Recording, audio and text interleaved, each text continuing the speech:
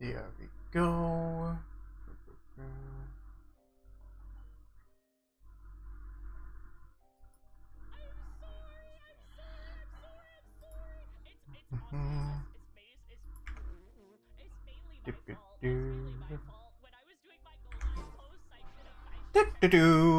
Alright.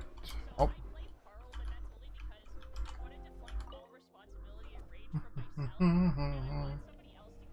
Oh.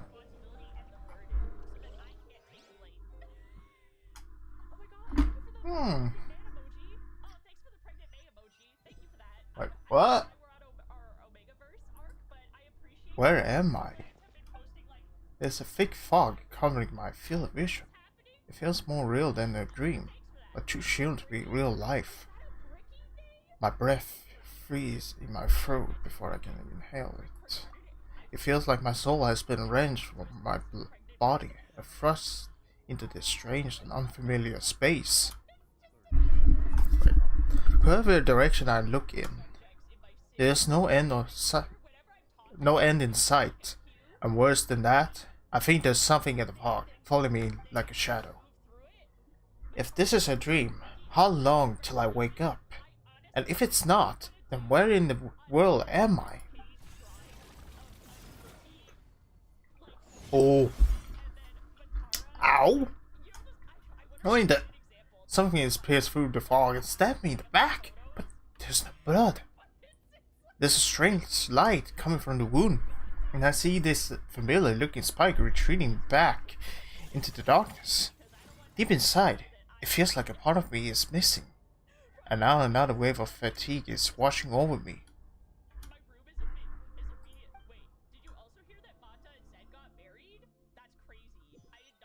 What? Oh, it feels so nice. Oh, that's nice. Oh, great. For once, you're making Paimon look like an early riser. It's already afternoon. Hopefully all that sleep did you some good. Feeling any better?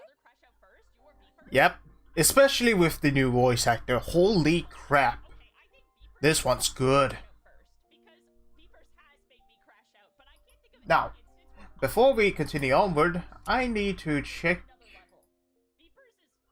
my videos right now. Yes, so that I can pretty much...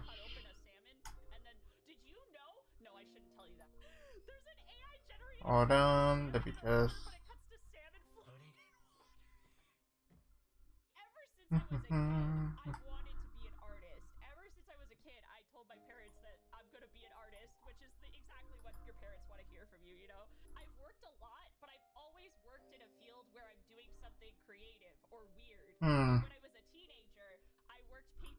Ah, there we go.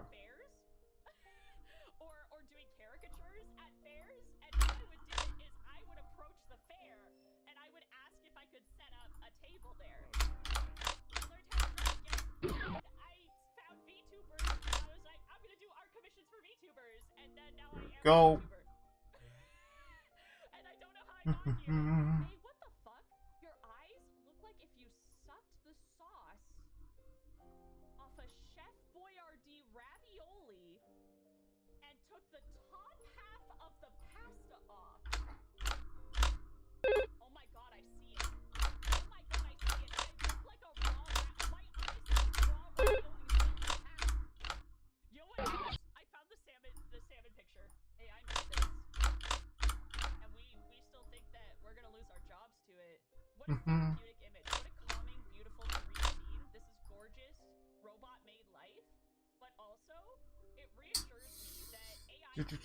Oh.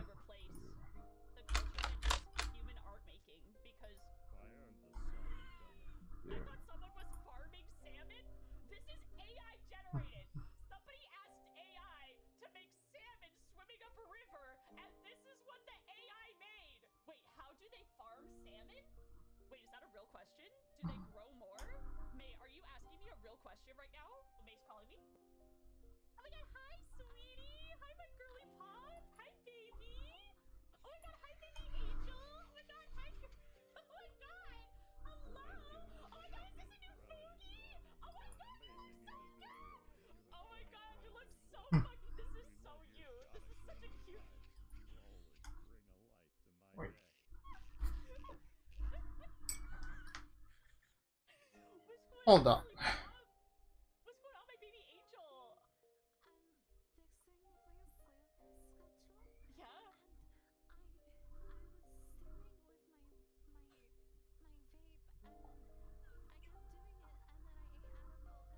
then I ate edible because I thought it candy, and I've been sitting here, and I can't type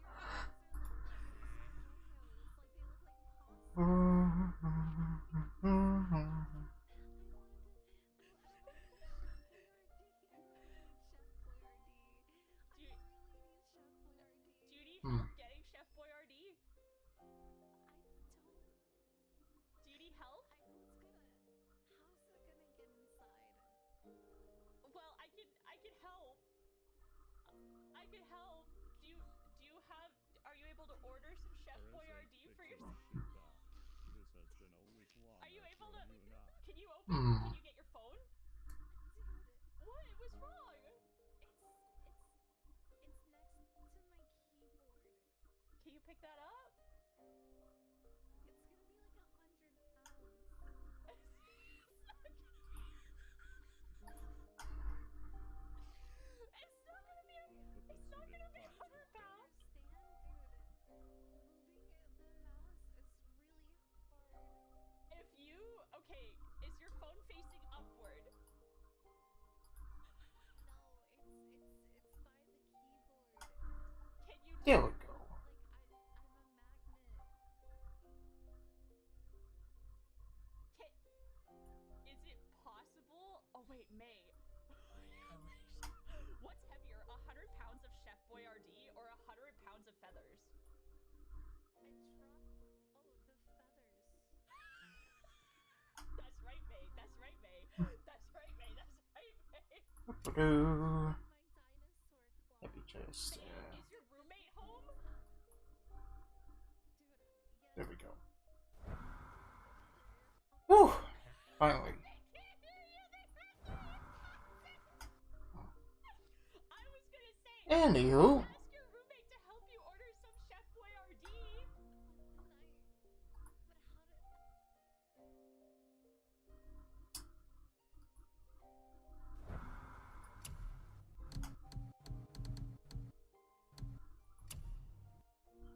Hold on, let me just make sure that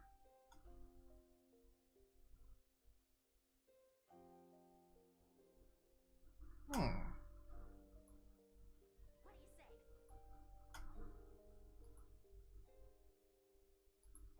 This allows me to dismantle a very low IQ content creator by the name of Flip, who has consistently put his foot in his own mouth by thinking that he understands the gacha space more than anybody else, while simultaneously delivering the most bad faith arguments because he's been brainwashed by his own chat. And if you want more... wait. Yeah, you know what?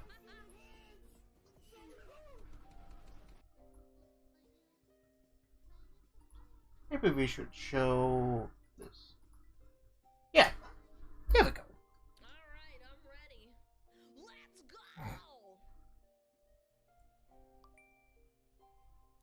Do-do-do. Imagine being the biggest one in Toronto. You know what I mean? Y'all imagine that? You don't have to imagine it. To imagine it sadly. Yeah, you're bad. Mods, get his balls! Yeah.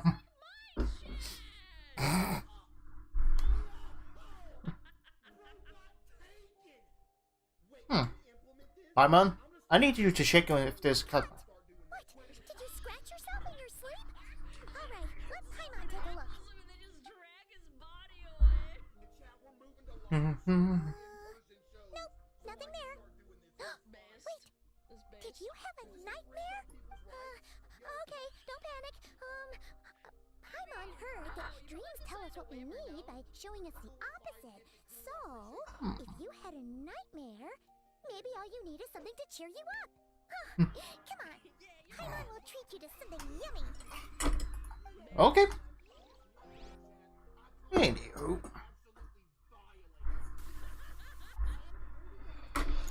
Whew. Thank you.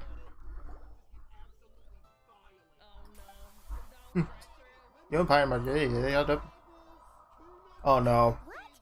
So, in this dream, you were trapped in a weird place with thick fog everywhere, and then a spike came out of nowhere and stabbed you in the back? Damn. Okay, well, that's a new one.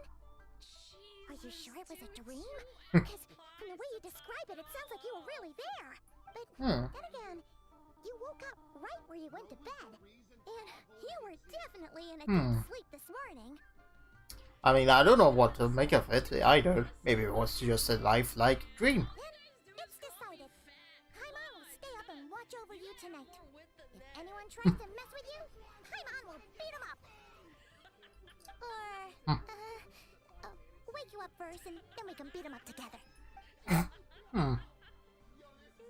Way to put me at ease. But when I saw it still bothered me. That dream was so chilling.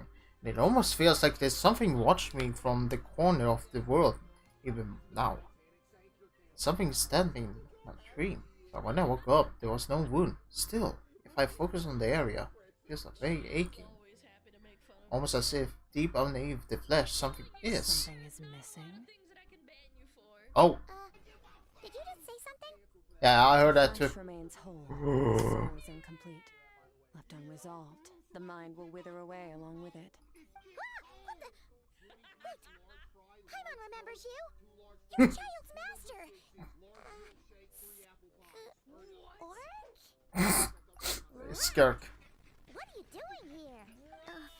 The last time we saw you was at the Primordial Sea in Fontaine, right? But then we left and never learned where you went after that. Child's been looking everywhere for you, by the way. What brings you to Wanmin Restaurant of all places? You came here looking for us? And were you the one behind that hocus pocus just now? Tell me, what is it that you saw? Tight-lipped, huh? I suppose that's fair. You, I'll take a glass of wine. Oh, of course. Coming right up. We make this one in-house. It's not too strong. Enjoy. Chef Mao, I'll nice. take a grilled tigerfish over here. Coming right up. If I knew we'd be this busy, I wouldn't have approved Shenhe's vacation. At the end of the day, what happens to you is of little consequence to me. I'm not here to try and win you over. Trust me or not, the choice is yours. If you Okay. want my help, now's the time to speak up. You have until I finish my drink. I was do you know? investigating an abyssal disturbance in the area and happened to notice you. Really? Your soul is damaged, and the wound bears traces of abyssal corrosion. Need I say more? Oh. Neither of those things sound good. Skirk seems to know something. And given what I've seen of her strength, I bet she can tell what has happened to me. I don't know what her goal is, but in this moment at least, I don't think she has bad intentions. Should we trust her? What do you think, Paimon? You mentioned an abyssal disturbance. Maybe that has something to do with what's going on with you. But we could always find a different expert on the abyss to help us out. Yeah, and that thing she said about your soul being damaged is scaring, Paimon. Definitely something we should fix sooner rather than later. Skirk's an interesting one, that's for sure. But from what Child's told us, she doesn't seem evil, at least. Watch this, the queso papa mate one. 1, 2, 7, 10. That'll do. Well, Damn. have you made up your mind? You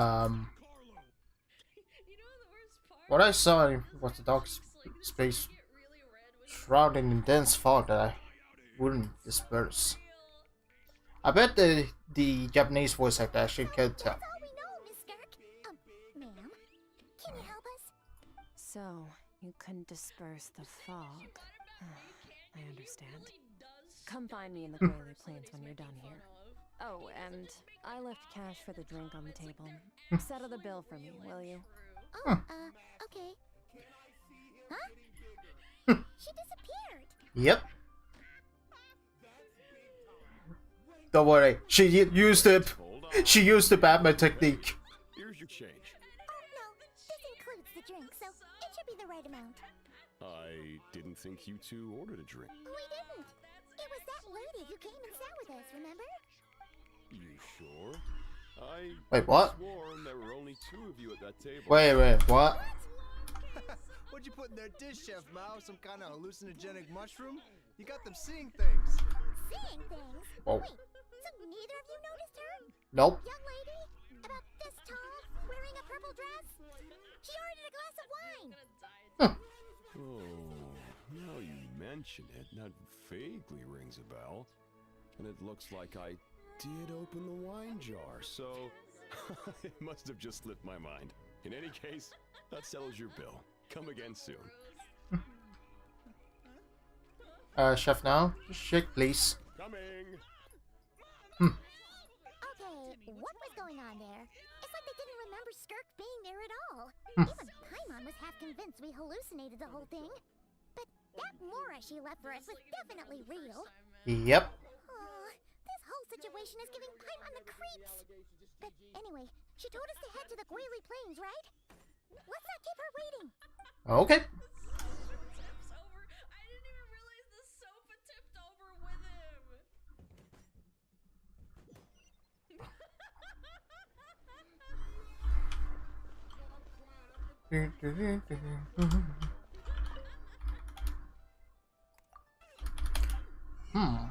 Okay, let's see the ingredients. How many do I have?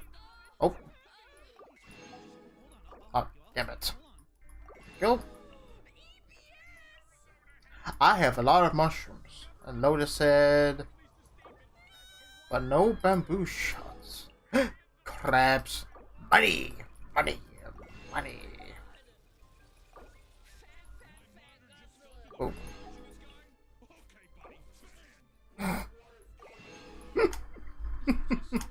Some person out there probably beat their meat. Like those inflation fetish like people are actual schizos. They're like, oh, that's so hot.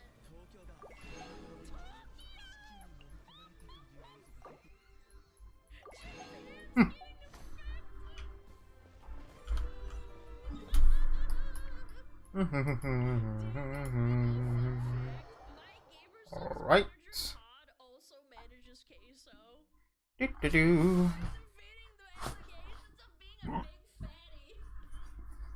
Fitting the allegations of being a big fatty. They actually, because they have different managers that they manage like There is no escape. Burn it down. Do-do-do. Oh. Whoa, what are all these rift hounds doing here? Looks like they're collecting something. Let's go check it out. Oh. Guys, opening box of Adeptitrix. Shine down. Anyway. Full throttle. Woo!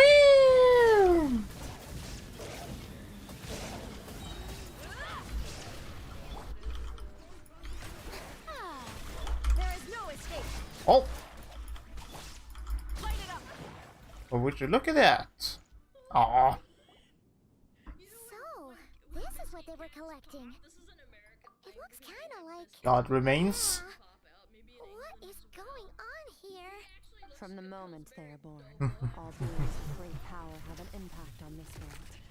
Even if their body is sundered and their soul extinguished, their influence remains. Oh. Gods are the most common example of that. The remnants of gods who Damn. fell thousands of years ago remain buried deep within the earth, carrying within them a warped will and a dark curse. I mean, technically, considering I'm very familiar with Norse mythology, how Ymir, like, which is pretty much the first giant, pretty much shaped Asgard once Odin pretty much slain Ymir. So yeah, I wouldn't doubt that there were gods pretty much remains being left in Tevat. Together, these remnants form what you call god remains. And it appears that some of those sealed here were dug up and removed. There are traces left, but they're fading fast. Ugh. What are you doing? Nothing. Just wanted to make sure you were, real? She's definitely not a ghost traveler. Paimon poked her, and she's solid. Oh yeah. Your life hangs in the balance, and that's what you're fixated on? Strange set of priorities. Yep. It was just a trick to avoid being perceived. If someone notices me, those memories are erased.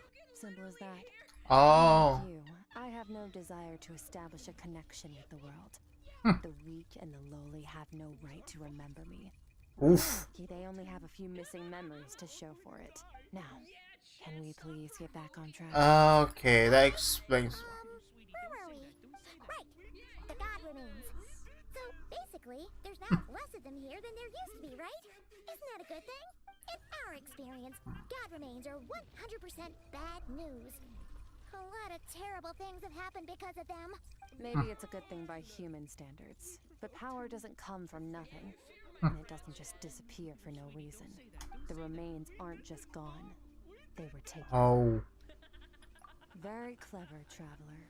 You aren't the only one who had something taken from you. Oof. There are victims like you everywhere. The only difference being, you can speak, and the remains cannot. So it went unnoticed. Something similar happened in Sumeru. Within the span of one night, countless consecrated beasts were slaughtered, and a large amount of the god remains buried in the desert went missing. Of course, god remains are just one of the targets.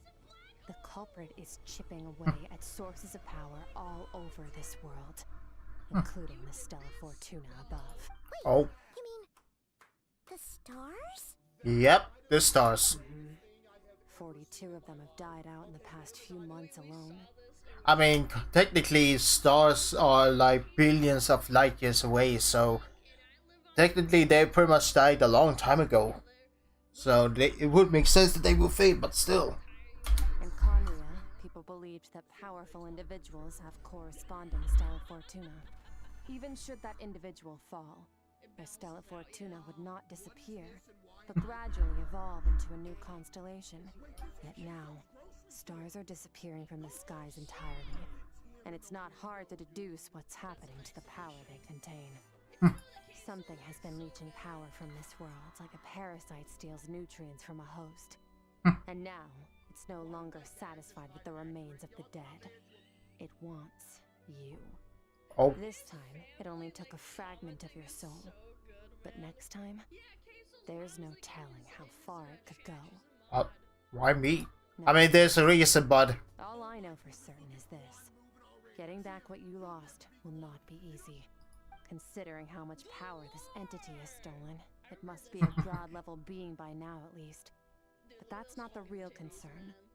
Souls are fragile things, and yours could easily be crushed if you go up against it. So you're gonna help us, right? Watch where she just says no. We're going to help each other. Oh, never mind. You are my ticket to uncovering this thing's true identity. Well, great! You seem super strong, and you know a lot about the Abyss, so Paimon will take it. Don't get Thank you. all mushy on me. All I'm doing is helping you get back to normal after a sudden crisis. Oh. And I should warn you, getting mixed up with me can have unforeseen consequences. Oh. We're on very different journeys. You don't want to be in my debt, trust me. You help me uncover the truth behind this entity, and I'll help you recover what you lost. This is a transaction, that's all. Okay. Do well to remember that. Now, come along. Okay. Yeesh! You'd think she'd be a little friendlier since she's agreed to help us. But nope, she's just like when we met her in the primordial sea. So cold. I mean, what do you expect? If that's how it's gonna be, then she doesn't deserve our friendship. What she does deserve is a super embarrassing nickname.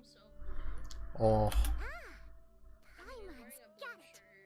Frosty the Lavender Melon. Serves that ice queen right. Anyway, the important thing is that we get that Oh, piece of boy. her soul back. So, let's follow her and see what sort of plan she's got. okay.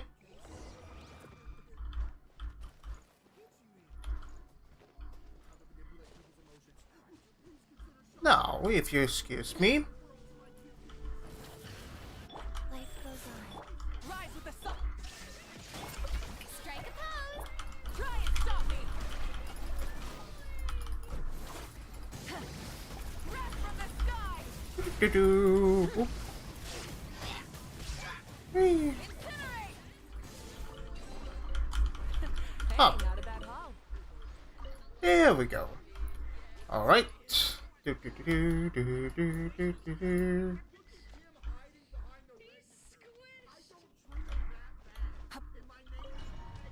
Oh, there we go.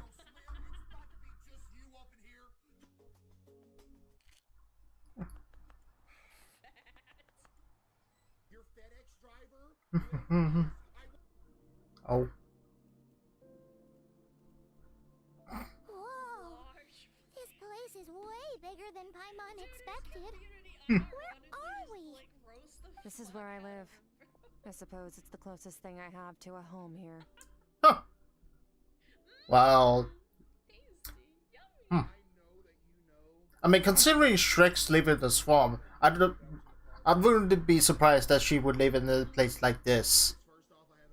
Honestly, way more cleaner than Asmongold's home. It is. I brought you here because time flows differently in this place. I don't know how much Ajax has told you, but when he fell into this space, I mentored him for 3 months. In that time, only 3 days passed in the outside world. Oh. Jax. Oh, right! That's the child's real name! Yeah, Paimon remembers him mentioning something like that. So, Oh. here is equivalent to 1 day in the outside world? That should mean we're safe from that power-hungry soul snatcher for now, right? Yes, well, I didn't bring you here just to show you around.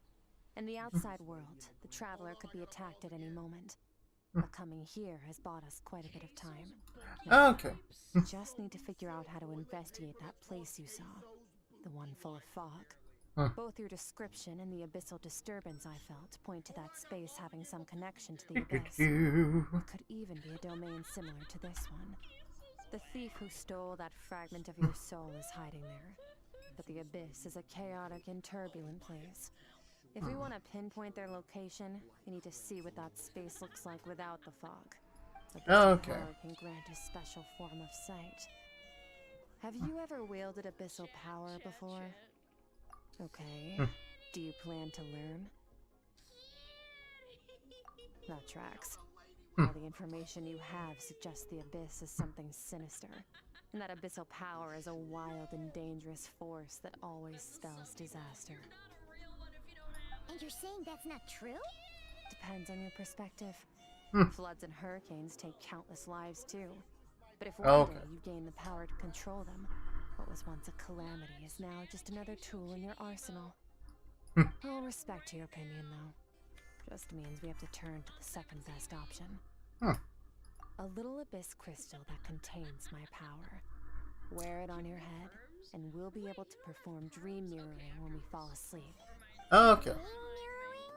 It means experiencing whatever the other person is dreaming. Oh. Everything you see, think, and feel. Since you haven't studied the art of using abyssal power, and have no plans to jump in the deep end right now, I'll have to do the investigating for you. With dream mirroring, every time you slip into a deep sleep, I'll see with my own eyes whatever scene plays out in your mind. Then, I can guide you through the dream environment, and we'll take Alright. what's stolen from you. You make it sound so simple. Wait, so all I need to do is... Wait, is there anything you need to do? Tough to say. This is an unprecedented situation for both of us. Even assuming we do manage to find where this entity is Hmm. hiding, like I said, getting your soul fragment back won't be easy. Okay. Play it safe. I need to give you some special training first. Okay. You're gonna teach him some of your martial arts? Does that mean the next time we see Child, we have to treat him like our senior? Do Yep. as you want. For my part, I don't see you as my disciples. You're already a pretty good fighter. All I'm planning to do is build on your current skills and train you for the specific scenarios that I think we might face. Okay. But that's enough talk. If you're ready to do this, then come with me. Time might be more lenient here, but that's no excuse to waste it. Yeah, fair point. Oh, she moves fast. Paimon can hardly keep up with her. So, That's my kind of woman. special training, huh? Kind of a rare opportunity. With your skills, there's not a lot of people qualified to train you. Last time something like this happened was probably anti-Raiden Shogun training, right? Oh, feels like a lifetime ago. Skirt seems pretty strong too, though. Remember how she said that the all-devouring narwhal was just her master's pet? Maybe we really will learn something here. Yep.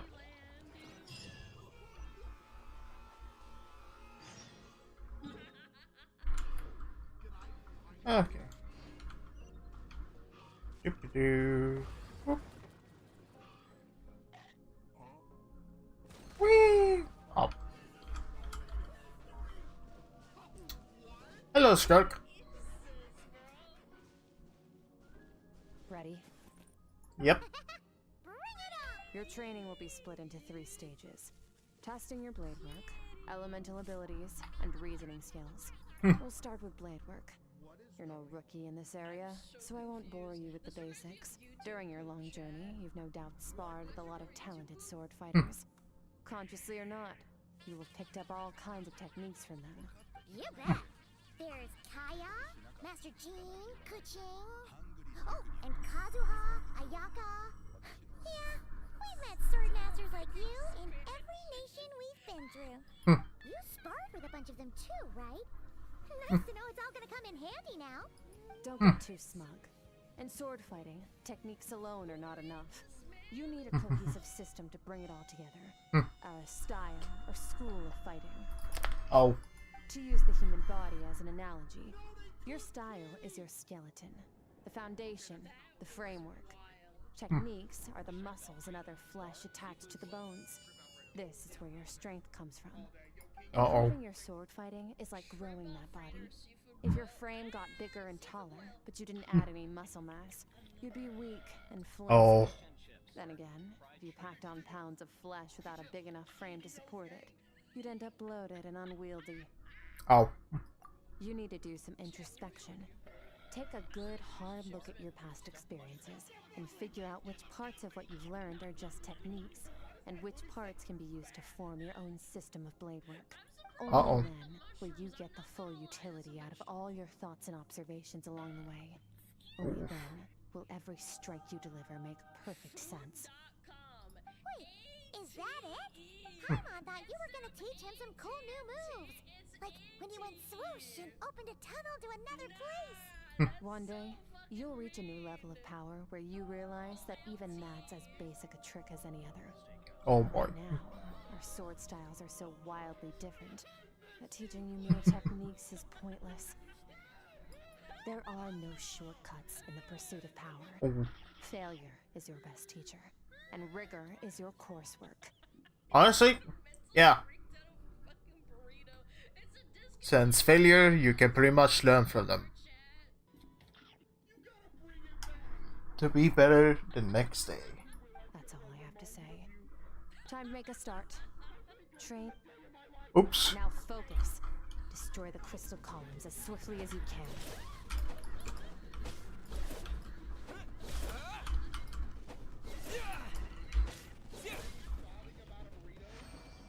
Woohoo!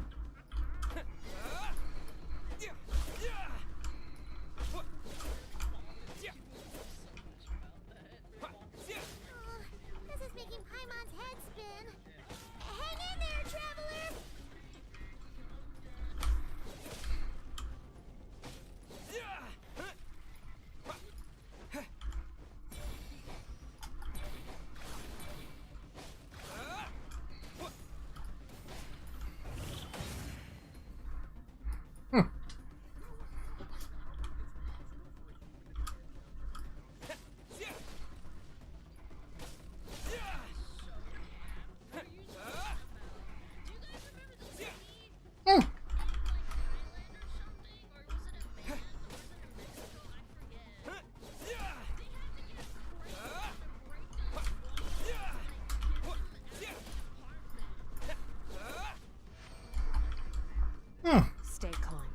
use your head.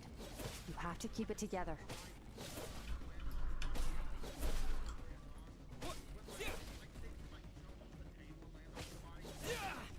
Nice.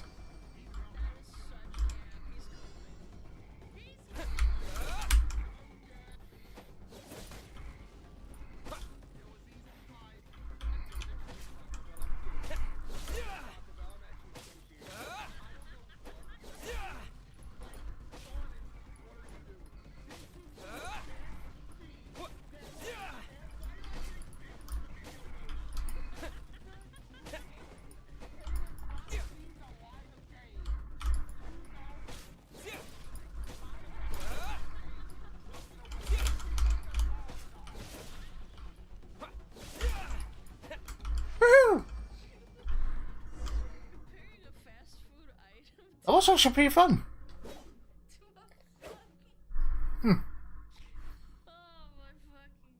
Amazing. This is transforming my whole view of sword work. I'm using the same technique as ever, but now they're having different effects. It's as if I've unlocked a hidden door in my mind, and there are well springs of strength on the other side. In my mind's eye, I'm seeing images of the friends I've made in Tibet. Theirs are the sword styles and techniques I've come to know.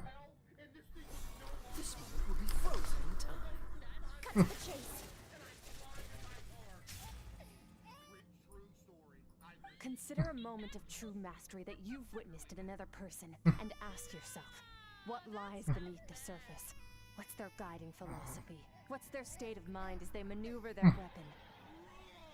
Let's see. Take that and practice it right away with speed, skill, and strength, over and over, until your hand is one with your mind.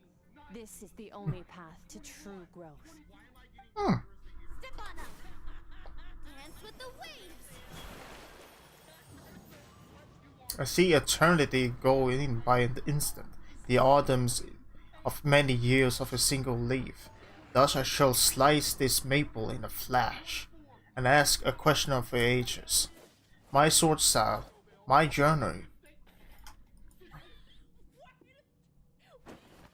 My sword style, my journey.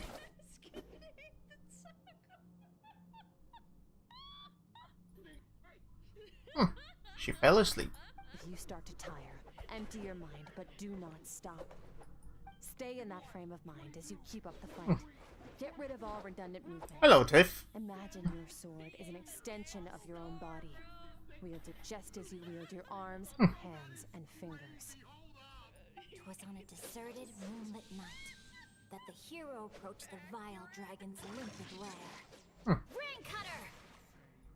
Feathers fleeting wet, the white heron treads water, a sight without flaw. Master of Inazuma Kamisato art Tachijutsu.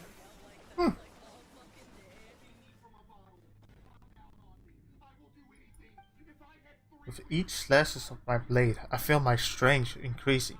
I don't know if my weapon can contain all this power. I'm in the zone. Limitless power is surging through me.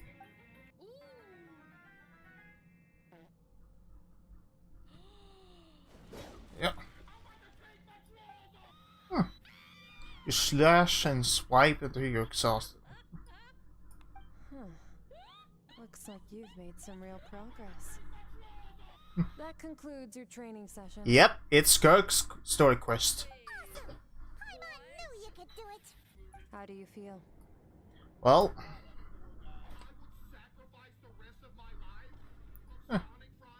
As you should be. Time flies when you're training hard. yep. You've actually been going for several days now with no rest. Yeah. Meanwhile, Paimon's had a whole bunch of naps. But you were so focused, she didn't want to interrupt you. Yep. Go get some sleep. I'll be doing the same very soon. Let's hope you see that foggy place in your dream, so I can get this investigation over and done with. Okay. Now then. Sometimes you have to practice a single movement 1 million, maybe 10 million times before the Oof. breakthrough moment comes. Nothing in the outside Sounds- world can help you in this process. The most important thing is to remain patient. Damn.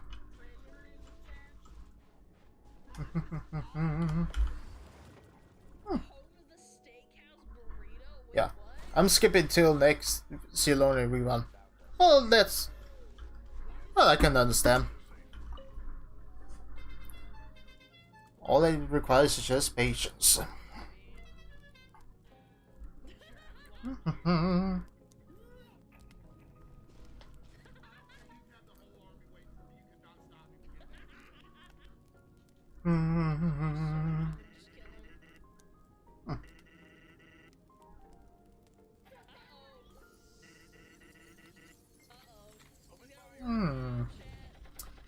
Oh, now it's time to dream.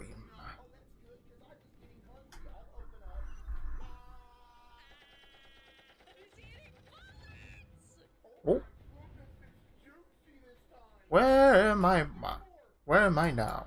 Where's this place? My goals. I currently got 85 balls, but there is time, so I'm not sweating. Yep. Good to hear that. Have I been pulled back into that place again? I was gonna say the dream mirroring would kick in when I fall asleep. So why am I back here? No, on close inspection, this is the same dream as last time. It's dark and gloomy. But there isn't that chilling fog that made my hair stand on the ear. Hold up. If dream mirroring is a two-way process, maybe I'm seeing inside her mind while she's exploring mine. If this is her inner world, it's pretty bleak. I can occasionally make out the sound of a flowing stream. But other than that, it's so empty. Look at this little guy. Ah, looks like a little Pixar helper. Let's slice it. How the hell am I supposed to know? A strange looking creature. Where they come from? Out of thin air. I think it wants me to follow it. Might as well see where it leads.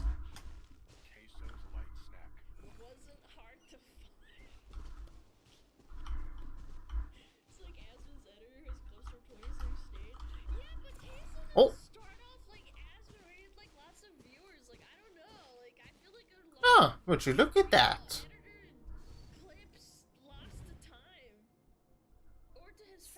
Why are you skipping classes again? We've talked about this.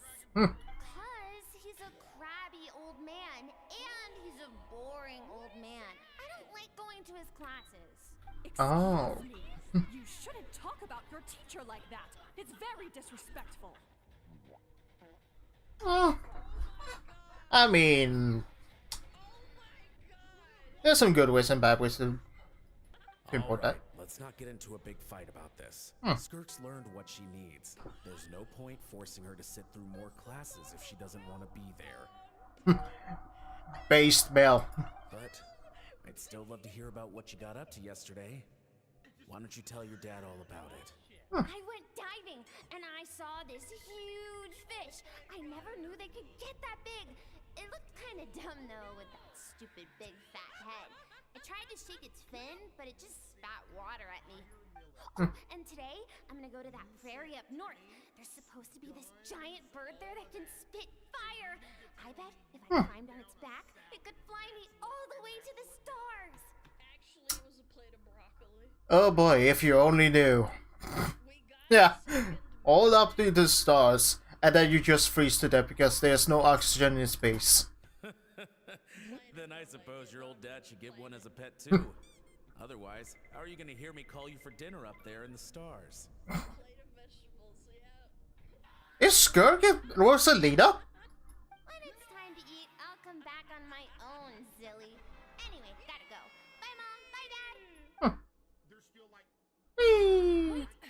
Put on a coat at least. You'll catch a cold. I'm talking to you, young lady. You spoil that child, you know. Ever since that merchant ship arrived, she practically lives outside. Always going on about exploring the beyond one day, whatever that means. I mean, sometimes birds need to fly away from their nests. That's Unless you're currently, which, yeah, pretty much paying a lot of money for an apartment or a house is quite risky. So you might just stay at your parents' house for just a little bit until you actually get a good funding. And don't spend way too much money. Ah, let the kid do what makes her happy. Besides, we both know you're all bark and no bite. Come on, our little adventurer's gonna be hungry when she gets back. Let's get started on dinner. Wait, what do you mean by that? Huh? Our little adventure's gonna be hungry? I hope it's just a little bit of a hungry decision and not the amount.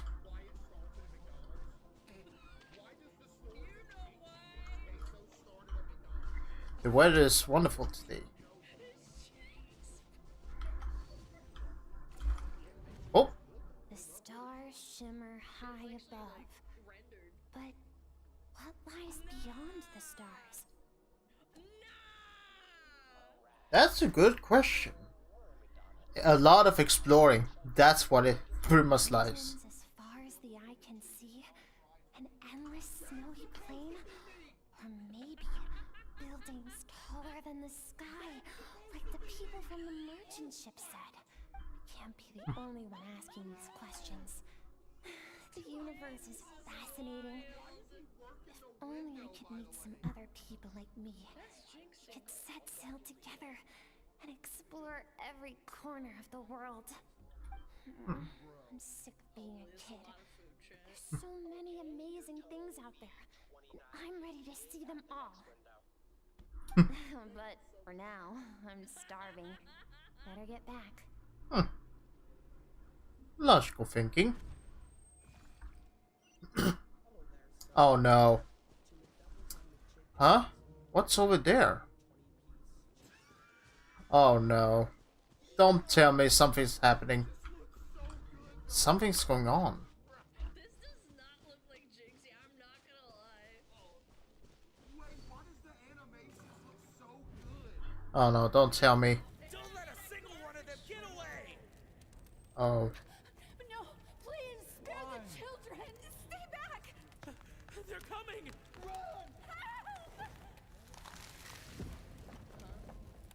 Whoa. Eliminate the threat. Take them down! Whoa. Don't be scared. This way! We'll never make it! Fire. There's fire everywhere. Oh no. I told you we shouldn't have trusted these outsiders! Oh.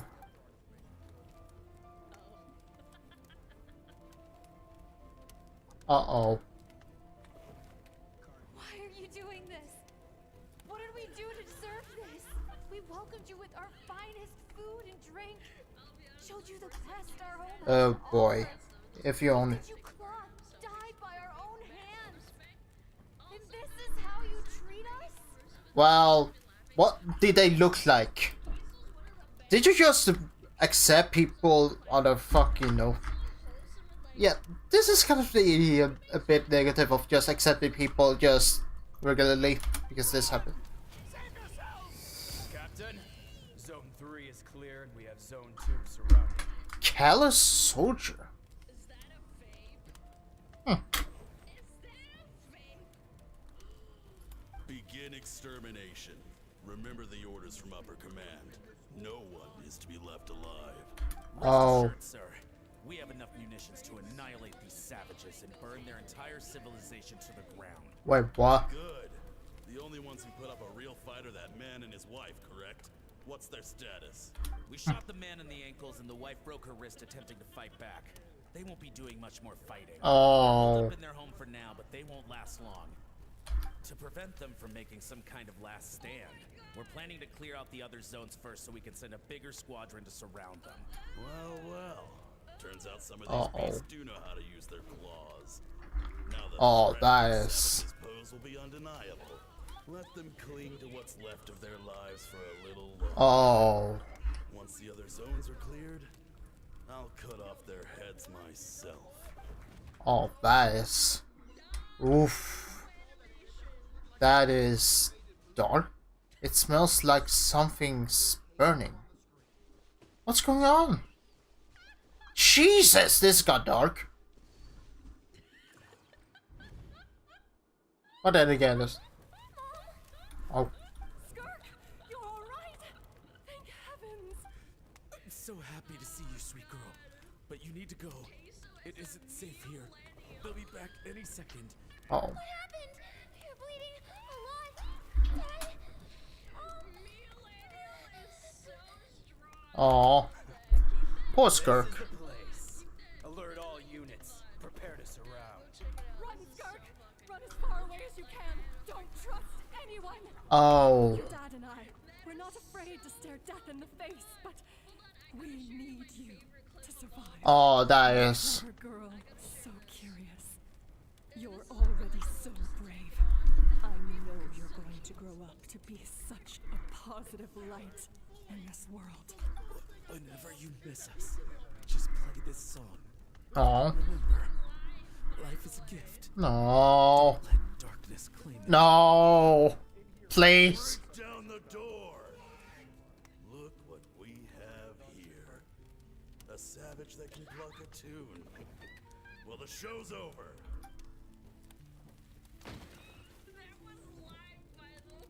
You! Stop singing! Shut it!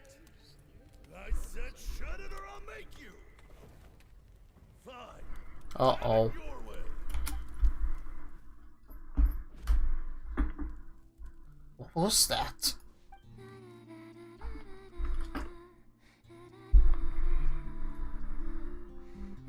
Oh.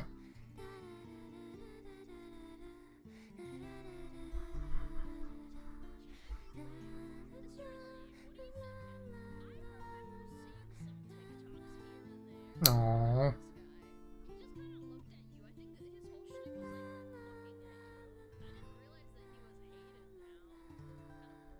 Poor Skirk.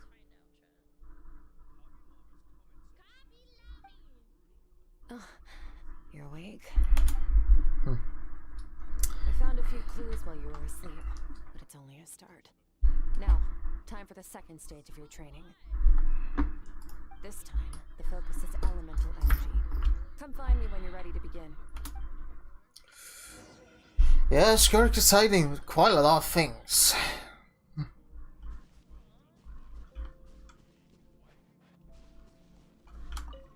Man, staying in the abyss feels so surreal, don't you think?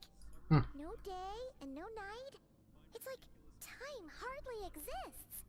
If we weren't careful to keep track, it feels like we'd have no idea how long we've even been here. Well, except for the fact that Paimon still gets hungry like clockwork. You go do your training. Paimon's gonna grab a bite.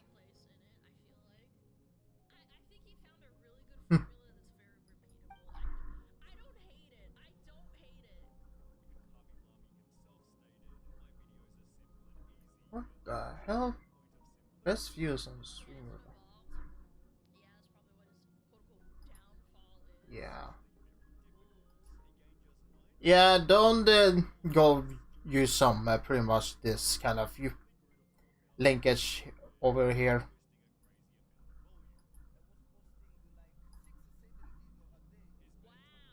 None of these things. Nah. Hold on.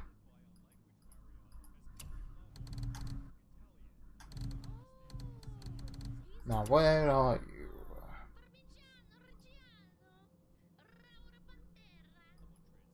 Hold on.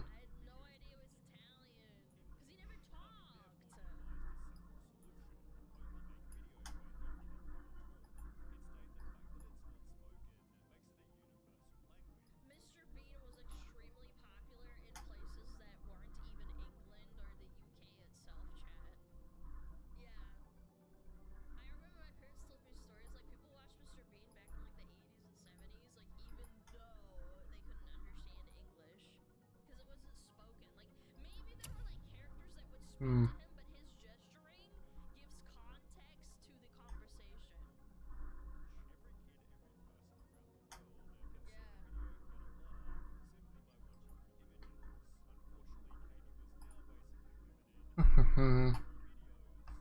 Either way, let's start. The way I see it, the pursuit of power is divided into 3 stages.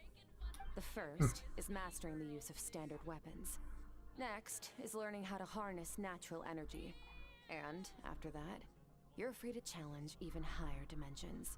The natural energy of Teyvat is, of course, elemental energy. But that's not my area of expertise. I draw from a different source of power. Abyssal power, yes. Also known as the power of the Void Realm. My master is a true expert in that area. After all, he was one of the group of 5 that infamously stole the all-encompassing power of the Abyss. An act for which the people of Conria gave them the epithet the 5 Sinners. The elemental energy of Teyvat, on the other hand, is derived from the power of the Light Realm. These 2 forms of energy exist in direct opposition to each other. Suffice to say, there's not much I can teach you this time. There's something familiar about the power you use. A keen observation, traveler. Call it respecting local norms. The Abyss stands in direct conflict with the will of this world. So, to make my life easier, I disguise my power to make it appear cryo-like in nature.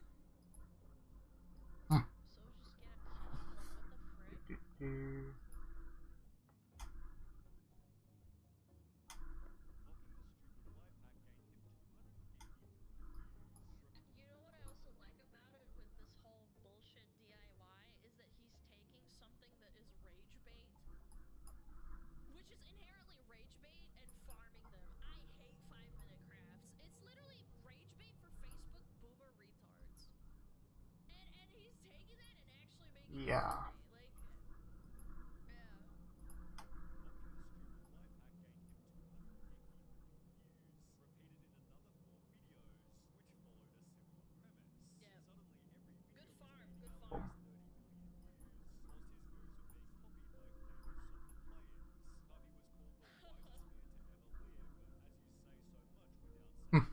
It's a technique I learned from some Conrian ruins, known as the 7 Shifting Serpent. If you ever change your mind about delving into abyssal power, There we go. I can teach it to you. Abyssal. So I've heard. You seem to have a knack for removing abyssal power. But is purification really what's going on there? Like I said, power does not simply disappear.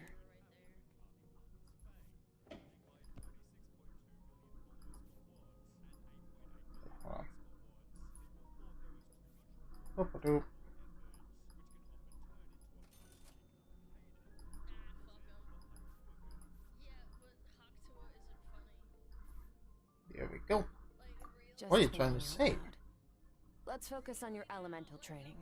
That's what's gonna help us if the situation gets tricky. True growth comes Okay. from adversity, but only if you make the choice to pick yourself up again every time you fall. So, it's time to push yourself to the limit, and then keep pushing. This is the only way to advance at pace. Okay. Use the power of Animo to clear the field as fast as you can.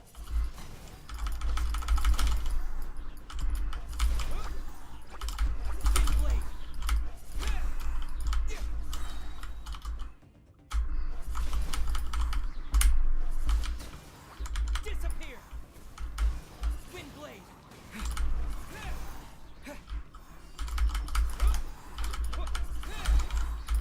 Windblade!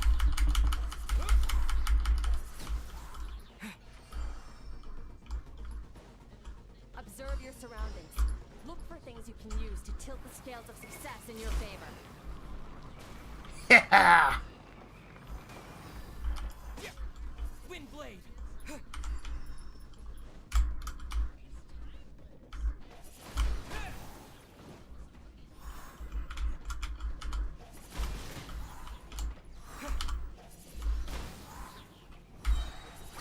Windblade!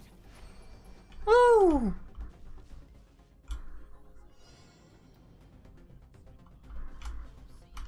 Use the power of Hydro to destroy the spikes.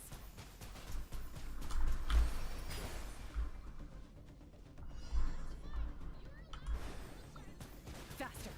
Don't give them a chance to strike you. You need to be quicker than you were in your dream. You can't afford another injury like that. Oof.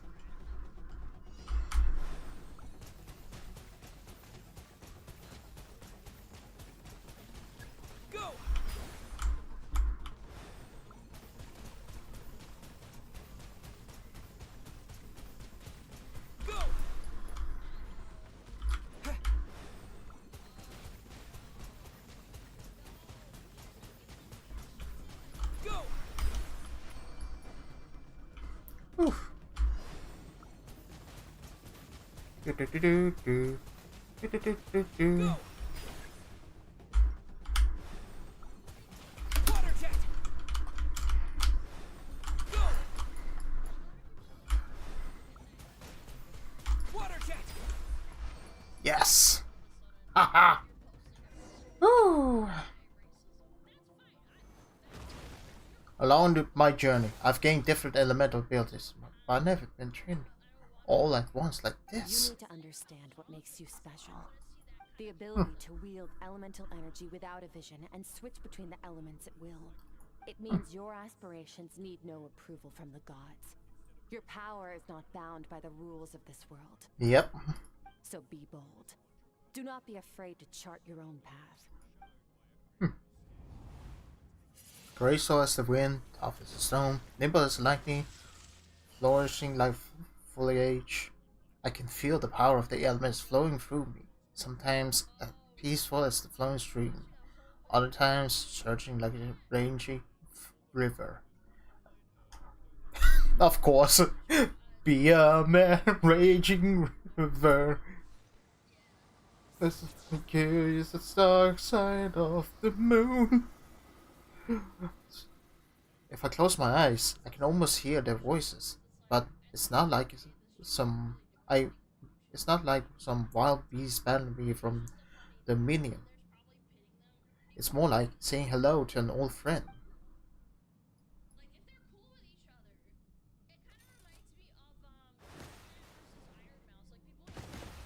Oh damn! Whoa! Very good. Seems you've reached a deeper level of connection with the elements. How long has this been? Long enough for you to lose yourself in your training, Hmm. which is a good sign. Relentless practice with the elements has drained all your strength, but it's also what allowed you to make progress. Get some rest. When you wake up, we'll proceed to the final stage of your training. Okay. If you wish to master the elements at a fundamental level, you must see the entire natural world.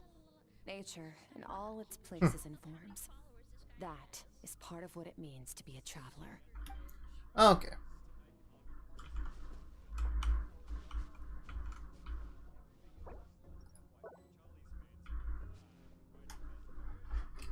Wait.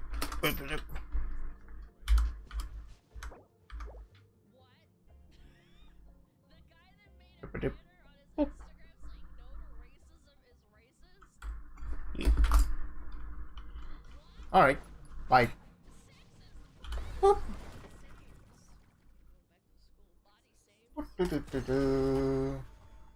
Woohoo. And now time to rest.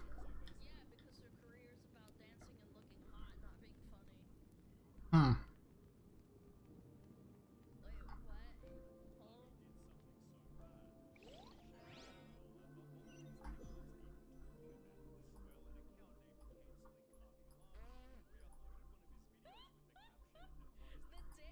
Wait. Oof. Did you bring me here?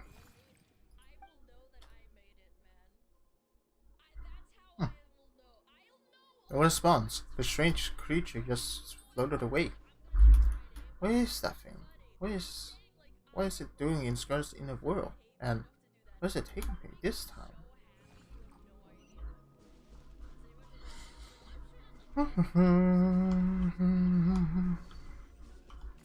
Okay, let's see the journey. Secret to power? Oh, sure. Sir, Longing. Hatred. Self-preservation. No. It is fear. The fear of losing those you love. The fear of watching your home burn. Oh. Fear of loneliness. Fear of death. Fear is the source of evolution. It forces humanity to adapt to their environment and overcome hardship. It is in the process of prevailing over our fears that we surpass first ourselves and then the rest of the world. That fear is now part of you. It calls on you to evolve.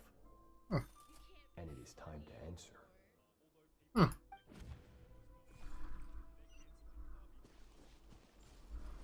Ow! It hurts! Daddy! Mommy! Daddy! Oh, oh poor girl. Any minute spent missing home is a minute wasted. Practice your sword work instead. Do not make me tell you twice. But, Master, I can barely lift the sword anymore. If I keep going, I feel like my wrist is going to break. So it has not broken yet. Then pick up your sword and keep practicing until it breaks. I want to hear the cracking and splintering of bone. After all, bones can always be reset.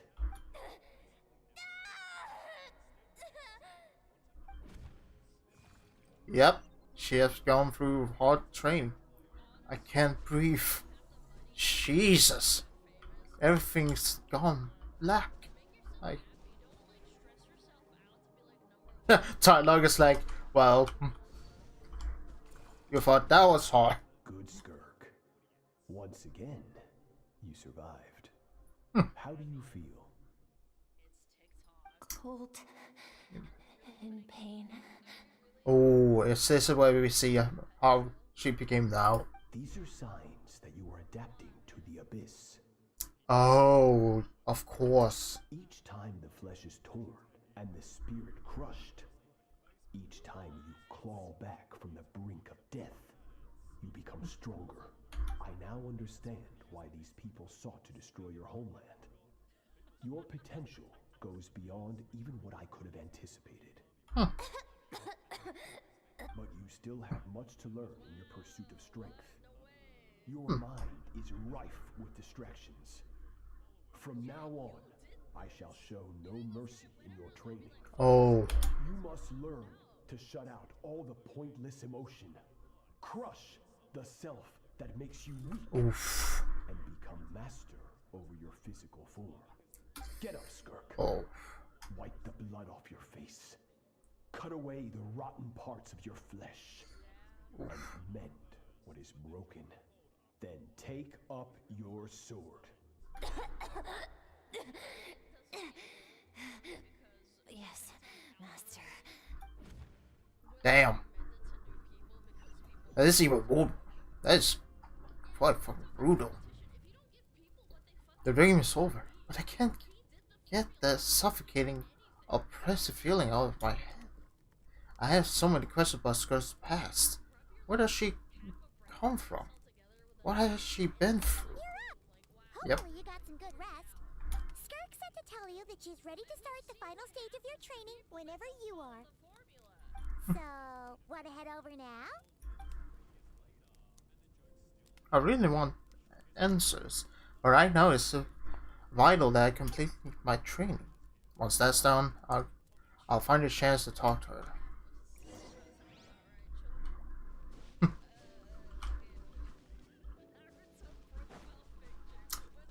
Damn.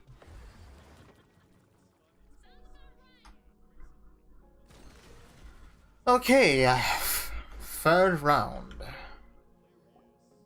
From your training so far, you have gained better command of the sword, and more control over your elemental abilities. Thanks for your It's guidance. only part of it. Experience is the real teacher.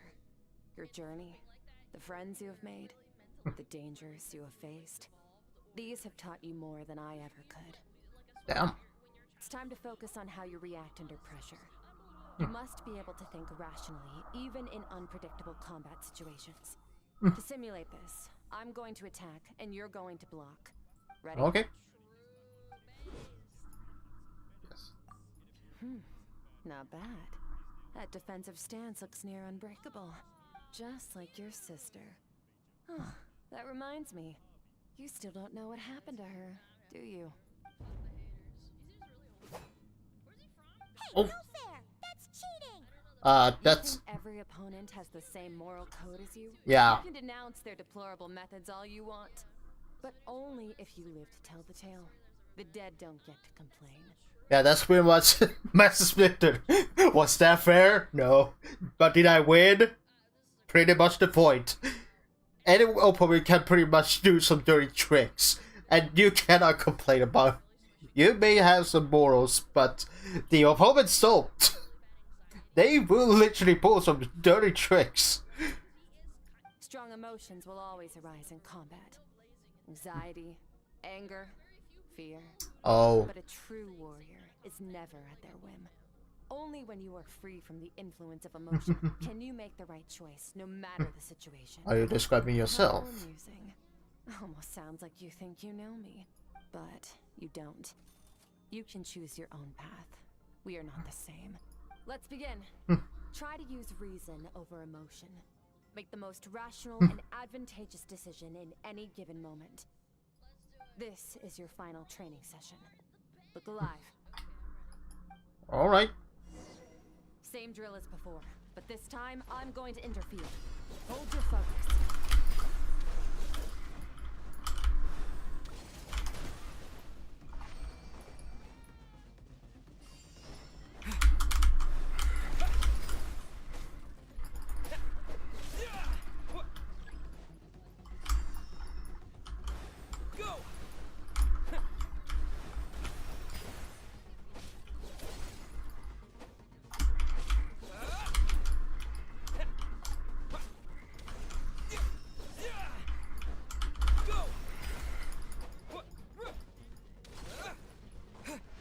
Ooh.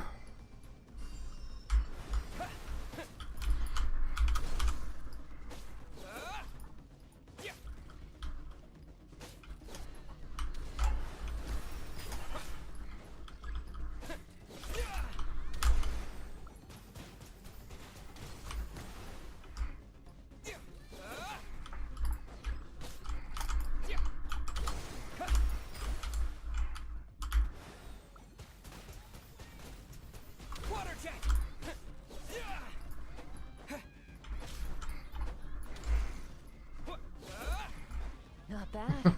Better than I expected. Whew.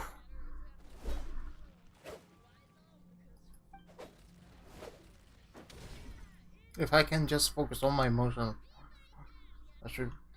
how should I respond? It's almost like my emotions take its You're getting the hang of backseat. it. The first step to controlling your emotions is controlling your mind. You want a unified train of thought.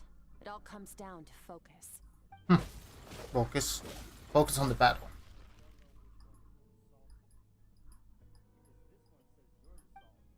I think it's working. I can choose to tune out anything that isn't relevant to the battle, but I think I'm pretty sure far from having full control of my emotions.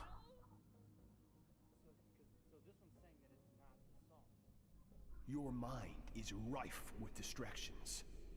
From now on, I shall show no mercy in your training. You must learn to shut out all the pointless emotion. Crush the self that makes you weak. And become master over your physical form. Skirk went through this kind of training too, didn't she? How merciless does the training had to be to make someone substitute all emotions for pure reason. Oof! Stop. Let's pause here. One look, and I can tell your mind has wandered. That's to be expected. There's a limit to how long a human being can concentrate on one thing. Staying calm and focused sounds simple in theory, but in practice, it's more demanding than sword work or elemental abilities. Skirk is right. Now that I've stopped, all the emotions I was suppressing are rushing back to the surface. Pain, exhaustion, frustration, doubt, but exhaustion is the main one. I feel like I could fall asleep on the spot. Get some rest. No point training further if you're already dead on your feet. Like I said at the beginning, the only goal of this training is for you to reach a point that you're satisfied with. You managed to push past your limits, which is a good start. You can be proud of that and sleep well knowing that you've earned it. Warriors will train day and night to perfect their skills. But when the battle comes, their fate may be decided in a matter of minutes. One mistake, one moment of hesitation. And just like that, all their blood, sweat, and tears were for nothing. You need to push yourself to perfection, or you might not even live to regret it. Oof.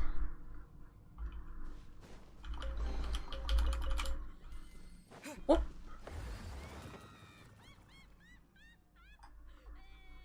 Damn. And now, let's sleep.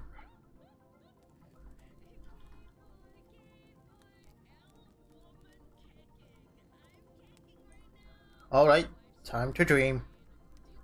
But this time,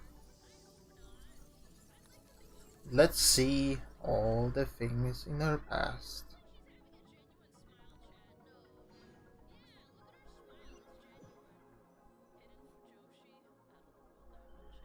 Looks like I'm back in Skirk's inner world. I don't see that strange creature this time, but I think I can navigate this space on my own now, even without it here to guide me. I don't know how to leave, so I'm stuck here until I wake up. Can't hurt to take a look around while I wait.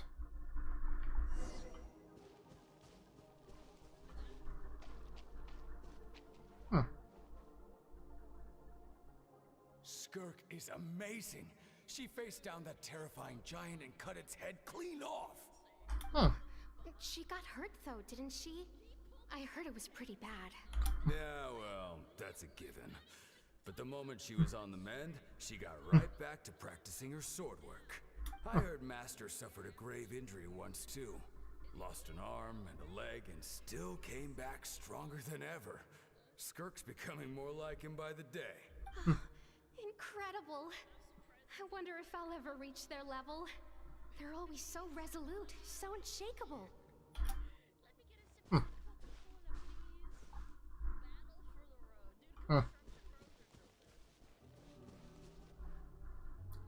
Now let's see. Pathetic. You're not even trying. You're so much weaker than you think. Oh. Skirk, have you become a positive light in this world? Do you even remember how many of us perished in that fire? How many bodies were left to rot on the scorched earth? Yet you alone live on. Keep your gaze fixed on your blade. You don't deserve to rest. I have so many questions. I just want to jump in a spaceship, explore the whole universe, and get answers from the stars. I just need to wait till I'm grown up. Then I can do anything. Then Now, you must bid farewell to who you were in the past and become someone stronger. Run, Skirk, run! Only death awaits us here. Keep running and don't ever look back.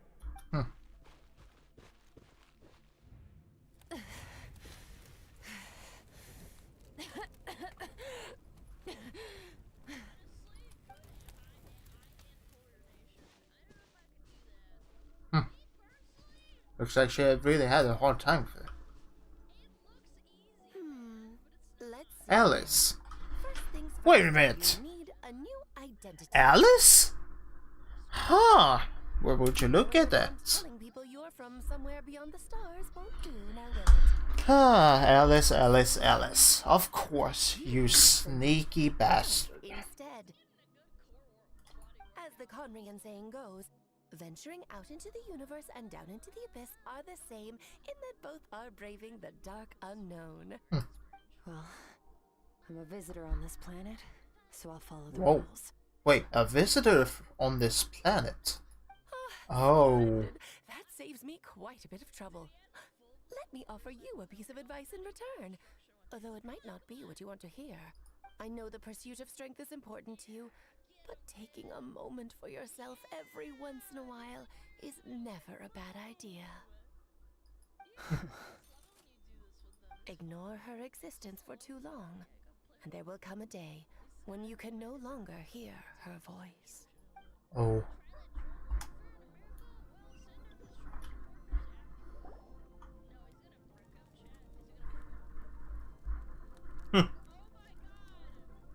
But would you look at that?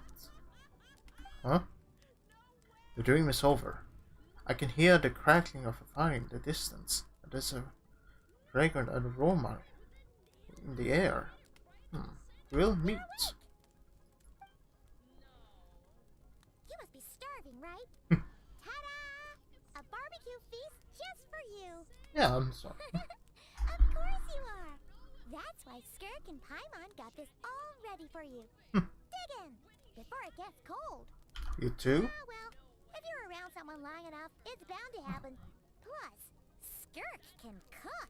So, Paimon decided she can forget the whole Ice Queen thing. Paimon. Here's an idea. Let's save the chit-chat until after the meal. Yep, you all dig in and make quick work of the food. So full. Okay, it's Paimon's turn to sleep now. Wake her up when it's time to go.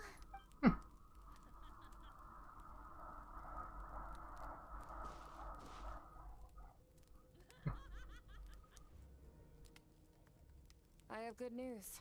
First, your training is complete. You have what it takes to wield immense power. Now it's just a matter of putting it into practice. Continue to learn from your journey and hone your skills against formidable opponents. Second, I've located the culprit we've been searching for. Next, you just need to retrieve the missing part of your soul, and our business will be concluded. Well, thank you. When Ajax trained with me, he once told me he was bursting with questions. So I allowed him to ask me 3 of them before he left. You and I may never meet again, traveler. So if there's anything you want to ask me, now's your opportunity. Just like Ajax, I'll answer 3 of your questions.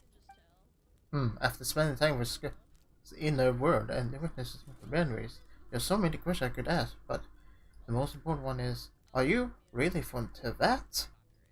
Okay, not the angle I was expecting. What makes you ask that? Oh, sorry, I didn't tell you earlier, but while we were dreaming mirroring, I think I saw your memories. This is the first time I've seen Skirk break her composure. I guess this really took I us. knew that was a possible side effect. Closed off my mind to you for that exact reason. Even with the dream mirroring, you should have seen nothing but endless darkness. So Skirk didn't share those memories with me on purpose, and in fact, she tried her best to keep them from me. Wait, speaking of endless darkness, on my first time here, that was all I saw until that strange creature appeared. Whatever. Must have been a flaw in my execution. I shouldn't be too surprised. Due to some recent circumstances, my self-control has been lacking as of late. Since you've seen what you've seen, there's no reason to hide the truth. All I ask is that you keep it a secret. No, I'm not from Teyvat. I'm from a different planet. And there was a time when I journeyed through the stars. Oh. A lot like you in some ways. Like me? Do you mean you're also a descender? No, we're different in that respect. You're influencing the fate of this world. But me, I'm just passing through. Oh. Several hundred years ago, my master, Sertologi, opened the border between worlds and sent me here. But this is not my home. And one day, I'll return to the vast unknown of space. So, there you have it. On to your second question.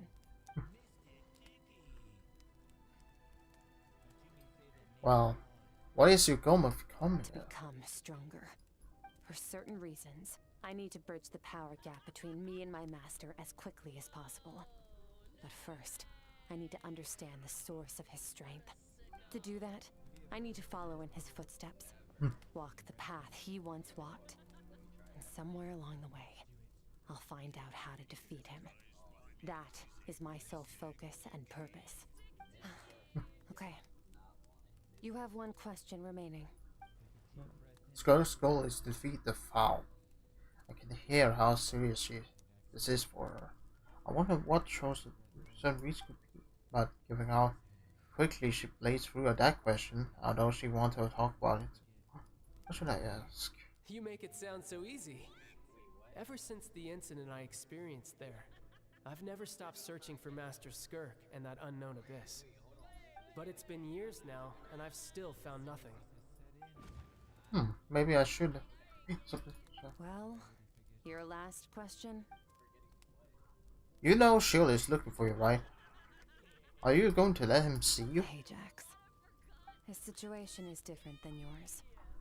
Before you ever crossed paths with me, you'd already encountered many formidable people, studied their techniques, and developed your own skill set.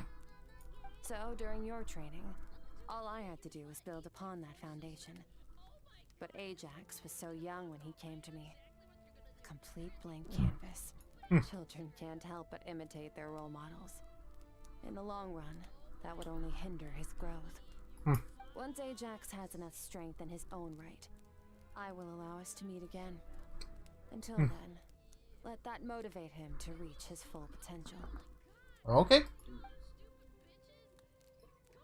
That was a calm and calculated answer. It's like she was talking about something entirely mundane. I don't know why, but I'm not buying it. She makes it sound like the decision has everything to do with Charles and nothing to do with her. But why does she actually feel about it? The abyss is completely silent. This domain must get lonely after a while. Not to mention, she said it's been hundreds of years since she arrived into that. And even longer than that if you account for how slowly time passes in here. Unlike you, I have no desire to establish a connection with the world. The weak and the lowly have no right to remember me. They're lucky they only have a few missing memories to show for it. In all that time, she never established a connection with this world. Was it really just because she looks down on the weak? I doubt she gives me a straight answer if I asked. Besides, I only used up my 3 questions. She was happy to give me cold, harsh facts, but I still feel like I haven't heard her true voice. Wake up your companion. It's time to go. Oh, and everything I just told you. Best keep it a secret from her as well.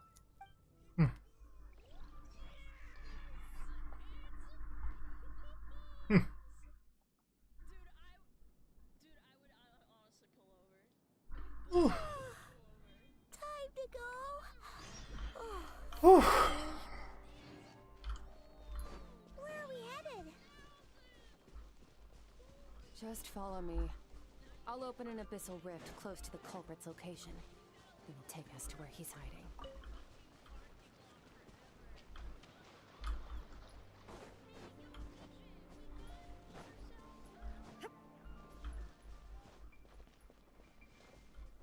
Wait, you cannot be serious. Wait.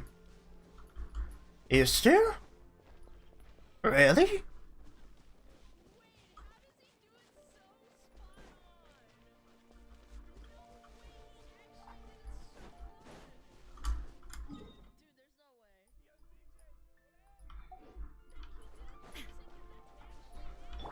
Burn it down.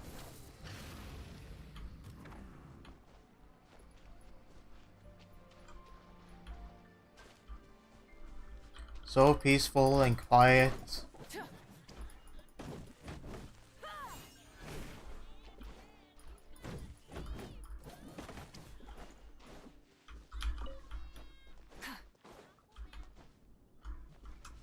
Light it up. Full throttle. Yeah.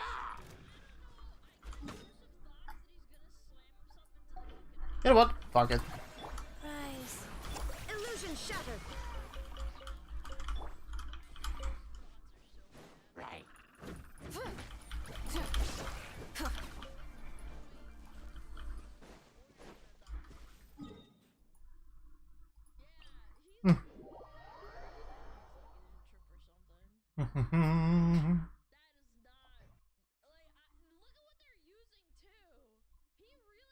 Do, do, do. What if he slipped, man? Is that Chicago?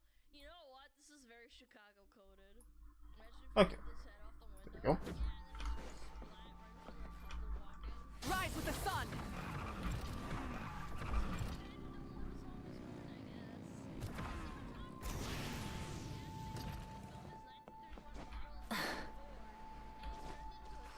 Hip. Ba-da-ba-bum-bum. Oop. Bum-ba-da-ba-bum-bum. Wait, this is near the chasm, right? Yep. If we enter from here, we'll be able to reach that place from your dream. You have some experience with abyssal domains by now, but still, this is someone else's territory. Best to proceed with caution. Yep. Don't worry, Paimon's an expert at hiding behind other people for safety. Oh, but, that means you need to stay safe, traveler. Yep. All right. Remember your training. Time to put it to use.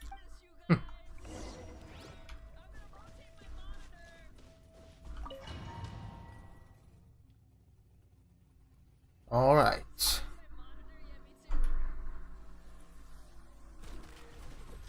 Woo.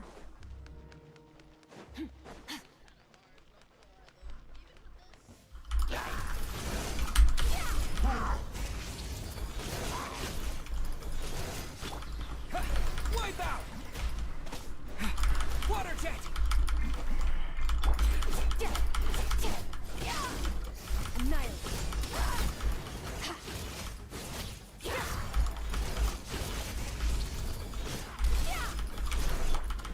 Go!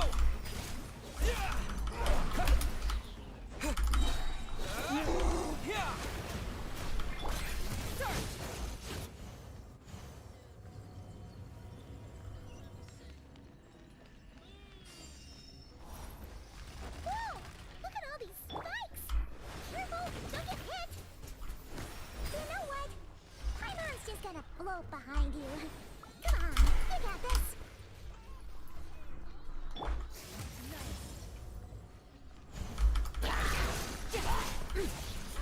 Go!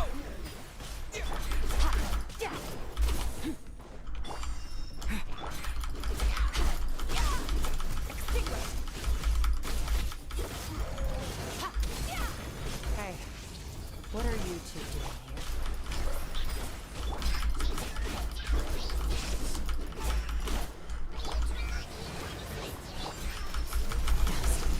Like an abandoned house. Let's press on.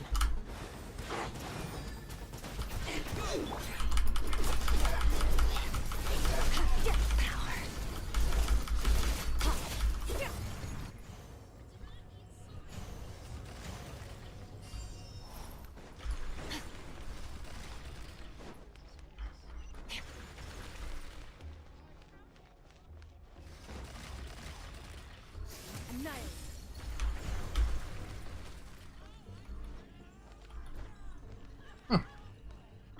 All right. Oh, looks like this is a dead end. Did we make it to his hiding place? Ugh, this fog is making it impossible to see anything! This should be the place where you were attacked, traveler. Yep. The missing part of your soul should be nearby. Can you sense where it is? If I close my eyes and focus on light that came from my room back then, yes, I can sense something, and it's nearby. But I can't tell. I know it's nearby. Our opponent must have covered his tracks just in case. Otherwise, you should have sensed it much more strongly. Hold on! Look! The spikes are back! Stay calm. Let's hold back a little. Give our enemy some wiggle room so we can see what we're dealing with. If you're too reckless, we might be playing right into his hands. Our enemy took part of your soul for a reason. It's likely he integrated it into his attack somehow. If we're smart about this, we can track it down.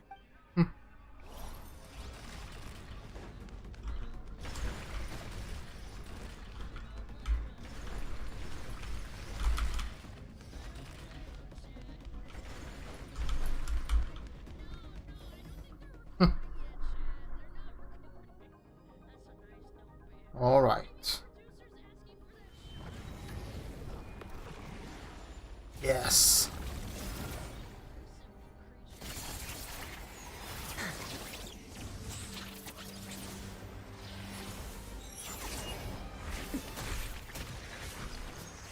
Whee!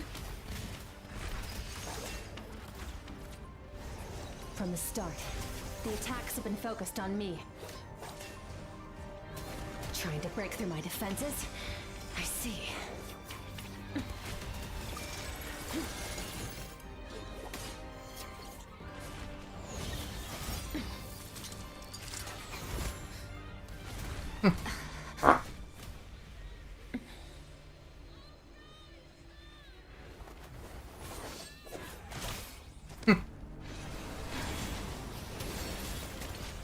Well, well, well.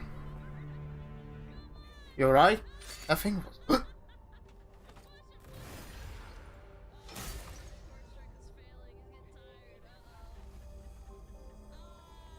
Would you look at that? Yes. There. I got it back. Traveler! Skirk! What happened? It looked like Skirk just got... In the Gwale Plains, you asked me why this enemy chose you as his target. Now, the answer is clear. It's not just the fact that your strength is impressive. It's also because of your ability to, as you put it, purify abyssal power. Whatever that actually means. The fact is, that ability allowed him to do something that should have been completely impossible. Namely, break through my defenses and steal my power.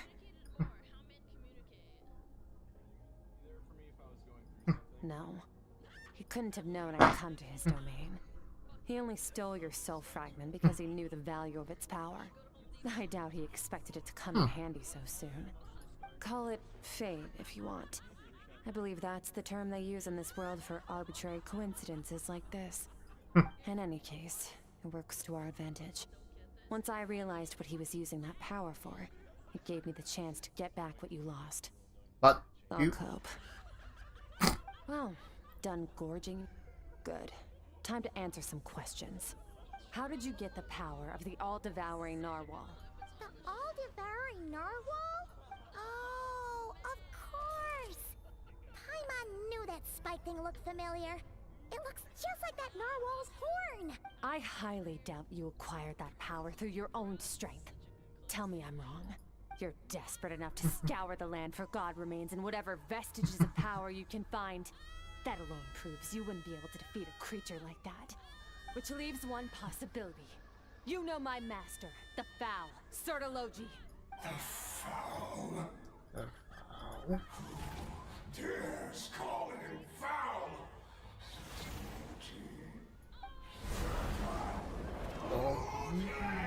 Sertologi! What's wrong? Bit off more power than you can chew? You're struggling to hold a basic conversation. Just a little longer. I'm still... Look! It's back! Those obsessed with power will let it devour them before abandoning their pursuit. What should I do? Keep calm and use reason to decide the best course of action. Skirk was stabbed with one of the sparks while retrieving the fragments of the process. Something I had to go downstairs to attack. Chance of really was high, but Skirk's breathing is weaker than usual. If we attack now, I can't guarantee your pilot's safety. Wise decision. Final victory doesn't always come after a single battle. You've got your soul fragment back, so we both got what we came for. Let the enemy draw breath while he can. It won't be for long. Get us out of here, Traveler. You'll need to lead the way this time.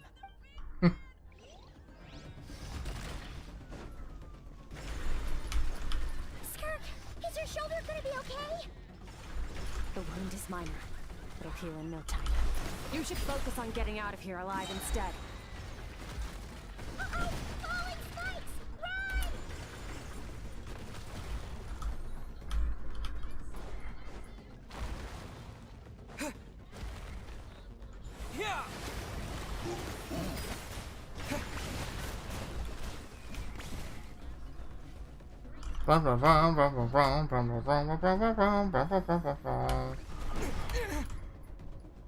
Oops.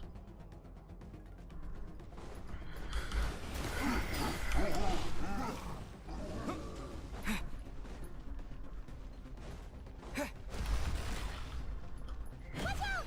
Looks like this place is about to collapse!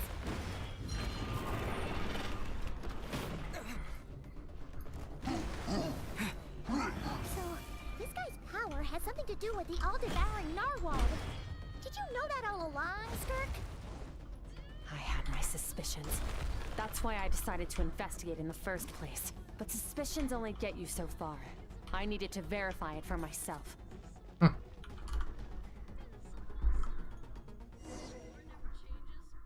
Oof. Damn.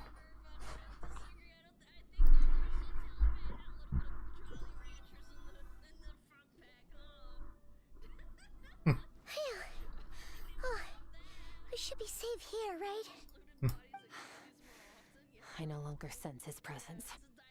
Can't have followed us out of that abyssal domain.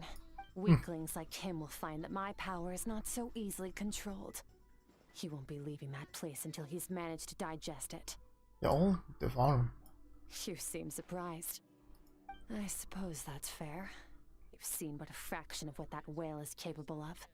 That gaping maw could swallow a planet whole.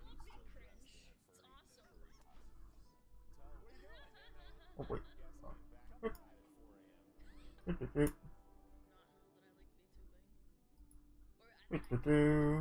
just.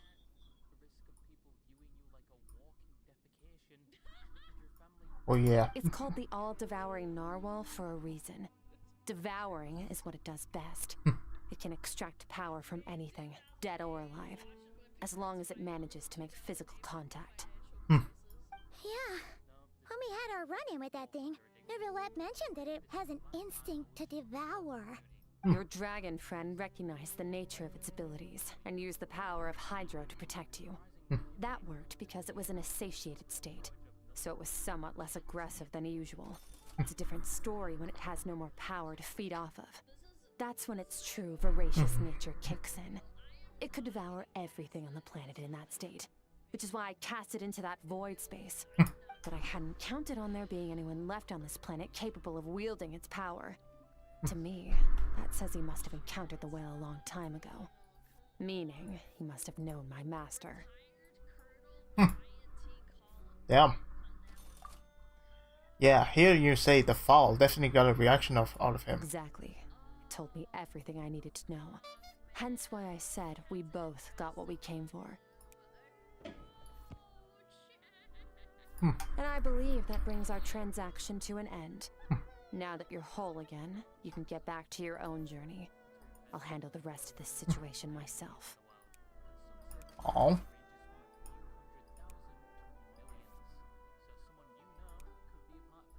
No way! We can't leave now! Something was stolen from you because of us! We have to help you get it back!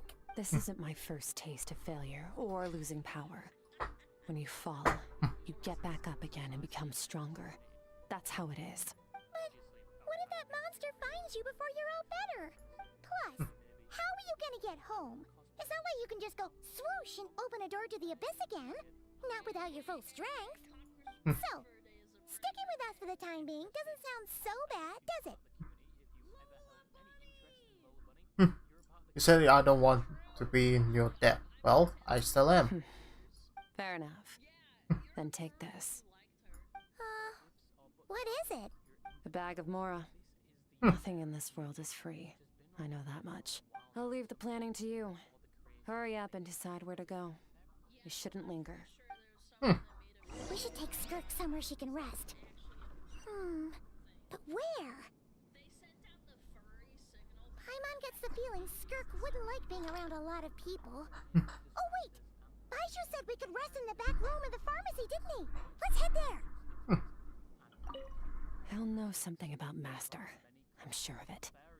Next time, I need to be ready. Fine. It was just a scratch. It'll take time to recover my strength, of course.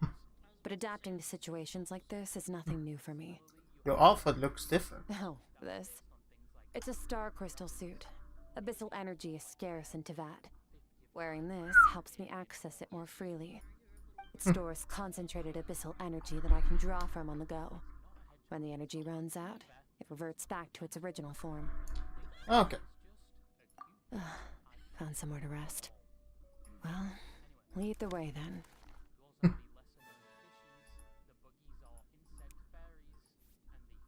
Done. Boom.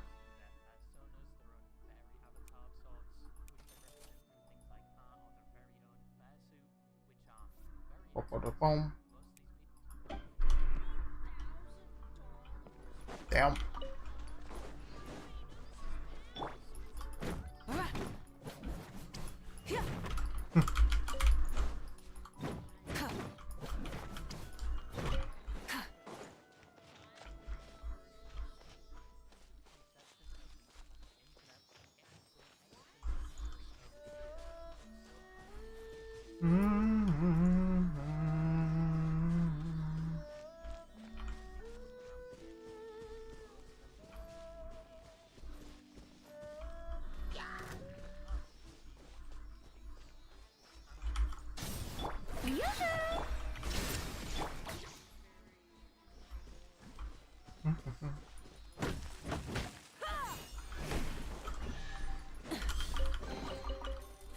Hey, not a bad haul.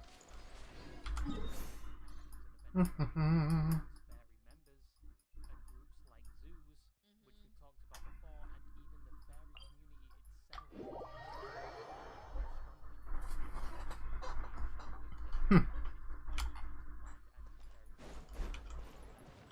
it up.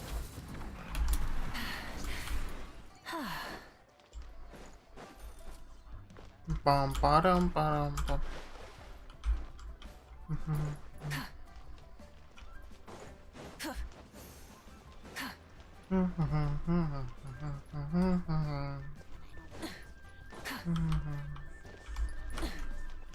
Oh. You look much better, traveler. Should I take it that your health issues are resolved? In case I take one. Seems like. Very true, Changsheng. Further observation is in order, I think. We haven't had many patients recently, so we have several vacant rooms. Feel free to stay a few more days if you need. Awesome. Thanks. Okay. Anywho, let's just take the time to hear the Japanese.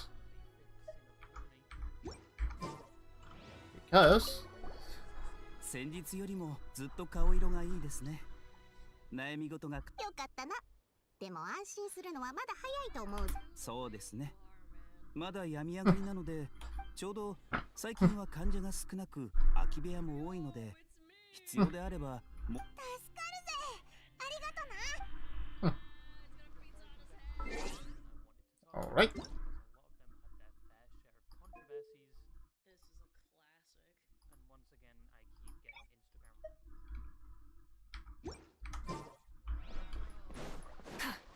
Ba-ba-da-ba-bum. Whoop.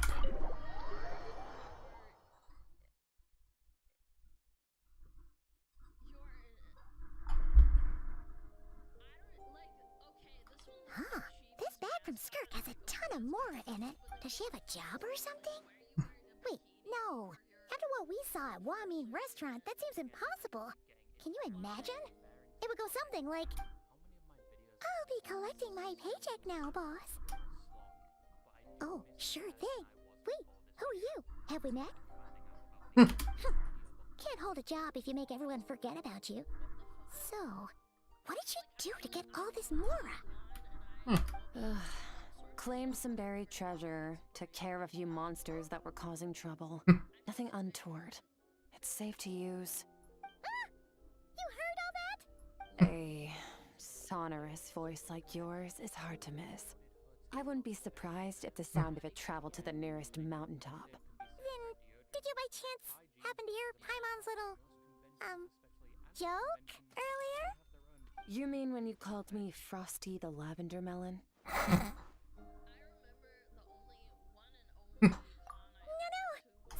Oh, this. I totally misspoke just now. She didn't say that at all. It was a Paimon lookalike.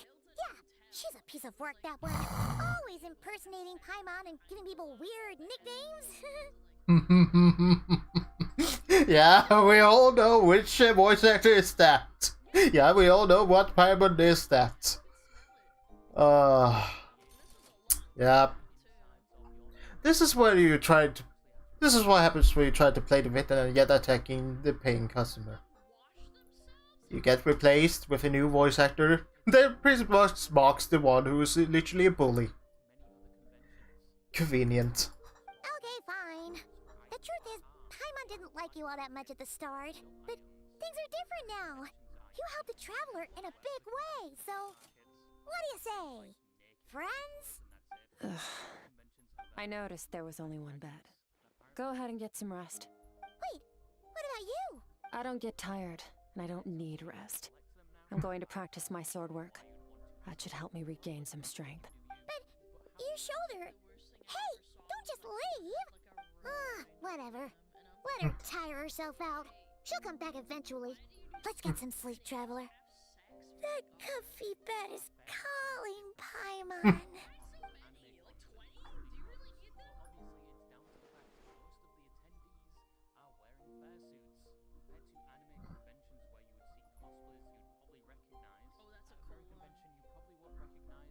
Whoops.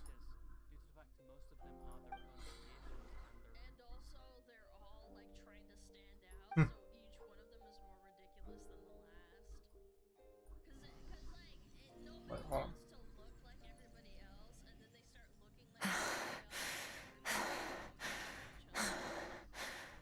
Oh. Oh. Skirk? Of course, she acting like she didn't just get stabbed in the shoulder. Something seems off with her though. Quiet. Who is she talking to? There's no one around, unless... Do you even remember how many of us perished in that fire? How many bodies were left to rot on the scorched earth? Yet you alone live on. Keep your gaze fixed on your blade. You don't deserve to rest. Run, Skirk. Run! Only death awaits us here.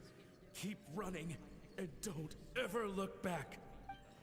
Right. In that dream I witnessed, Skirk was trained alone, but there were disembodied voices talking to her.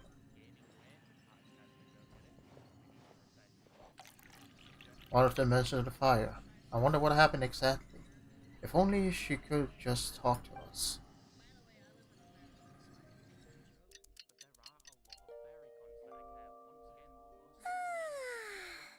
Getting an early night's sleep is the best. That bed was so comfy. Yep. Wait, Skirk? Have you been sitting out here the whole night? The bed's all yours if you want it. Your problem your strength yet? About 60%. Maybe 70. Whoa! Paimon thought it would take at least a couple of days. That was fast. No. Not fast enough. That's 20% less than last time. Same training regimen, same intensity. Nothing felt different, but somehow the outcome fell short. Maybe it's because of this spike that stabbed you. No. I think the problem's with me. I need to meditate for the next 2 days. Deep introspection should help me find the issue. Ooh, sounds intense. We'll watch over you in the meantime then. Thanks. See you in 2 days.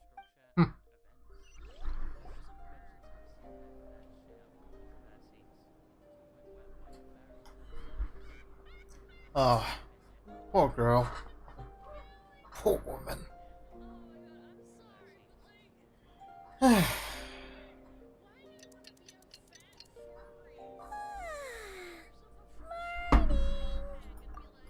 Skirk is still meditating, huh?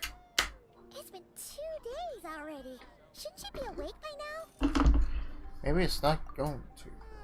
Paimon can't think of anything we can do to help. Oh wait! Breakfast! That's it! Paimon will go get breakfast! breakfast. Skirk is gonna be starving when she wakes up. Be right back.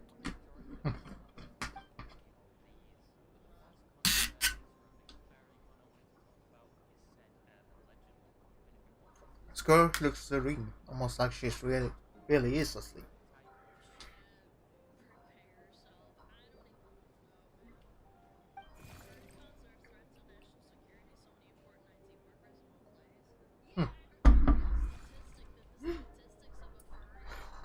You again?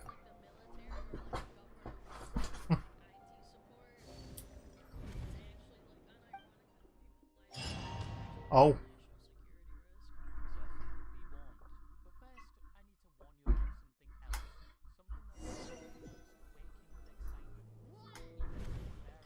This place feels familiar, but where am I exactly? There are towering cliffs, willow trees, and a strange river flowing the horizon all the way here. But it's broken up several times along the way, just waterfall at each breakpoint. On closer inspection, the color of the water is changing. The closer I get to the lower portion, the darker it becomes, almost as if.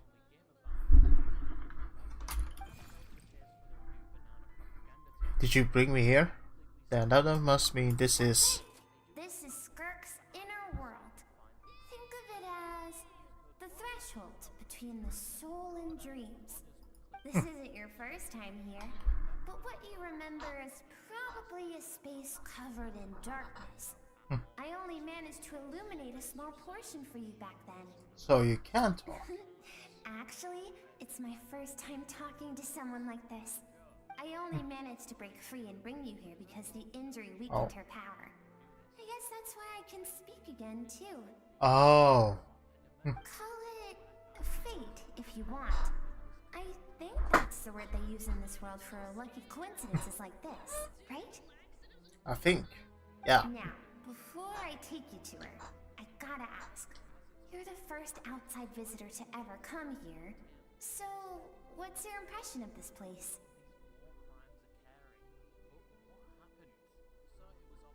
Oh, you noticed.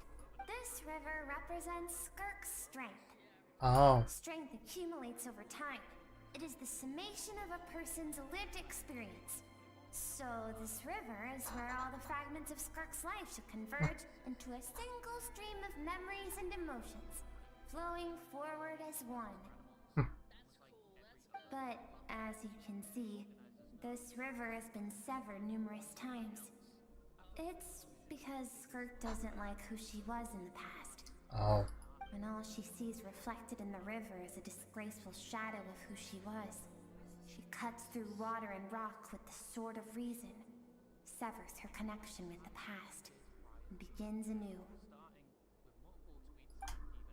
Wait, that reminds me of something. You must learn to shut out all the pointless emotion. Crush the self that makes you weak, and become master over your physical form. This isn't my first taste of failure or losing power. When you fall, you get back up again and become stronger. That's how it is. I see.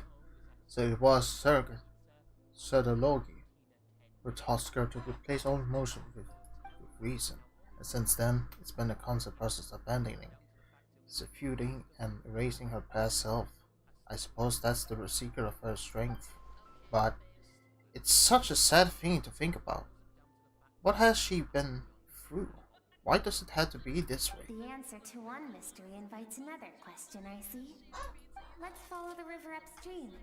There among the cliffs, among the memories etched into her heart, lies the truth of it all.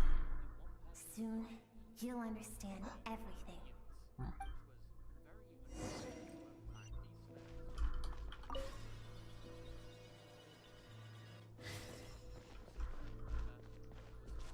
Thank you so much, little buddy. Do.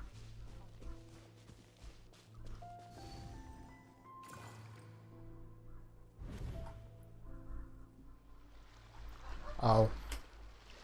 Looks like a coastline. Huh? I recognize that drawing on the sand. Isn't it the picture I drew for Paimon? Why is it showing on Skirk's memory? I've always thought that, even when falling leaves don't come from the same tree, they can still form bonds of kinship when they meet. Like meteors, you both made a journey through the stars. Both travelers who have landed on a planet that is not your home. Yet, when she first noticed your presence, although she hesitated for a moment, she still chose to walk away, indifferent as ever. If I think about it, it's no surprise at all. After what happened at Van Min restaurant, it's obvious she prefers to disappear from other people's lives. She hasn't been childless in years either. I doubt she has ever made a connection with this world of her own volition. What I'm sensing now is a microcosm of her entire life. Seems like you've answered your own question. Skirk sees herself as a trespasser in this world. She's made a conscious choice to avoid altering its path. But the reason for that decision stems from events much earlier on in her life. Let's keep going. It's still a long way to the source of the river.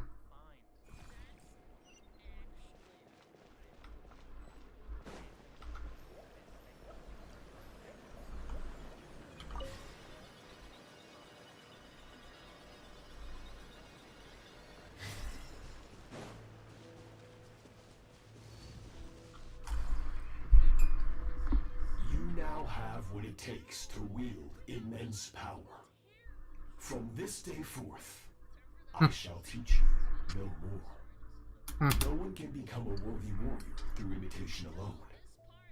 I have given you fangs and claws. Now, you must learn to hunt. You wish me to travel the world beyond on my own, Master? Indeed. Make new friends. Embark on your own journey. And piece together a new future from the shattered remnants of your past. Wait, hold on. You still have contact through the abyss. But know this. One day, I will take the life you worked so hard to rebuild and reduce it to ashes. Just like the fire that haunts your mind. Why would you do that? I have told you before, fear is the catalyst for human evolution. You have tasted loss. You have known fear, so deep it can be felt in the bones.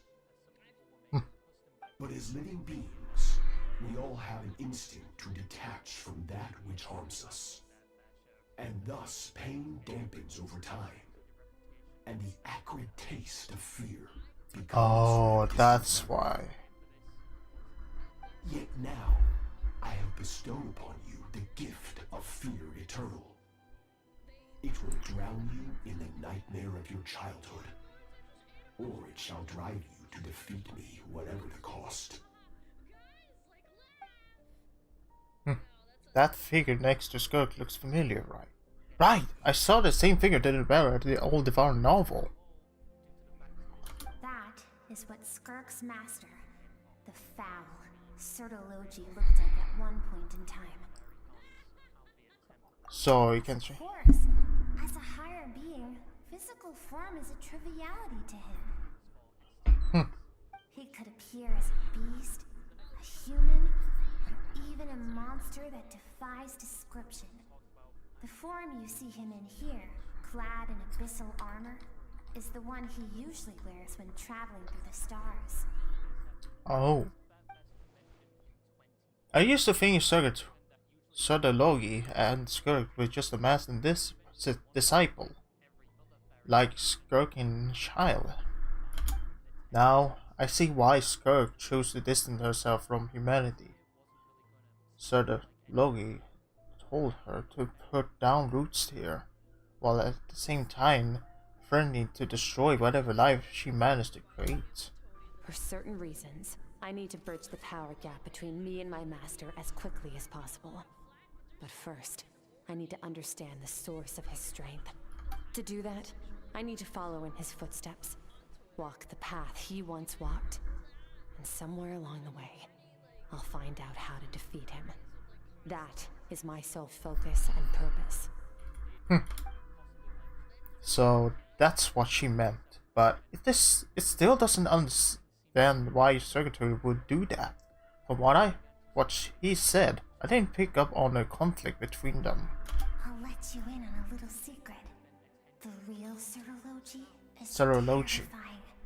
Oh. The scope of his power is impossible to understand until you experience it firsthand.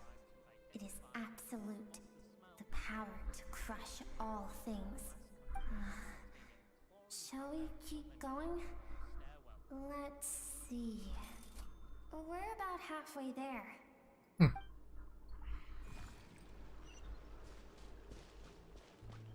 Well,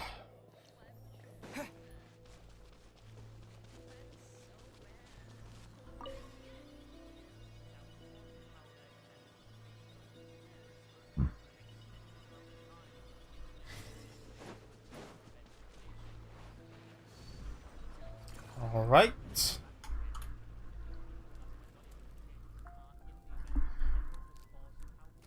This must be Skirk when she was a kid.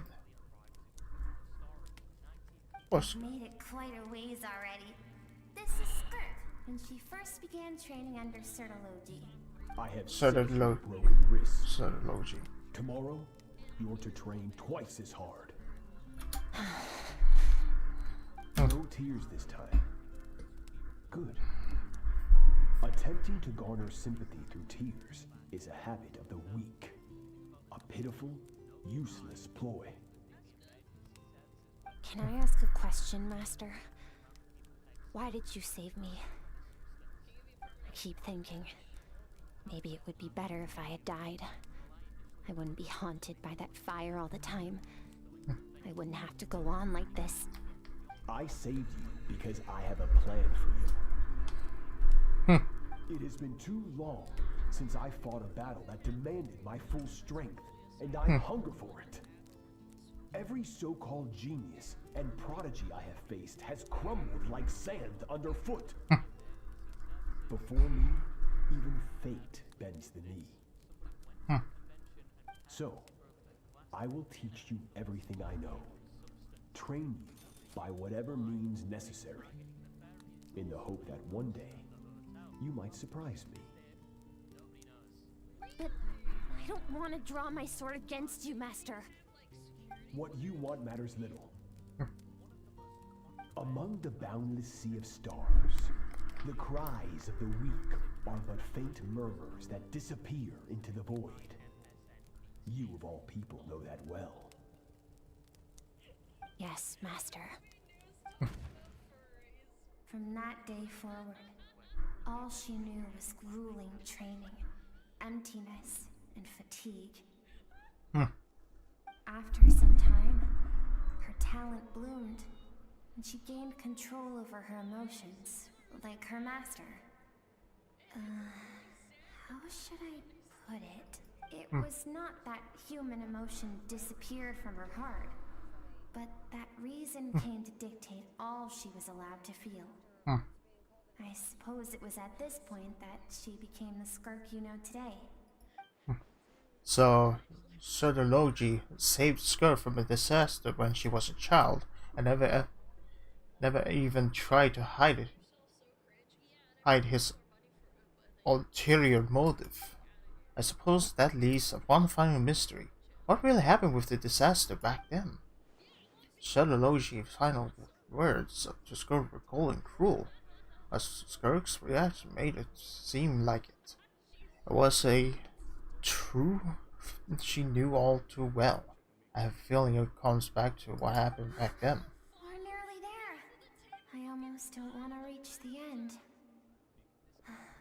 Well, shall we? This is the final stretch.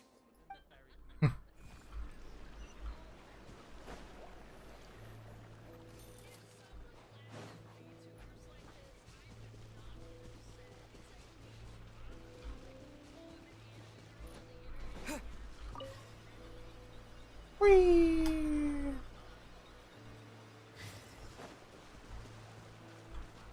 Alright. These are Skirk's happiest memories. Oh. What a simple and carefree time it was. Wisps of clouds dotted the sky. The sun bathed everything in golden light. And when song filled the air, not even the shyest of flowers could resist swaying alone. This is Skirk's homeland. She was so curious about everything as a child. Always skipping school to go exploring instead. Oh. There was so much to discover. The treasures at the bottom of the sea. The secrets beyond the stars. And that merchant ship packed with adults wearing those strange clothes. Yes, the ship. That was the beginning of the end. Oh. It was a spaceship. When it arrived, the people that disembarked wore smiles on their faces and spoke of friendship. They claimed to be merchants from a neighboring planet, looking to establish trade. Skirk's parents, her relatives, her neighbors, everyone welcomed the newcomers with open arms and allowed them to explore the planet. To them, the visitors were guests and should be treated with hospitality. No one had any idea of what was to come. Oh. Several months later, an army of unknown origin arrived without warning and carried out a ruthless campaign to destroy everything and everyone on the planet. Skirk had skipped school that day, like so many times before, so she was not caught in the immediate wave of destruction. When she came home that day, only fire and ruin awaited her. Poor Skirk. Countless people cried out to her for help. People she knew and loved. Friends and relatives. The little girl who lived next door. The shop owner with the bad leg. The bad-tempered teacher she had made fun of just that morning. Aww. Their lives were discarded like worthless trash as the fire consumed one life after another. Skirk was helpless. All she could do was run. And so she did. She kept running until an unexpected figure crossed her path. If Sertology hadn't been there in that moment, the fire would have claimed her life too. And there she would have remained, left to rot in the scorched earth, with no answer as to why any of this was happening. So why would? Because she and her people were seen as a threat. Wait. A threat? As the initial merchant ship explored the planet, they discovered that it hadn't always had the condition to support life. Yet there was evidence of human activity, even during the periods of extreme heat or cold in the past. Further research revealed that, over time, the people of this planet had evolved the ability to adapt to any type of environment or energy source. Oh. For that reason, the outsiders viewed them as a potential threat and decided to eliminate them before the threat could rear its head. And so, the army was called, and the so-called danger was wiped from the face of the planet. Senseless, isn't it? Deemed a threat because of a gift they didn't even know they had. Perhaps it was their own innocence and kindness that doomed them. But in the end, that that was lost to the blaze as well. Jesus. If those with power get to decide good and evil, then all you can trust in is the sword in your hand. And so, before death could claim her, she ran. She ran and never stopped. Now I see why Psychology's threat is such a terrifying.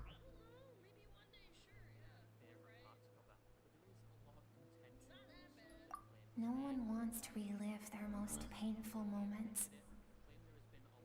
Well, that brings us to the end of the story.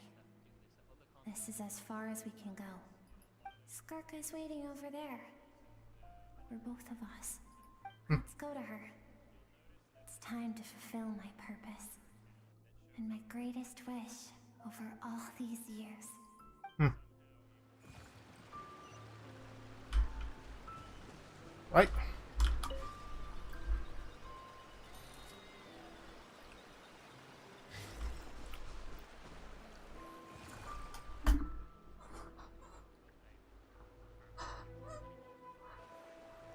Hello, Skirk. So all this, just so you could bring him here. I have things to say to you. Well, to me. I want someone to witness our reconciliation, even if it takes an argument to get there. And he is the best choice in this moment. Wait, then you must be... Her suppressed emotional self. The version of herself she keeps locked in the recesses of her mind. Stifled by reason. All those rejected impulses. Those discarded aspects of your past selves. They are a part of me now. I am who you used to be. Someone you have refused to face for too long. So, I came to face you instead. You're wrong. I've faced you all along. And that's exactly why I keep you locked here. Your existence makes me weak. Moments of joy and longing are when we are most vulnerable. Don't forget, it was a penchant for goodness over reason that doomed our homeland in the first place. The vastness of the universe renders everything insignificant. Our feelings most of all. Even so, learning from the mistakes of the past doesn't have to mean erasing everything. Yeah, pretty much. Don't erase your past. Your so-called weaknesses, emotions like kindness and empathy, and what makes you any different from the ruthless soldiers who slaughtered our people? The difference is that I'm doing what is right, what is necessary. No, you're not. I allow you to exist, but with limited freedom. That is the greatest kindness I can offer. I have shouldered everything you couldn't carry. I rose above the numbness and emptiness, and it was cold, unfeeling reason that brought me this far. It made me who I am. It made me strong. That is the problem. I want to shoulder those things together. On the grand scale of the entire universe, maybe our feelings are vanishingly small, but why should that mean they don't matter? Emotion gives warmth to the cold expanse of space. It gives meaning to the world around us. Think back to those nights of gazing at the stars. Those afternoons of exploring the unknown. Think back and let them grant you peace. A brief respite from the pressure you put on yourself. That isn't what we need. Exactly what we need. Aren't you curious about why recovering your strength has taken longer than normal this time? Finally, you get to the important part. That is the only answer I came here to find. Then look around.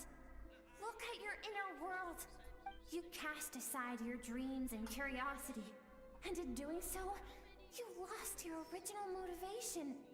You severed all connection to who you used to be, so you can no longer draw strength from your past. Now, the only things driving you forward are fear and survivor's guilt. But these cannot take you far enough. And so, this river, the source of your strength, grows more polluted by the day. And you think that means I should seek help from a weak little thing like you? Your emotional self isn't weak. The fact that she transcended time and broke free from her contrast and come and face you, that proves it. Thank you for saying that. I knew bringing you here would be the right choice. To be honest, I'm not here to argue with you. This isn't about who's right or wrong. And in fact, I agree that in order to make it through the wake of that tragedy, we had to distance ourselves from the pain through reason over emotion. But what is right at one point in time isn't always right forever. I know you will never forget that fire. I know the fact that you were the sole survivor fills you with guilt. And I know that among the voices that haunt you, mine is there too. Because deep down, you know that you didn't turn out to be the person you wanted to be. Yeah, pretty much. Like, trying to distance them, trying to erase them would not fix anything. Instead, you could just pretty much accept that what happened back then was a tragedy. And accept those kind of feelings instead of just ignore them. They will be a part of you, but you don't need to always focus on them all the time. Just let the river flow. All those unfulfilled hopes are like knives to the heart. And I don't want you to hurt anymore. So even if you can't accept me, I hope, at least, that you can let go. I keep thinking, maybe it would be better if I had died. I wouldn't be haunted by that fire all the time. I wouldn't have to go on like this.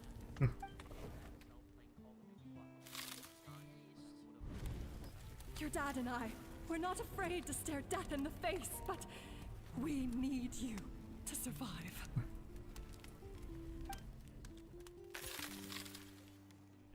Please. I'm sick of being a kid. There's so many amazing things out there. I'm ready to see them all.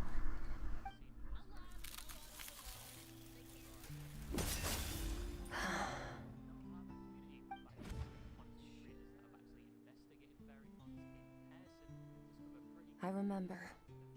There was a song Mom and Dad always sang when we went out to fetch water. Dancing water. The sand along your path is begging for your song and movement. Will you carry this burden with you on your journey? I am not the dancing water, and you are not the burdensome sand. But if this is your wish, then I will carry you with me until the end. Oh. Thank you. I should be thanking you.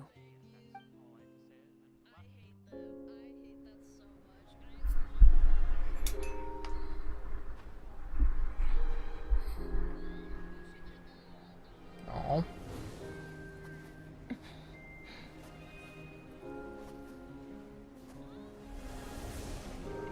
Run, Skirk, run! Remember, leave no one alive! Heed my words.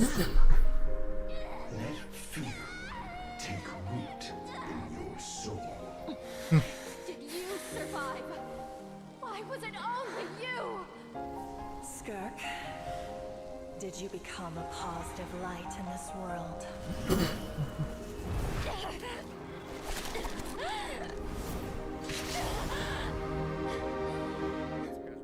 Come on. Come on. Please. Let the tears flow. To be the end. Please. You can cry. Life is a gift. Don't let darkness claim it.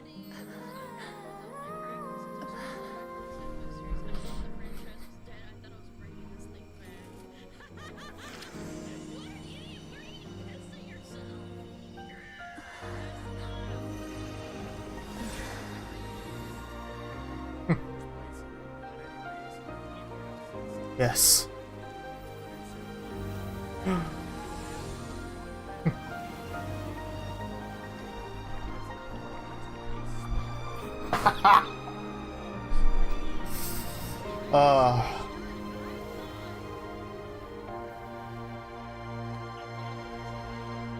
Now that was nice. And how does it? Oh, that looks beautiful.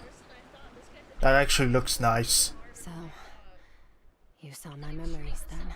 Of course. I once asked my master if survival of the strongest was the law of the universe. He said no. But in a world without order, those with no moral boundaries tend to be the ones who survive. Yeah, that isn't true. Power is not to do what is right. That's why, after hearing his answer, an idea came to mind. An idea that, one day, I would create a new world order. One in which there would never be another tragedy like that fire. One in which power was not the law of the land. But that means I must defeat him. Because my master, Sertologi, is, at the core, a defier of all rules and order. Sounds like you have your work cut. Cut you. What? Yeah. Oh, ah! Sounds like you have your work cut out for you. Yes. And not just because of the gap in our abilities, but also because I have no reason to see him as an enemy. Although his decision to train me was not made out of kindness, he did everything a master should. He saved my life, taught me the sword and the principles of strength. And for that, I respect him. But he intends to face you in that one day. I know. Instead of one day. And it's not something I want. But Master never goes back on his word. I have to treat everything he says as a promise. He's no longer into that. But he sends me messages through the abyss every now and then. Most of them are simple greetings, or an answer to one of my questions. Every time I hear from him, my heart skips a beat. And I wonder if this is the moment where he'll finally appear before me and tear down everything I've built to pieces. Maybe that means I do live in eternal fear, just like he said. Yes, I respect him, but I'm also afraid of him. And for that reason, the pursuit of strength consumes every moment of my life. I don't know what Master has planned, but I have to be ready.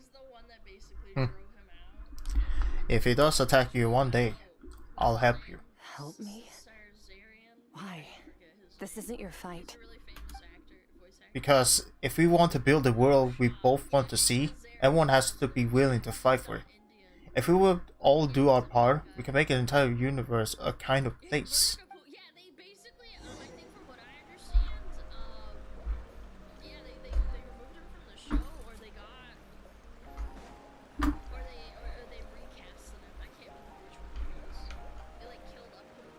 Yes.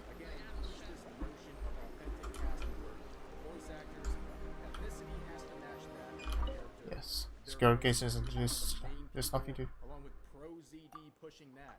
He also says no IP is safe with a little devil face emoji, which is in reference to people basically saying, instead of saying mean words to you, I just hope finally your awake. Gets produced by Body Oh, you're fun.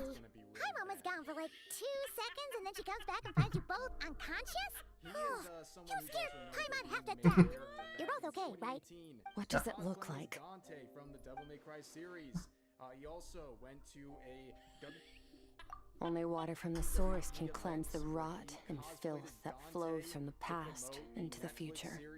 I taught you to incorporate the experiences from your journey into how you fight.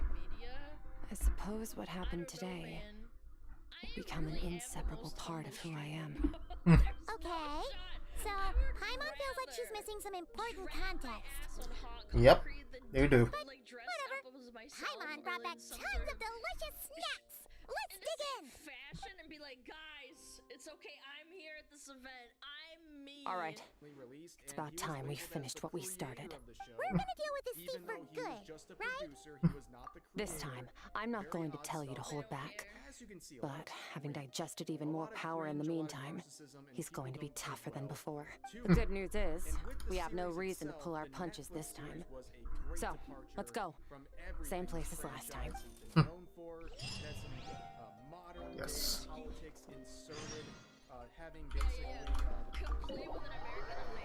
The fucking song that's about anti-war that was released in 2004. All right. Oh. Sold out. The irony of that is insane to me. What? This war on terror allegory, which is also kind of weird, yeah, for sure. It's 25, but also there was like Green Day songs playing in the background. The demons in hell were actually the good guys who were misunderstood. And they wore turbans. Please bring that up. They actually put turbans on the fucking character. Why do demons have to wear turbans? Rise with the sun! What the fuck? It's very safe, edgy, and has really nothing to do with the spirit Okay. but it quickly became a center of a lot of cultural controversy. Where there was like this cultural All right.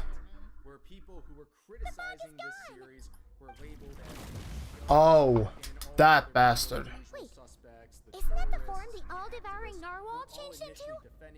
How come he knows that too? That's We talked about it, yeah.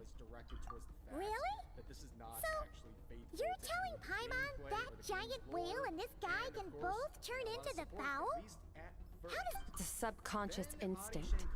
Any intelligent being who longs for his level of strength is bound to mimic his appearance. It's a natural response after encountering someone as powerful as Master. To them, he represents ultimate power.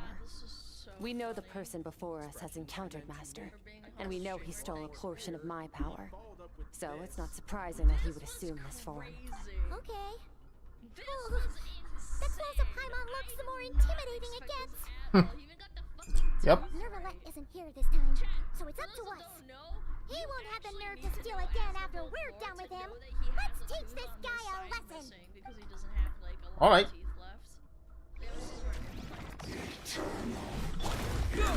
Wipe out! Never saw those out!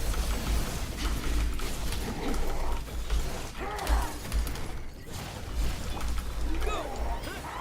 Forgot your training, I hope.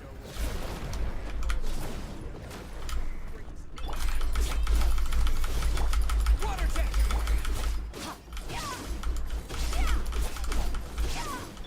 Go!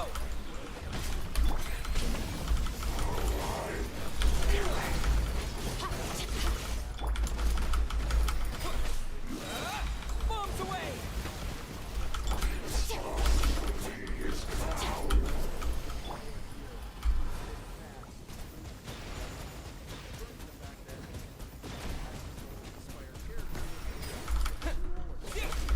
Go!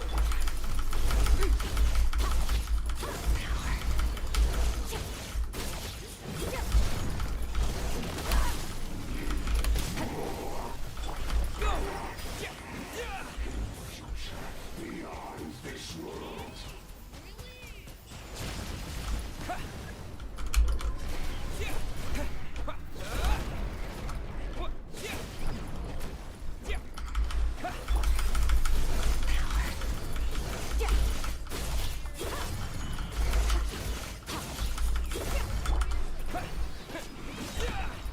Yes. Puts turbans on them and then have them. Woo.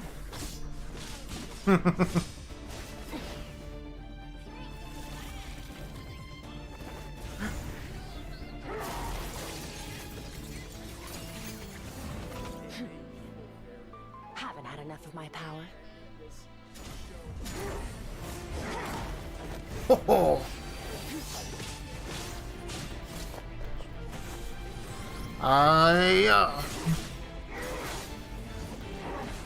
Oof. Oh. Damn.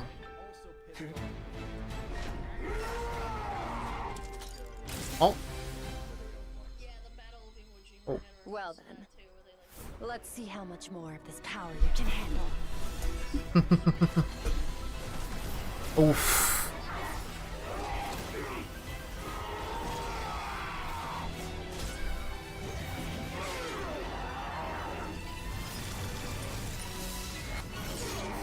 Oof.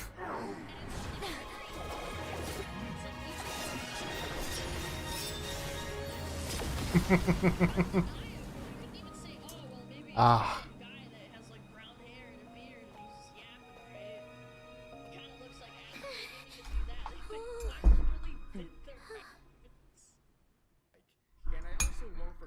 Ah. Well, well, well. Well, have you come to your senses? You saw that my body was at its limit. So, you deliberately channeled your power into me, knowing that it would destroy my shell from within. Such power, such keen battle instincts. So, you must be... Skirk, Sertologi's disciple. How long has it been? How long has he been away from Tevat? Hundreds of years. Hundreds? Sorry. It's a lot to take in. I should introduce myself. I am Skofnunga, a friend of your master and one of his followers. This is the first time I've heard your name, Skirk. But hundreds of years ago, I knew you existed. And I knew you would come here. Hundreds of years ago? Sounds like you and Master have quite the history. Care to tell us about it? Of course. Might as well take advantage of a clear head while I can. The story starts a long, long time ago. I was born into a noble family in Conria. As the eldest son, I was set to inherit our title. But I contracted an incurable illness as a child, and everyone gave up on me. I trained the sword harder than anyone else, defeated all of my peers, but it was all in vain. When other people looked at me, all I saw in their eyes was pity, or a strange glee in my misfortune. Even my parents were just waiting for me to die. Over time, my heart hardened, and I became aimless. That was the point where I met your master, Sertologi. We were similar in age, but different in background. He was born in prison, the son of criminals who had been sentenced to death.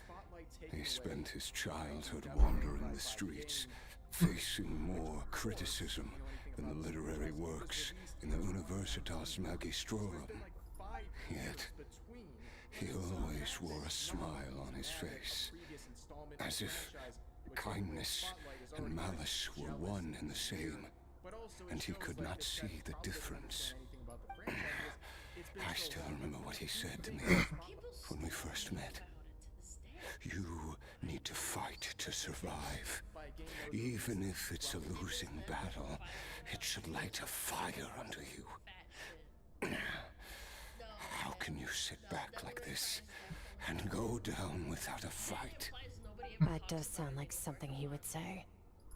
He was the first to acknowledge that I was worth something, and he inspired me to keep going.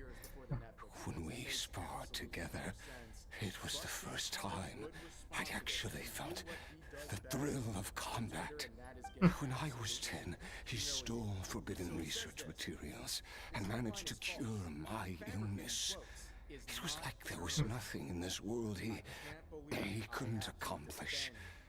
When it came without the human form.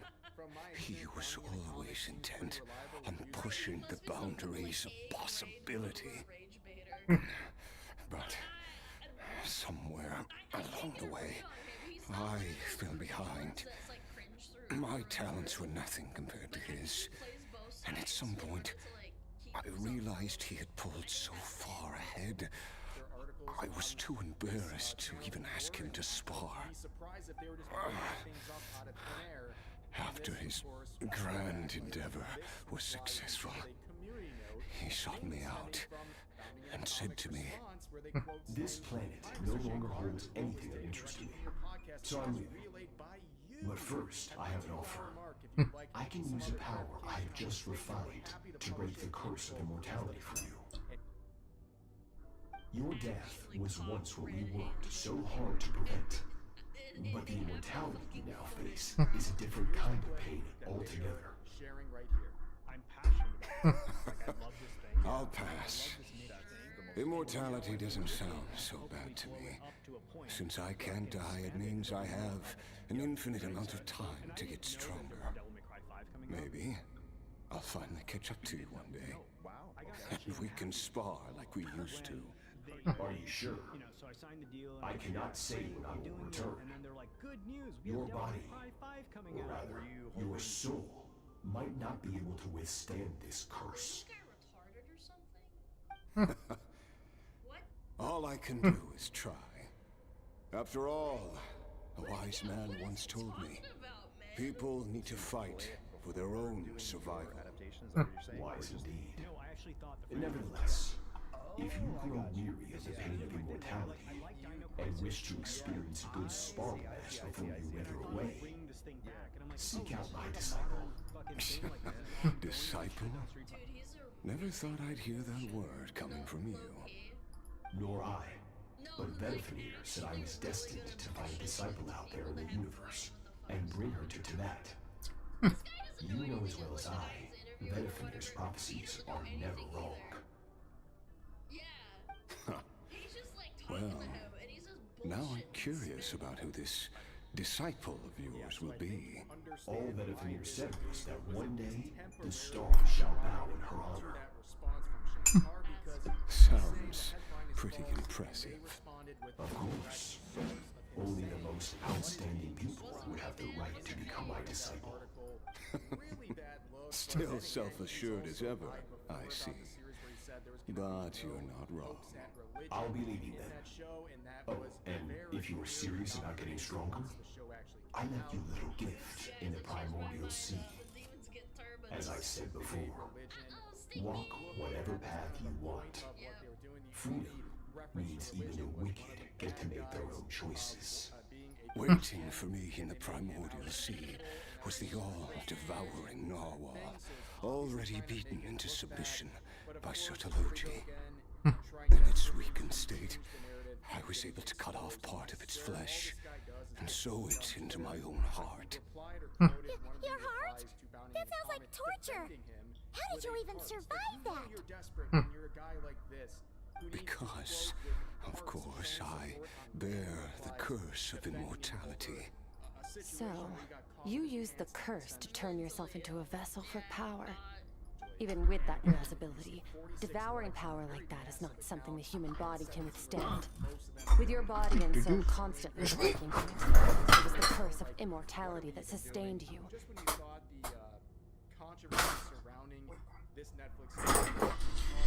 Whee! There we go. But that is not the path to strength. You have to pour your heart into it, work for it, dream of it. Instead, you stole something that didn't belong to you, and it backfired. You're right. I should have known better, but I had already pushed myself to my limits, and he was still miles ahead of me. So I had to take a leap of faith. I miss your master. I miss the days when we were all together, troublemakers without a home. I don't regret the choice I made. But if you'll allow it, I do want to apologize to both of you. After the beating we just gave you, I think we can call it even. You're an interesting one as well. Sertologi's disciple. That's a lot to live up to. It can't have been an easy experience. I know what he's like. He rules with an iron fist, using despair and fear to force you to catch up to him, all the while standing ever out of reach. We're like mountain climbers in the dark, never knowing how much higher we have to climb, or when we will see the sun again. True. But I made up my mind long ago. No matter how dark it gets, I will not give in to despair. I will overcome it. Besides, after hearing your story, I suspect what Master really wants is not a battle that demands his full strength, but rather a defeat without regrets. Oh? Since you're his friend, you must have some things in common. First time we came here, when you stabbed me through the fog and stole my power, I felt no emotion coming from that spike. But when you had to devote all your strength fighting me just now, I could feel joy and passion emanating from your blade. It was the joy of a researcher discovering the truth of the world. The joy of an artist uncovering a temple of wonders. Interesting. I'm certain I didn't express those emotions outright. Yet you were able to read them from my blade, like a glimpse into my inner world. You're right. That battle brought me an unbridled sense of joy, and my defeat brings me no regret whatsoever. Exactly. I think Master also craves a battle like that. One where his opponent forces him to use all his strength, unlock the extent of his potential, and transcend his own limits. A battle to end all battles. After which, all can come to an end. Including, perhaps, his life. For that very reason, good and evil are meaningless to him. He has one purpose, one goal: to complete himself. It's one of the secrets to his strength. Perhaps you're right. Perhaps that is his goal. What a battle that would be. Oh, to witness such a... Oh. Of course. Are you okay? Too many different kinds of power are surging through my body. The curse of immortality allows it all to coexist, but it does not remove the pain. I won't be able to hold on to my sanity for much longer. What a shame. I would have loved to witness that battle. Sertologi once offered to free me from this curse. Now, I must ask that of you, Skirk. Can you release me from the pain? I can, but not through death, if that's what you are hoping for. It's not a suitable punishment for your crime. As an alternative, I can take your consciousness, along with all the power you've consumed, and smash it to pieces. The impurities will dissipate, and under the curse of immortality, your mind and body will regenerate. When that process is complete, you will be back to who you were before, no longer tortured by powers you can't control, but it will be a time-consuming and painful process. The decision is yours to make. I accept. And who knows? Perhaps I'll wake up in time to witness your great battle with Sertologi. I have faith that you'll be able to stand against him one day. Though, I know it'll be a long and arduous road if we are climbers in the dark. It appears the dawn has finally broken for me.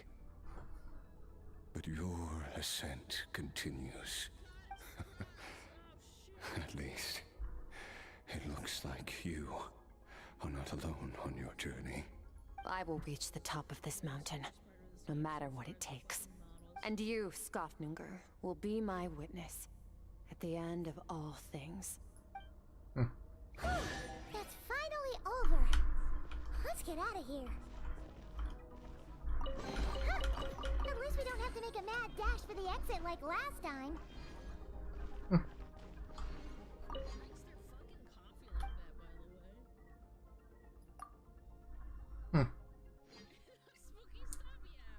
That was quite something.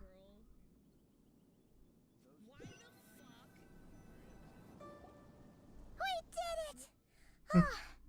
It's only been a few days, but it feels like forever. Once again, we've proved there's nothing we can't overcome. We're just that awesome. Wow, you sound even more confident than usual. Guess you really have become stronger. Today sure went by fast. It's night already. Oh wait, that reminds Paimon. The stars you mentioned, the ones that died out, are they back now? Yes. The power Skofnungr stole has been returned. So, the stars have regained their light. Great! Huh, it's crazy that you even noticed their light was gone. There are so many stars in the sky. If a few disappeared, Paimon definitely wouldn't be able to tell. I suppose it's because I have gazed upon this sky for centuries. The false stars, hanging in the meticulously planned sky, glittering with rotten light. It's not real. And yet, it is for that very reason that I can look upon it and enjoy the momentary peace it brings. Even the most beautiful of bubbles has to burst. We will return to the real universe one day, whether of our own volition or not. Time marches ever forward. Even the innocent and naive will taste life's bitterness. Yet through hardship, we grow until we learn to seize the sands of time for ourselves and uncover our true strength. Though we gaze upon a false sky, its vastness and majesty is palpable. One can only wonder, what is it going to take for kindness to reign supreme in the vast expanse of the universe? Oh, this is all going over Paimon's head. But if she knows one thing, it's that the Traveler always finds a way. Ever since we met, he has filled Paimon's days with happiness. No matter how tough things get, he always finds a way to make it better. If it's too big a job for one person, then we'll do it with two. And if two's still not enough, then three. We've met so many amazing friends and accomplished so many amazing things. As long as we don't give up, we can make any wish come true.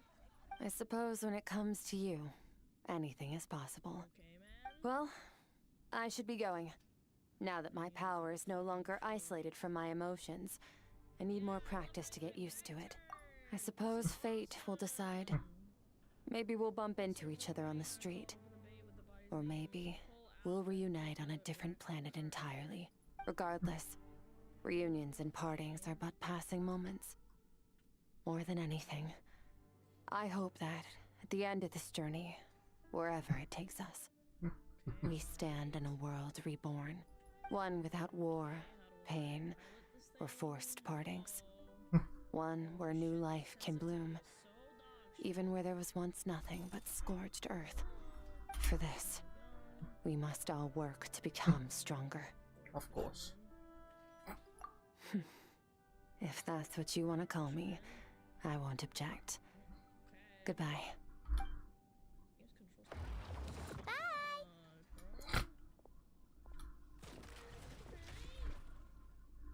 Is it just Paimon, or is she being nicer than before? We definitely count as friends after all that, don't you think? Hey, what do you think about camping here tonight? There's nothing quite like sleeping under the stars. Come tomorrow, we can continue our journey. Oh, and since Paimon treated you to that super nice meal at Wanmin Restaurant, it's about time you returned the favor. Ah, that was nice. Hmm.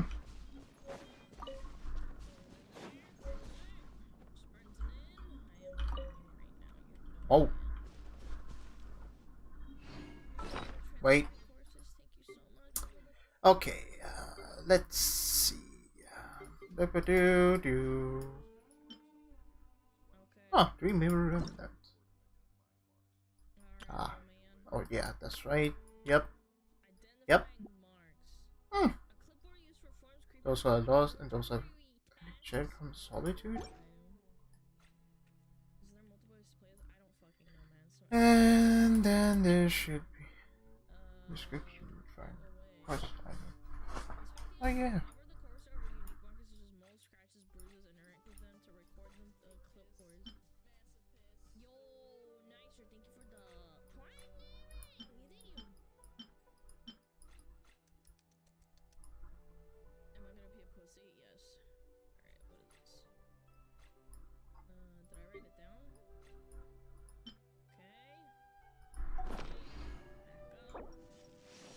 Wait.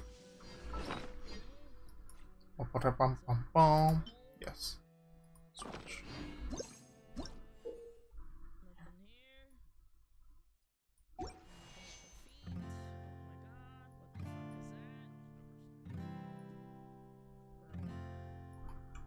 Beautiful. Alright. So, where is the item that popped up? Ah, here we have it.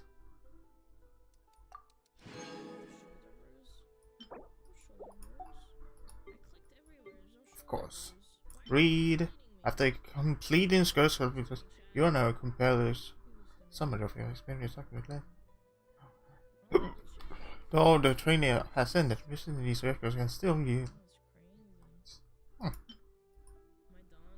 Nice. That was nice. Oh yeah. Thank you. Oh yeah, that's right. Damn it.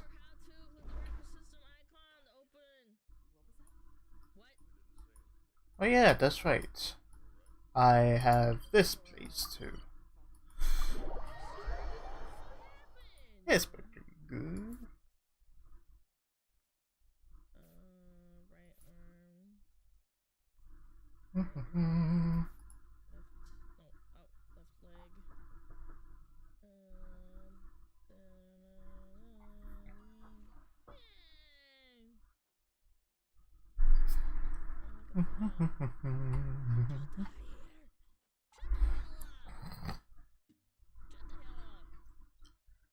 Ah.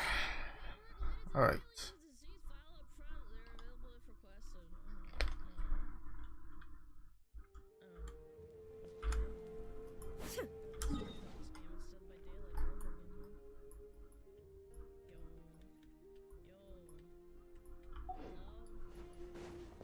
Now, the question remains. Damn it!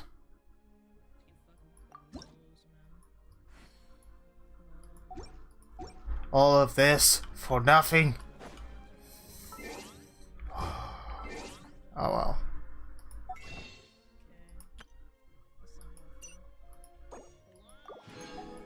Okay, let's just... Okay.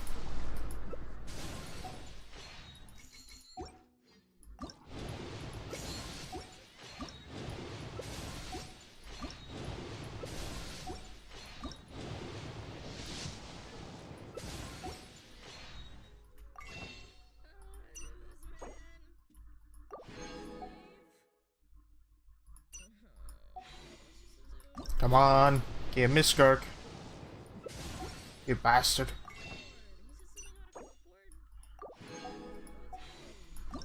How about now? No. Oh well.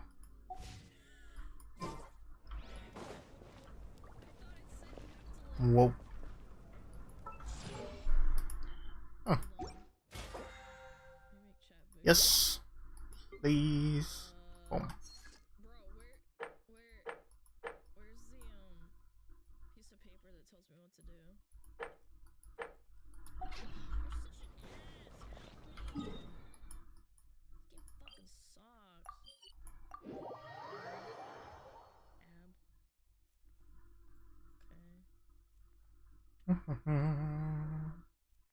This inventory system blows.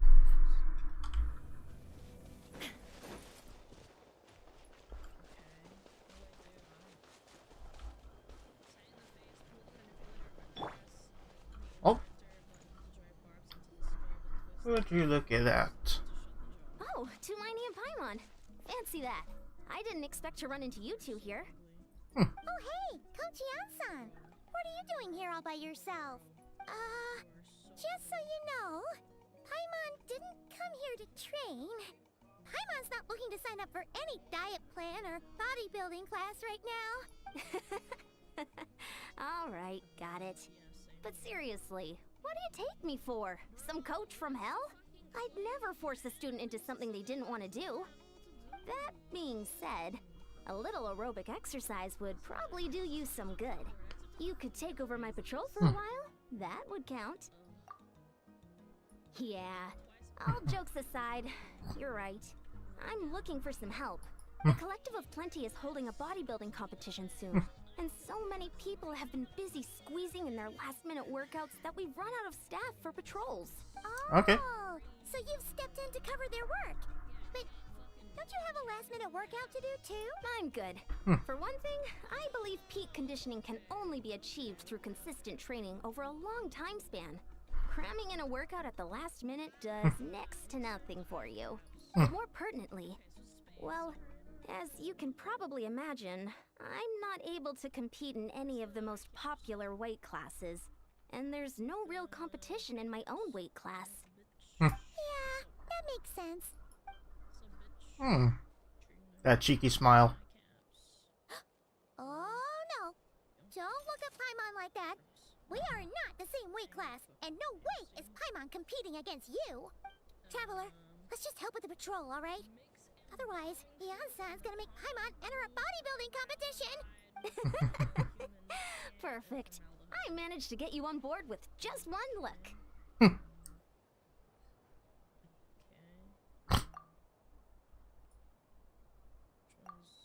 Thank you both. It should be pretty routine. Just keep your eyes peeled and make sure nothing strange is going on in the area. That'll free me up to check the other section. Let's meet back at the settlement when we're both done. Sure thing. Just leave it to us. We're experts at strolling and patrolling, don't you worry. Nice.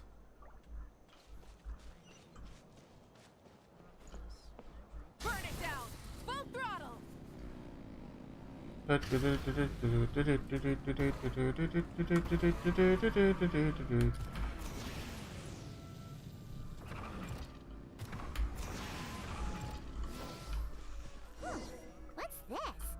Was there always a cave here? Let's see. Hey, there's a hilichurl here. Is it sleeping? Doesn't look very hostile. Why is it hiding away here? Wait a minute. Oh! You woke it up! Oh, don't worry. Huh? It ran away. Oh, yes, our reputation in Natland is more fearsome than we thought. Even hilichurls don't want to mess with us now. Wait a minute. You mean that shiny thing? Huh. Oh. Must have dropped it as it ran off. Huh. Paimon bets that hilichurl thought it was a priceless treasure. It was probably planning to hide it here for safekeeping. Until we showed up. No, Paimon. Paimon, take a look. Hilichurls aren't the brightest, so it might not be worth much, but still. Wait. What is it? You look so serious all of a sudden. Isn't this just a regular old key? The style is unusual, though. Doesn't look Natlanese. Where do you think it's from? What do you mean? What hibernation chamber? What spaceship? Wait. You mean the spaceship? The one that brought you to Teyvat? That's the one. How did that didn't just drop it. Whoa!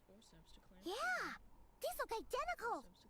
So if one of them's yours, does that mean the other one is? Knew it! Huh, the keys to a spaceship! Huh, somehow that really rams home the fact that you really are an actual alien. No Oh, way. wait, no, descender. But anyway, now we know where it came from. The question is, how did it get here? The simplest explanation is that your sister lost her key somewhere not far from here. Then that Hilichurl found it and ducked into the nearest cave to hide it. No, I think it was holding on. That's true. It means your sister was here recently. Yeah. Man, this is so crazy. We only agreed to help with the Ansan's patrol on a whim. And now we've made this bombshell discovery and found a huge lead on your sister. Should we keep following this trail while it's hot? Or do you think we should check back in with the Ansan? Ah, there you are. Looks like you went the extra mile today. Thanks for being so diligent. Oh, hey, Ian-san, what's up? Didn't think we'd see you again till we headed back to the sub. We were actually just about to go meet up with you. We've made a... I came here to let you know that you don't need to keep patrolling anymore. The bodybuilding competition has just been cancelled, so the usual squad will be resuming their normal duties. They'll be here to take over short. Wait, what? Cancelled? Why? What happened? The Abyss Order attacked. Huh? Sounds like Lumina's on the move again. I've heard of the Abyss Order, but this is the first time I've known them to take organized action on such a large scale. It's like they're preparing to go to war against our entire nation. One little sect versus the entire nation of war? How are they expecting to pull that off? Based on everything we've seen from them so far, they usually prefer to act in the shadows. So, what's different about it this time? What could they be after? No clue. All we know is that they've attacked our tribe, but that doesn't tell us much. Our defenses are holding strong so far, so I'm gonna head to the Stadium of the Sacred Flame and see They're what looking we can for do. that key. There's an want to come Oops. with me? I'm sure everyone will feel better knowing that the hero of Natlan is on the case. Great, then let's head over together.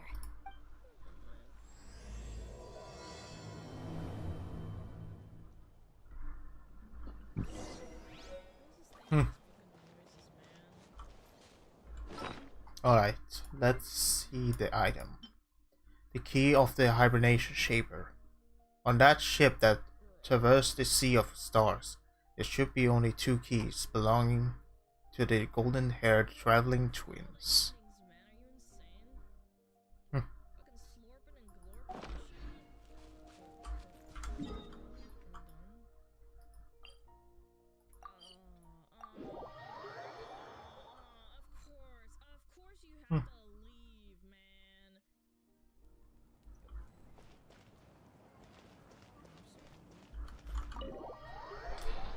Alright.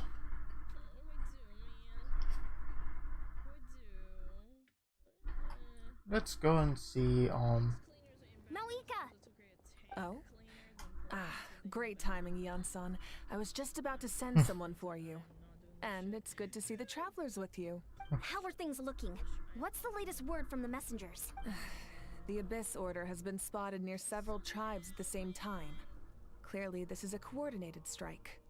Also, their numbers are much higher than expected. Their organization appears to have grown considerably, but because they're usually so secretive, this is the first we're learning of it.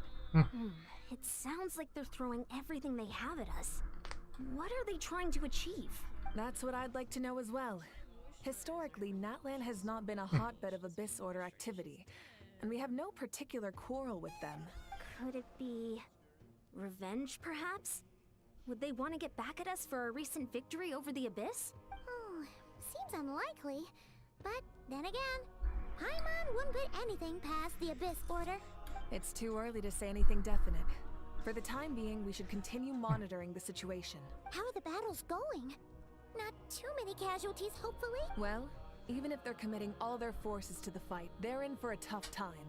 Our brave warriors have just emerged victorious from an all-out fight against the Abyss itself.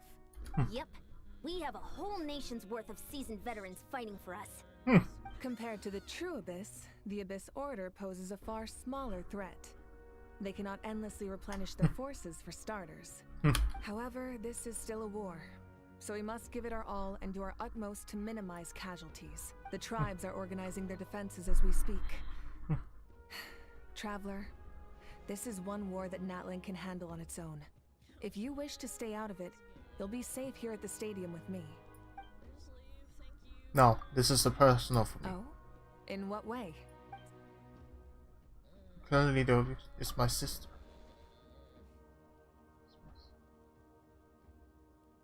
Yep, that's how it is.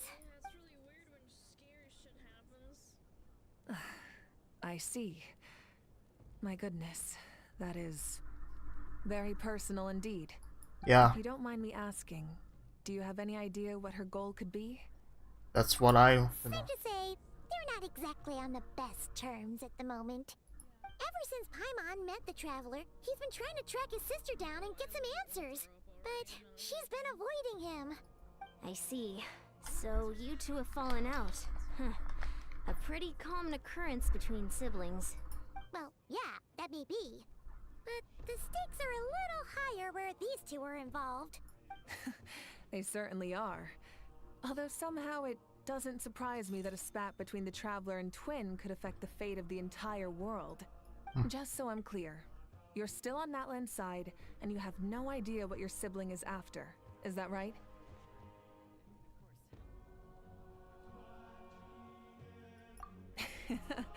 Well, that's a relief. When you first mentioned your sibling, I was worried we were about to be thrust into an impossible position. Our reports say that the Abyss Order has focused most of their efforts against the Masters of the Nightwind. If you don't plan on staying here with me, I'd recommend going there to lend them a hand. I'll join you. Right now, the Collective of Plenty isn't facing a serious threat, so we should support the other tribes. Many thanks, you two. Anything you need, send word to me right away. Alright.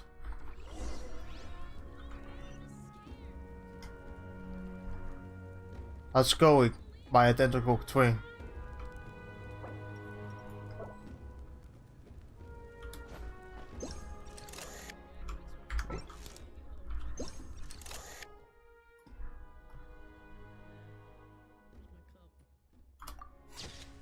Yes.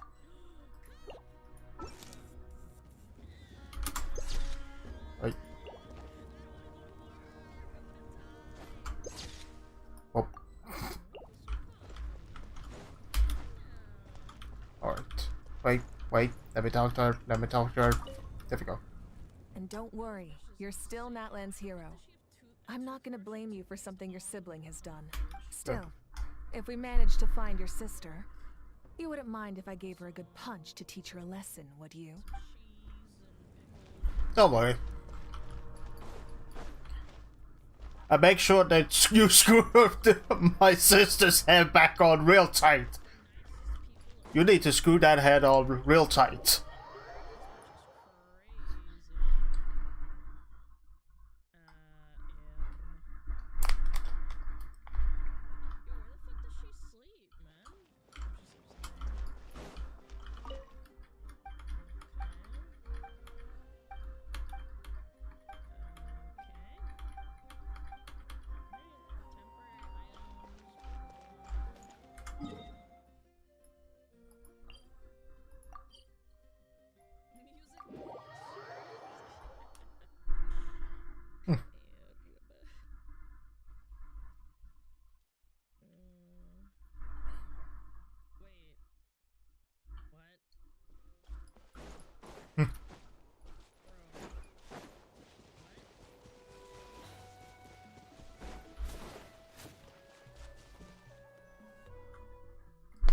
Alright.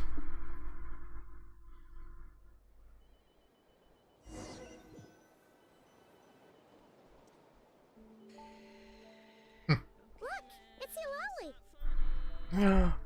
Huh. I wasn't expecting to see you here. Are you here to reinforce us? How are things looking? Mawika told us to come here. Ah, the The situation must be pretty dire if it's managed to get Seat Lolly out of the house. Dire? No, I wouldn't go that far. It's mostly just irritating. I heard You tell me. Being hit the hardest out of all the tribes. What are they trying to imply? They just think we're pushovers or something? The more I thought about it, the angrier I got. I couldn't exactly concentrate on my novel after that, so... well, here I am. So, that's how they earned the ire of Granny Eatsley, huh? They call themselves the Abyss Order, yes? Ugh, so tasteless. It's exactly the kind of two-dimensional name a clueless writer picks because they don't trust the rest of their writing to persuade the reader of who the real villains are. Hey! She's saying your sister has poor taste. Wait, what? Are you saying his sister is a member of the Abyss Order? Yep. I only said that because I was mad. But maybe I went too far. Hey, let's save the chat for later. We've got some enemies incoming. Oh, yep. Good. A much-needed chance to vent my frustration. And not a moment too soon. Things were getting awkward there. Luckily, I'll never have to find out just how badly the rest of that conversation was gonna go. You didn't have to say Yep. that last part out loud, Seat Lolly. Oh, don't worry. Let's get him! Yes.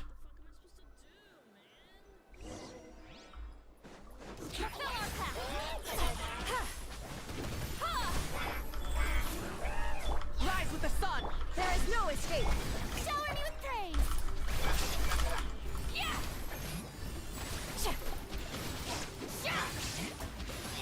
Show no mercy! Oh. Suffer the wrath of Eatsley! Inazuma shines eternal!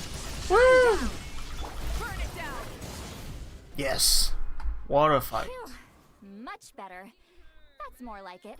Ooh, impressive work, Granny Eatsley. If I'd known you were on the case already, I might have reconsidered whether your tribe really needed reinforcements. If anyone should be reconsidering, it's the Abyss Order. They picked the wrong target this time. Experience says that if we head in the direction they were attacking from, we should find their stronghold. Why don't we press our advantage and destroy their base? They won't know what hit them. Hey, was there a battle here just now? Need any help? The warriors from the Masters of the Nightwind are here! The battle against the Abyss is still fresh on our minds, so everyone's used to working together. Well, morale's high and everyone's here. Let's go take down that stronghold. Yep.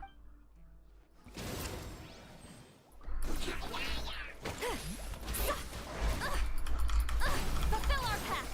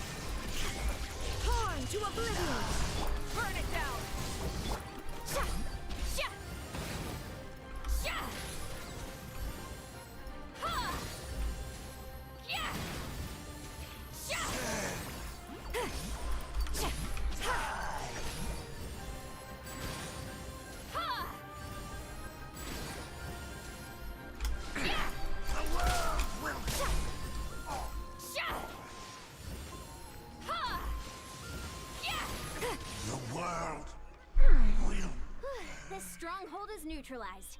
Good work, everyone. Whew. The Abyss Order's all bark and no bite.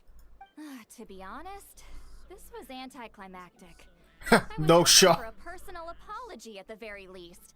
And ideally a whole speech acknowledging the superior might of the Masters of the Nightwind. Well, This was just a diversion. I'll just have to make up for it with some extra wine at the victory feast. This was never about victory. This was never about winning a war or winning a fight. It was about getting the things they want. Maybe it's just me, but an enemy under siege normally defends their stronghold at all costs. The fighting gets more and more intense right till the bitter end. But this time was different. With a few exceptions, most of the enemies here gave up and fled the moment that... well, I don't know, but it seemed like they sensed something. Huh? Not sure I follow. They did a tactical retreat, that's all. It's just a different strategy. I'm not convinced. Don't forget, they're radicals who chose to wage war on an entire nation. They don't do things in half measures. It seems out of character to cut their losses and run like that. So you're saying there's more to this than meets the eye? Yep. I'm saying we don't know enough to be sure of anything at this stage. So let's stay alert and keep our defenses at the ready. So, we're no wiser than the Abyss Order's objective. Back to square one. If I could get a living to talk to me, I would get an answer of all of us. Paimon had a hunch you might say that. But you're right. If we can somehow use that key to track down your sibling, maybe we can end this war before things get serious. And maybe you can finally get some answers. Wait, you're leaving? But I was still debating whether to invite you to the first victory feast. Go ahead, you two. See, Lolly and I will take care of things here. Yeah.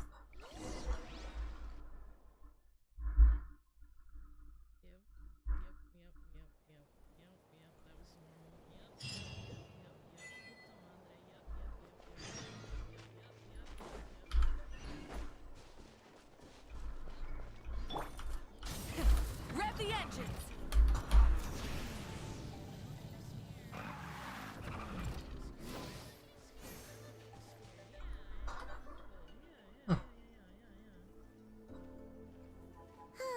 And we're back where we started.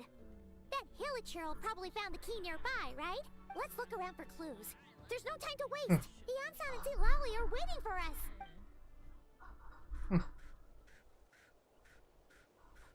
Oh, we've scoured the entire area, but still nothing. How the heck did the key end up in that Hilichurl's hands? Are we supposed to believe that it just fell out of your sister's pocket as she passed by? Seems kind of ludicrous to lose something so important in such a dumb way. But then again, who knows? Sometimes in life, things just go missing and that's that. Wait, that girl. Thank goodness! Someone's here. Please help me. She's from... Who are you? What happened? Wait.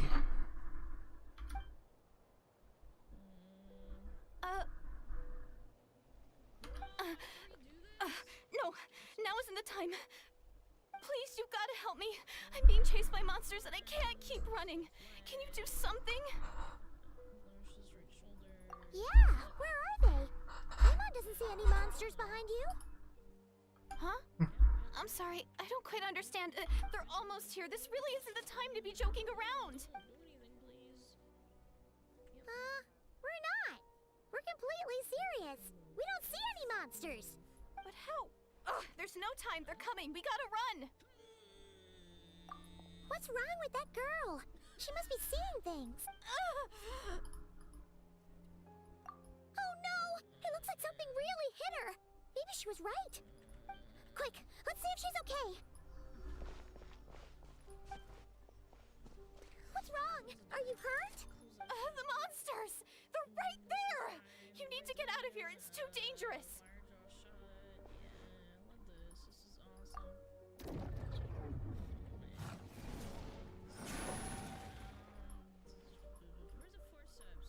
Huh? Oh, now you finally see them. Well, it's about time. I nearly kicked the bucket just now. Great! Thank you, Savior! Savior?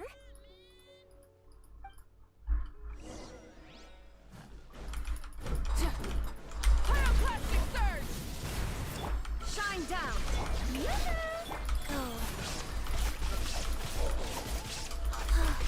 Rise with the sun! There we go.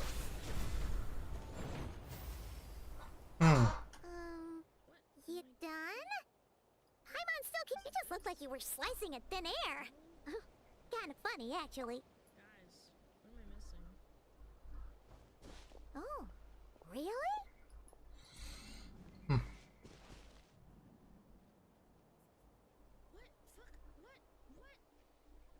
Sure.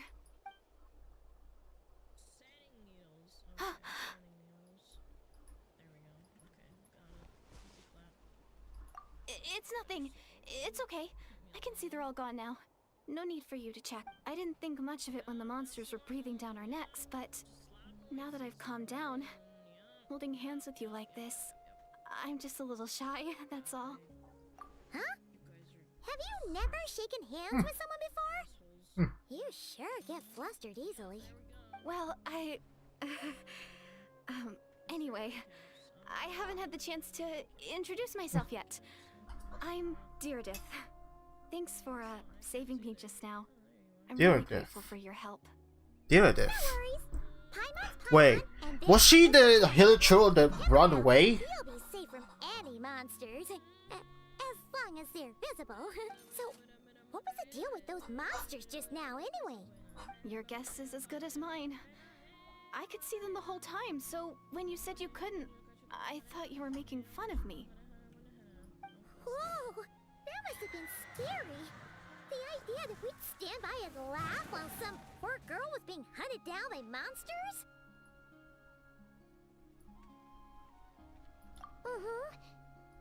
Don't worry, we aren't like that.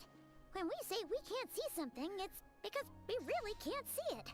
But more importantly, did the monsters hurt you? How bad is it? It's nothing serious. But I did sprain my ankle back there. I won't be doing any more running for a while. Good idea. We'll take you. Oh, I see the very thing I missed. So much. Despite getting injured, I still feel much safer with you around. I'm gonna stay here until I heal up. Don't want to risk running into any more monsters. Yeah, you already took a big enough risk coming out here all on your own. So, where are you from, Deirdith? A small village, far away from here. I walked for what seemed like forever and lost my way, so... yeah, I have no idea where I am anymore. Maybe all these trials and tribulations are part of the journey. No one said finding the Savior is gonna be easy. Huh. That's the second time you called the Traveler a savior. What's all that about? Oh, sorry. It just slipped out. I was caught off guard. The resemblance is so uncanny. Wait, what? Anyway, let me start from the beginning. There was once a sage who passed through my village. People got the sense that she was truly omniscient. The sage said that doomsday was coming. But as that day approached, a savior would reveal themselves to us. The day of disaster is almost upon us, so my grandmother begged me to leave the village and find the savior before it's too late. Doomsday? I've heard people talk about the savior since I was a kid. Growing up, it really made an impression on me. The description is practically etched into my mind. So when I saw your golden hair for the first time, it was like this image that's existed in my mind's eye all these years suddenly came to life. Everything matched. Oh, so that's why you were lost for words when you first saw him. Yeah. Well, the Traveler's definitely got what it takes to be a savior. And he's already got a ton of titles, so he won't mind one extra. Actually, I don't think it's him. What? But didn't you say that everything matched? Everything except the gender. The savior was described as a young woman. Oh, for goodness sake. There are gender requirements to be a savior? I figure. Oh, of course. it's not you, then it's gotta be her. Who is it? You have a sister? Well, then that's it. Oh, it's her. It has to be. Oh, thank goodness. Please, can you take me to see her? Huh.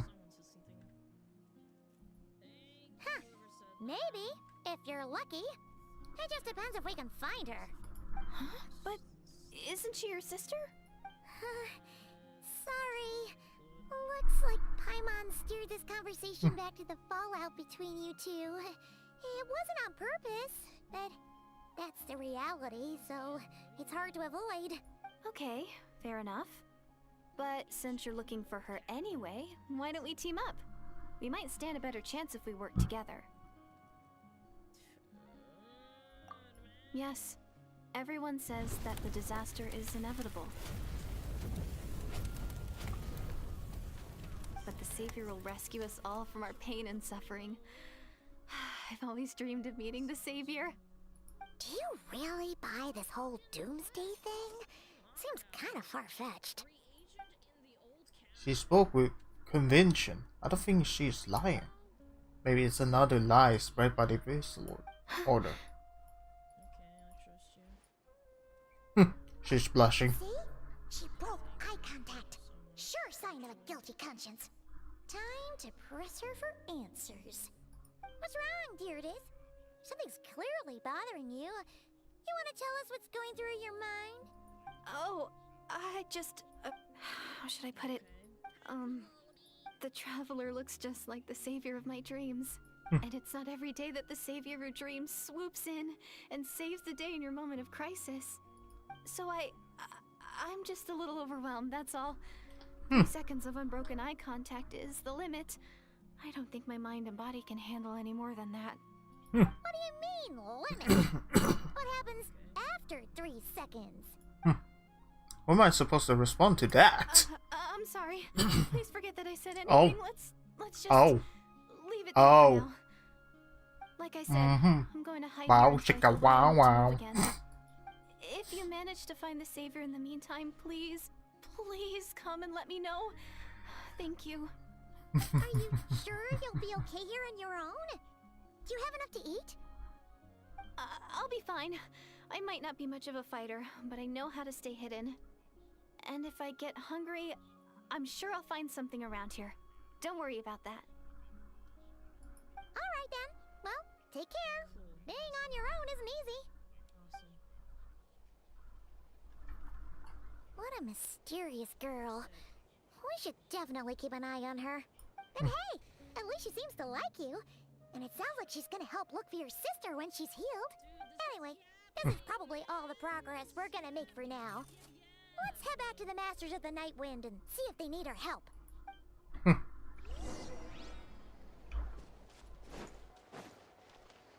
First, Don't worry, I'm fine. I just need some time to myself. something tells me that this woman will be a particular type of role for us. The healer trail that ran away, that's gotta be her. Waiting in that cave for how long? As if time just passed through without explanation. It has to be. Oh, you're back. How did it go? Find anything? Nothing substantial, unfortunately. But we had the weirdest experience. So I take it that the war's still on? That's okay. I just wasn't sure, because things seemed to be at a standstill while you were gone. The Abyss Order hasn't attacked us. And since we don't know what they're planning, we haven't made a move either. In a word, it's a stalemate. The guards have been keeping watch around the clock, but for everyone else, you wouldn't even know we're at war. Huh. Really makes you wonder what the Abyss Order's thinking. I was wondering, Traveler, if you have the time, could you go and pay a visit to the guards? They've been working a pretty demanding schedule. I was gonna go see them myself, but I'm sure they'd appreciate a visit from the greatest hero of our time.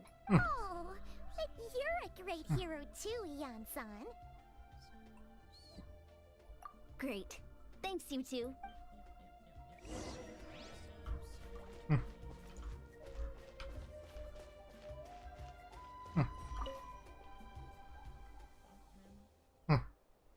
Wow, Tumaini, our hero.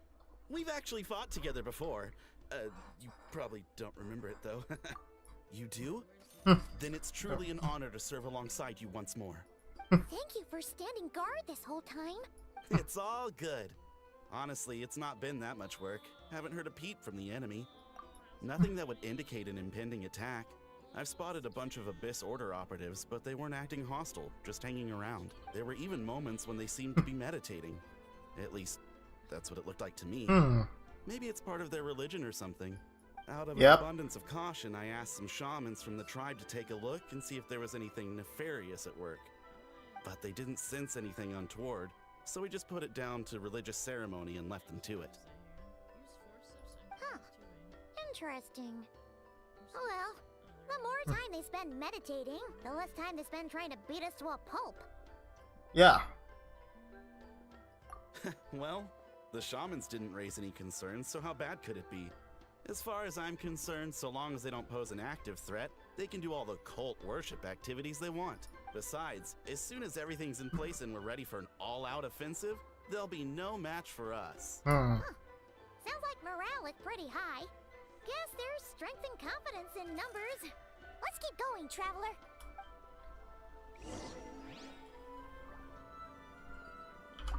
Besides, as soon as everything's in place and we're ready for an all-out offensive,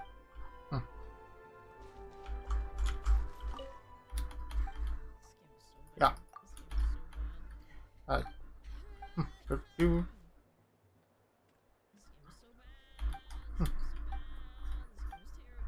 My apologies. No worries.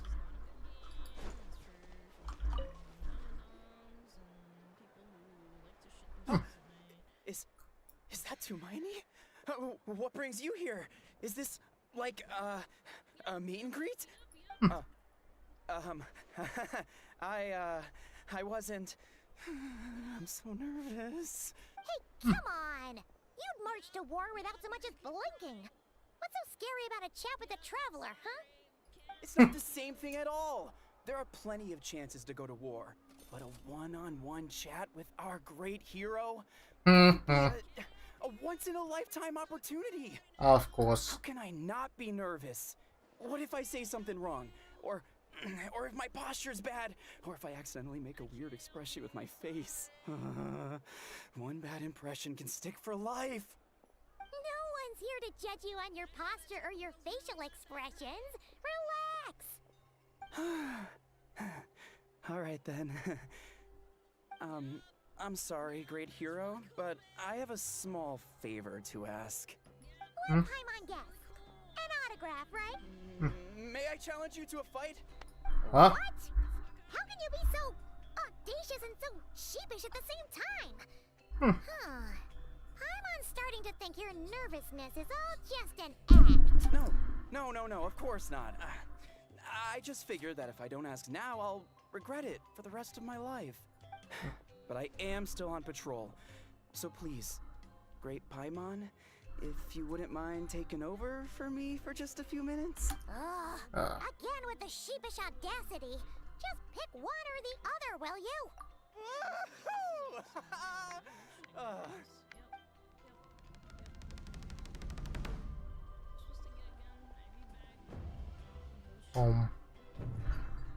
Intense battle begins now. And he'll lose. Obviously, I never expected to win, but until now, I didn't appreciate just how great the gulf was between us. I'll be bragging about the day I got to spar with Tumaini for the rest of my life. Today's really my lucky day. Paimon can't keep up with you. Your tone has changed all over again. Now you've had a spar with the traveler. What gives? Well, some people connect through conversation, but we warriors bond by sparring. And now that I've had a bout with the hero, we're no longer strangers. Nothing to be nervous about anymore. Okay. Yeah. Well, to each their own. but Paimon's still gonna stick to conversation. Not at all. We haven't spotted any new enemy movements. As Paimon expected, nothing here either. Let's do another lap and get back to Ian-san. Yep. You're back. So, did the guards find anything? Not really. Actually, one. No. Someone mentioned that the Abyss Order has been doing some kind of meditation or prayer, but apparently it seemed harmless. Paimon wants to lodge a complaint about one of the guards, though. His name's Kentaro. Hmm? Traveler? You're back already? No one thought to wake me up, huh? In fairness, you look pretty hungover. Can't imagine anyone wanting to wake you up in that state.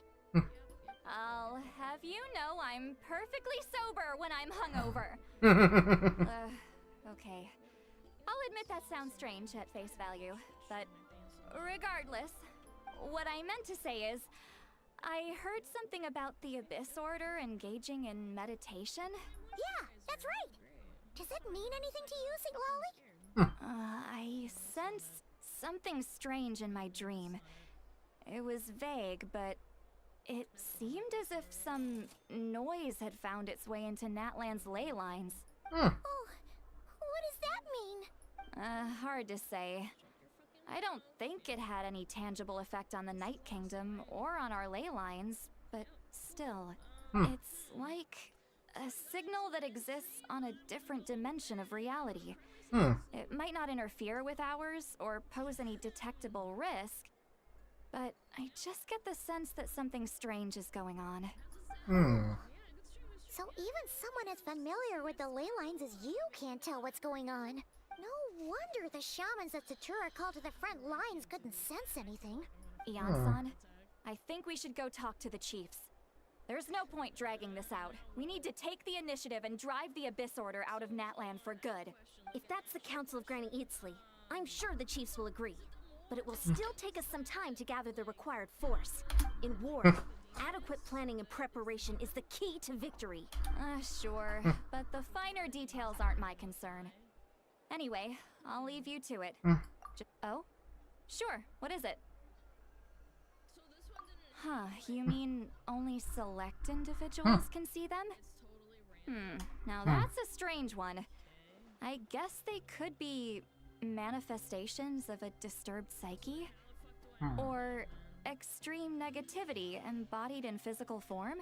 It could also be a simple case of dead monsters whose souls got stuck here somehow. Well, I say simple.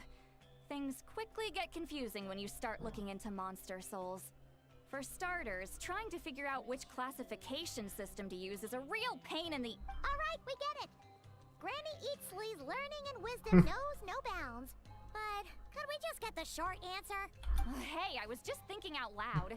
You really think I was just trying to flaunt my knowledge? Anyway, the short answer is, there are many potential explanations for the kind of phenomenon you describe. That said, it's not something I've ever encountered in all my years. Oh, wow. Okay. Well, if Granny Eatsley's never seen it, it might as well not exist, right? Hey, I'm not that old. Oh. Care to elaborate on what happened? This all sounds rather mysterious. Yeah. Really? You had to hold her hand to see the monsters? Sounds a little contrived. Huh? That's the part that bothers you? Maybe the point is more that it requires direct physical contact, whether that be hand-holding or otherwise. But that's neither here nor there. What bothers me is, it sounds like she's convinced that your sibling, the leader of the Abyss Order, is a savior.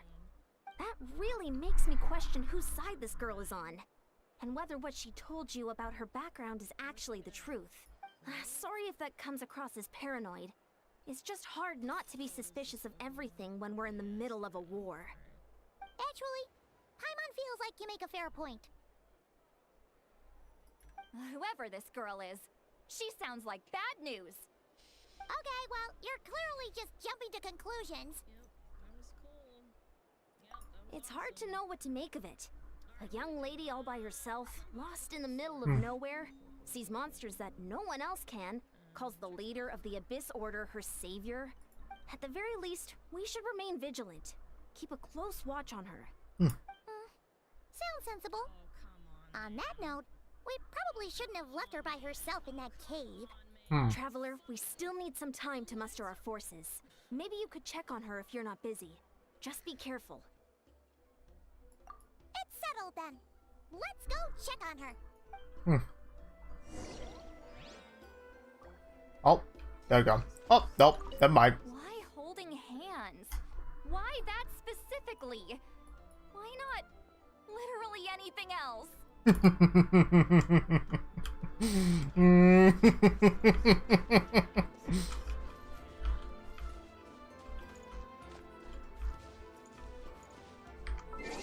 Wait, hold on.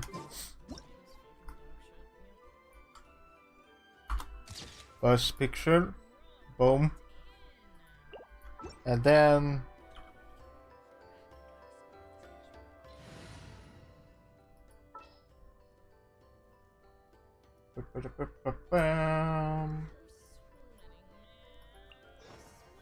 Just what will we come across this time?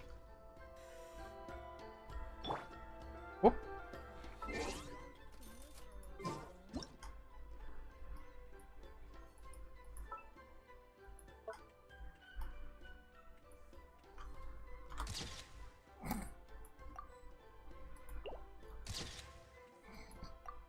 Yep. I'm not normally so suspicious of strangers, but at times like this, the safety of the tribes has to come first. Yep.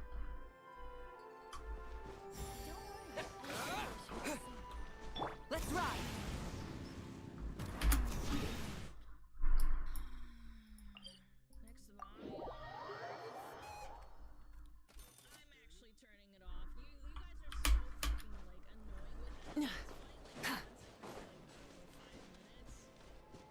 Light it up!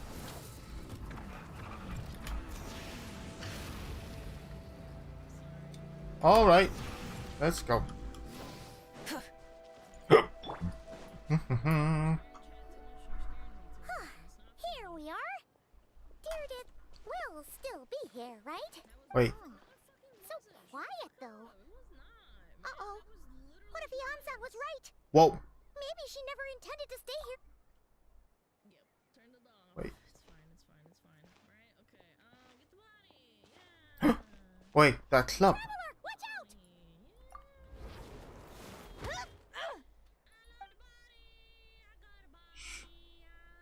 Really easy. Oh, sorry. Sorry. I didn't know it was you. I heard a noise and I thought it was the monsters coming to get me. Did I hurt you? Oh, I'm so sorry. I wasn't thinking straight.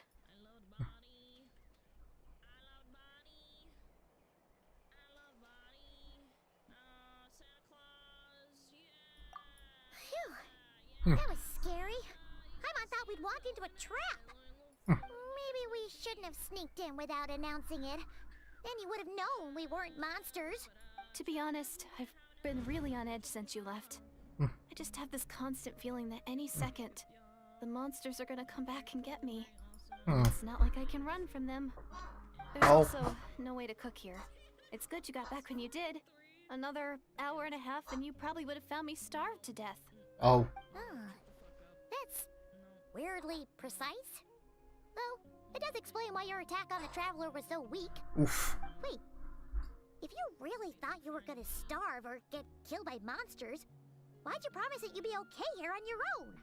I just didn't want to lose face in front of my hero. He already saved my life once. That's more than enough. I just don't want to come across as a constant burden. Oh. Huh. For someone on the brink of starvation, you're pretty preoccupied with your image. What's the real reason? What? That is the real reason. I'm kind of bearing my soul here, you know? Could she really be just an injured civilian? Anyway, so, Could you make me some food now?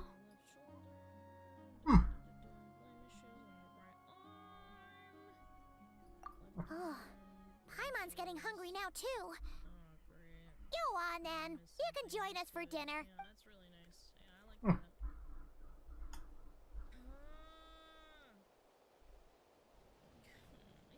Whew. I am so full. Thanks for saving me again. Huh. You can really pack it away, Deirdre.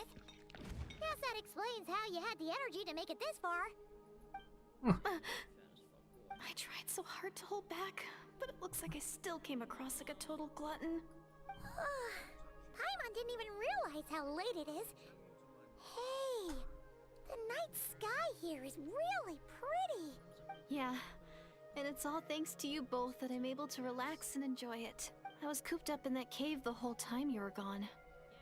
Now, I'm finally out. The air seems fresher, and the stars more beautiful than ever before. You weren't in there that long.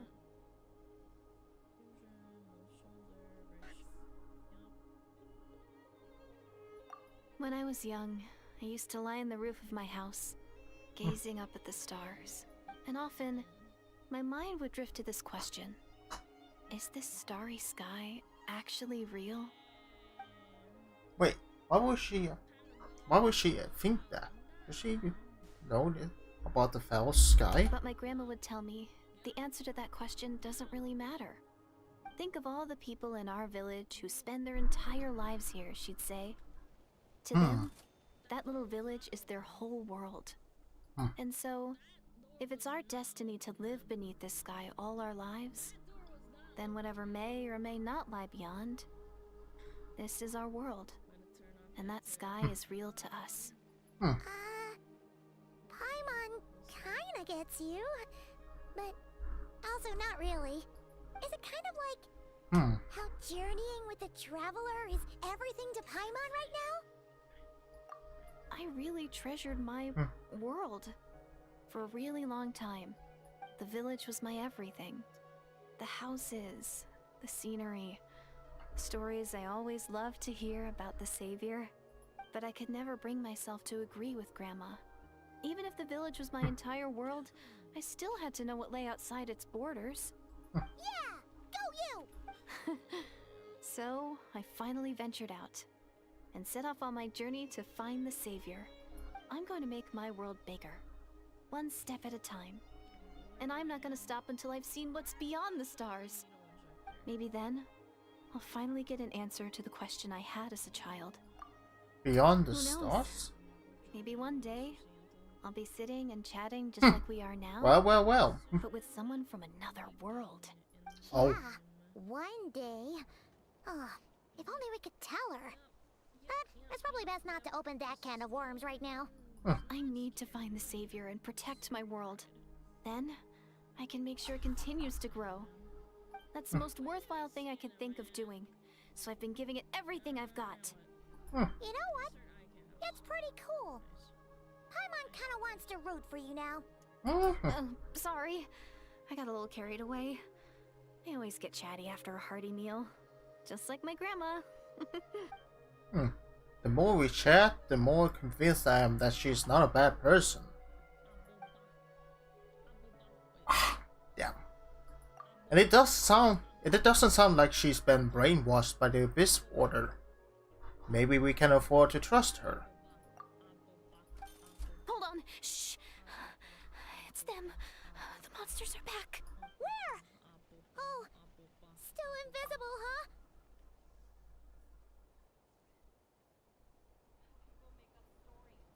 Can you see them now?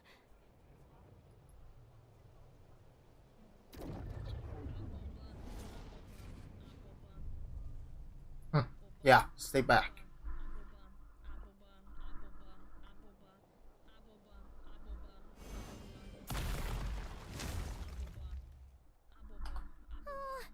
Paimon still can't see anything.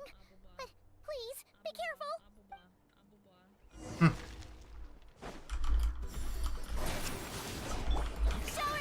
Life goes on. Let's ride.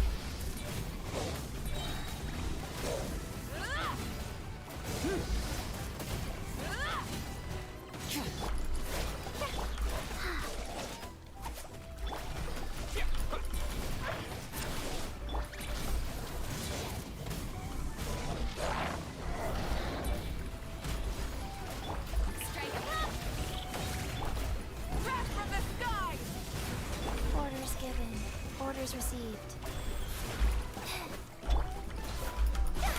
Time to shine! Shower me with... Rise with the sun!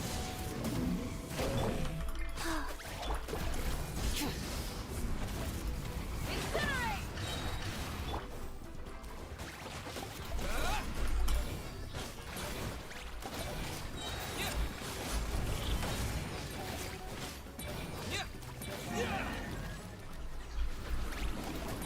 Whoa.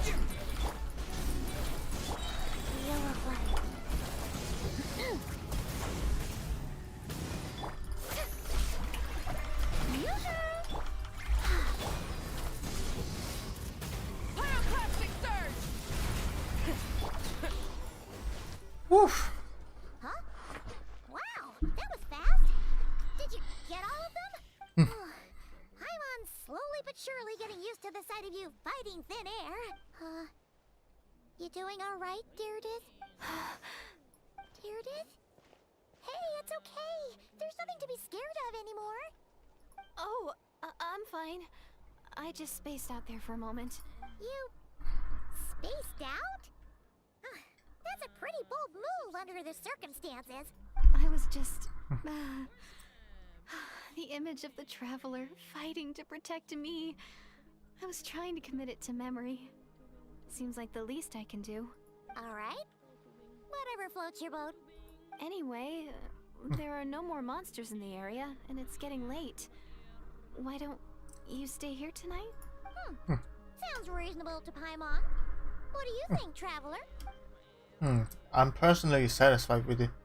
The directive isn't a threat, but I can't hurt to monitor her for another night. But it can't hurt to monitor her for another night. Alright. Deirdith will be... Huh? Deirdith? Why are you going in alone?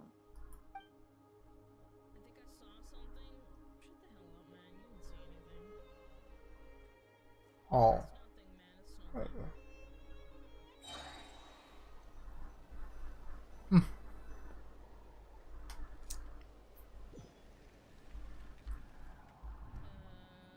Oh. Yep. This is the Night Kingdom? The Night Kingdom. Lumine.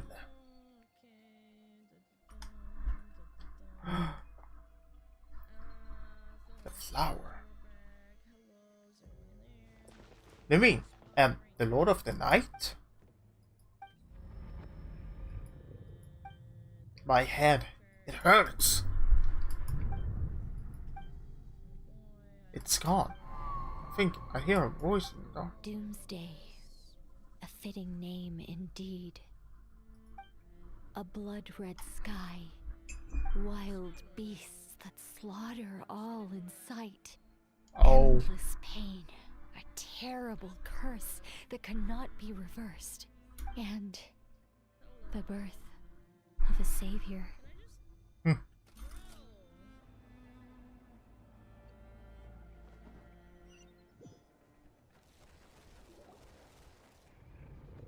Whoa. That dream I just had. You're awake. I'm sorry. I didn't mean to, Was she holding my hand? You just look quite distressed, like you were having a nightmare. I thought if I took your hand into mine, you might find it soothing. At least, that's what my family always did when I had nightmares. But it didn't seem to work on you. In fact... Oh. Is that right? You better not be trying to pull a fast one on the traveler. What? Don't be so... I have more self-control than that. Self-control? What does that have to do with it? I still can't remember anything. What the hell did I see in my dream just now? I think I saw Lumine in the Night Kingdom at the very start of the dream. But I can't remember what happened next. Never mind. If the memory is gone, I can't force myself to remember it. No way is Paimon getting back to sleep after this. You You go ahead. But for the rest of the night, Paimon is staying up to keep an eye on this young lady. Oh, do I really seem that shady to you?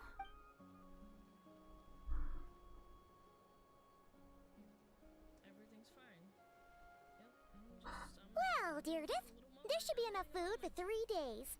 Make sure you eat the perishable stuff first, so nothing goes to waste.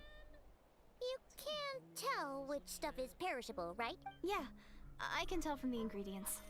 Thank you so much for making all this for me. 3 days will definitely be enough time for my ankle to heal. Then I'll continue on my journey to find the savior. Alright, then we'll be off. Bye for now, Deirdith. The twist will be so damn. Wait! But if this is goodbye, how am I supposed to find you again? Oh, I mean, what if I find your sibling? How am I supposed to let you know? Ah, that's a good point. We share the same goal, but we're constantly on the road, so we've got no fixed address. How about this? When the time comes, you can just write a letter to Miky. She'll be able to find us for sure. Miky? Miky? Who's Miky? Hold on.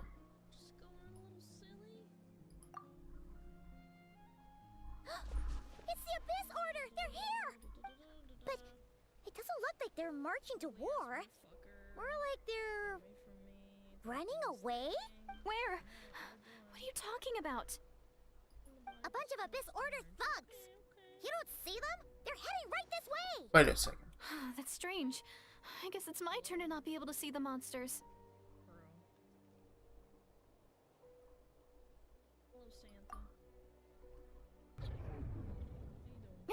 You're right. I see them now. You weren't joking after all. So this is what it's like. What a weird situation. What is making these monsters invisible? Is it Deirdith? Or the monsters themselves? Or is it us? No, it's time. Might as well mow these ones down, just so they can't pose a threat to the truck.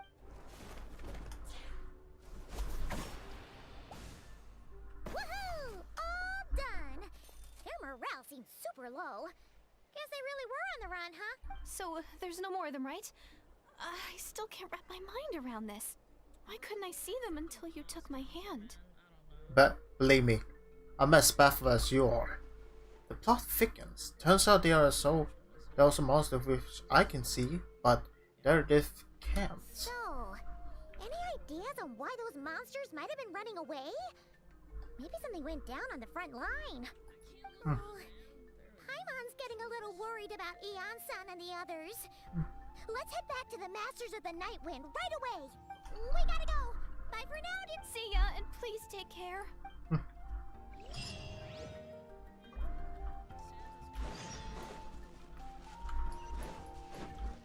Right.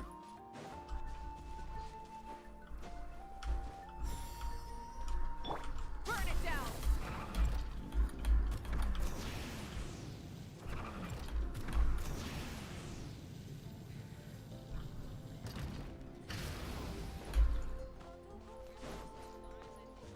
Wait a minute.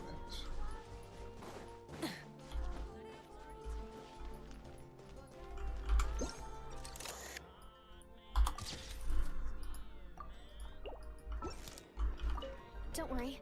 I'll make sure I find a way to get in touch. I mean, as long as you don't mind, that is.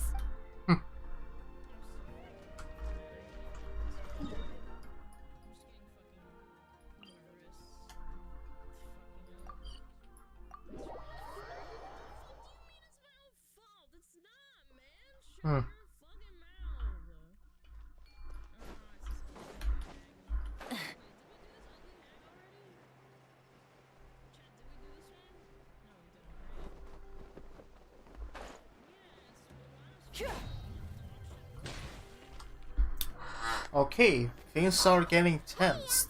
We're back. We ran into quite a big group from the Abyss Order just now. Has something happened at the front? The front line has collapsed. Huh? But how? No, relax. Their front line has collapsed, not ours. Feels like you could have phrased that more clearly at the start. This is good news, right? Why'd you still look so serious? No, we're still mustering troops. Nowhere near ready to go on the offensive. So at first, I was also confused about what exactly happened out there. But just now, I got the full story from a guard who was on the scene. He watched the enemy lines crumble in real time. What? What did he see? One person. Just a single individual. They stormed the enemy lines and attacked with a vengeance, cutting them down like paper dolls. They wielded an unknown power and fought with a sword style that no one recognized. The guard who relayed this to me said that before he even had time to react, the enemy was decimated. I'm only recounting what I heard, and I'm sure the guard in question must be exaggerating to some extent. But still, we have to identify this person, and assuming they're a neutral party, we'll need to figure out how to engage with them. Clearly they're a force to be reckoned with, so we don't want to come across as too weak or too hostile. It's quite a diplomatic conundrum. You don't need to sweat it, Eon-san. From your description, we're already pretty confident that we know this person. Honestly, with the Abyss Order acting out so publicly, it's about time he showed up.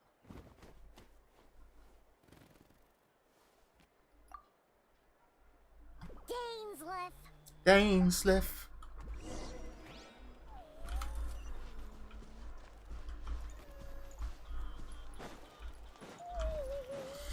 Light it up.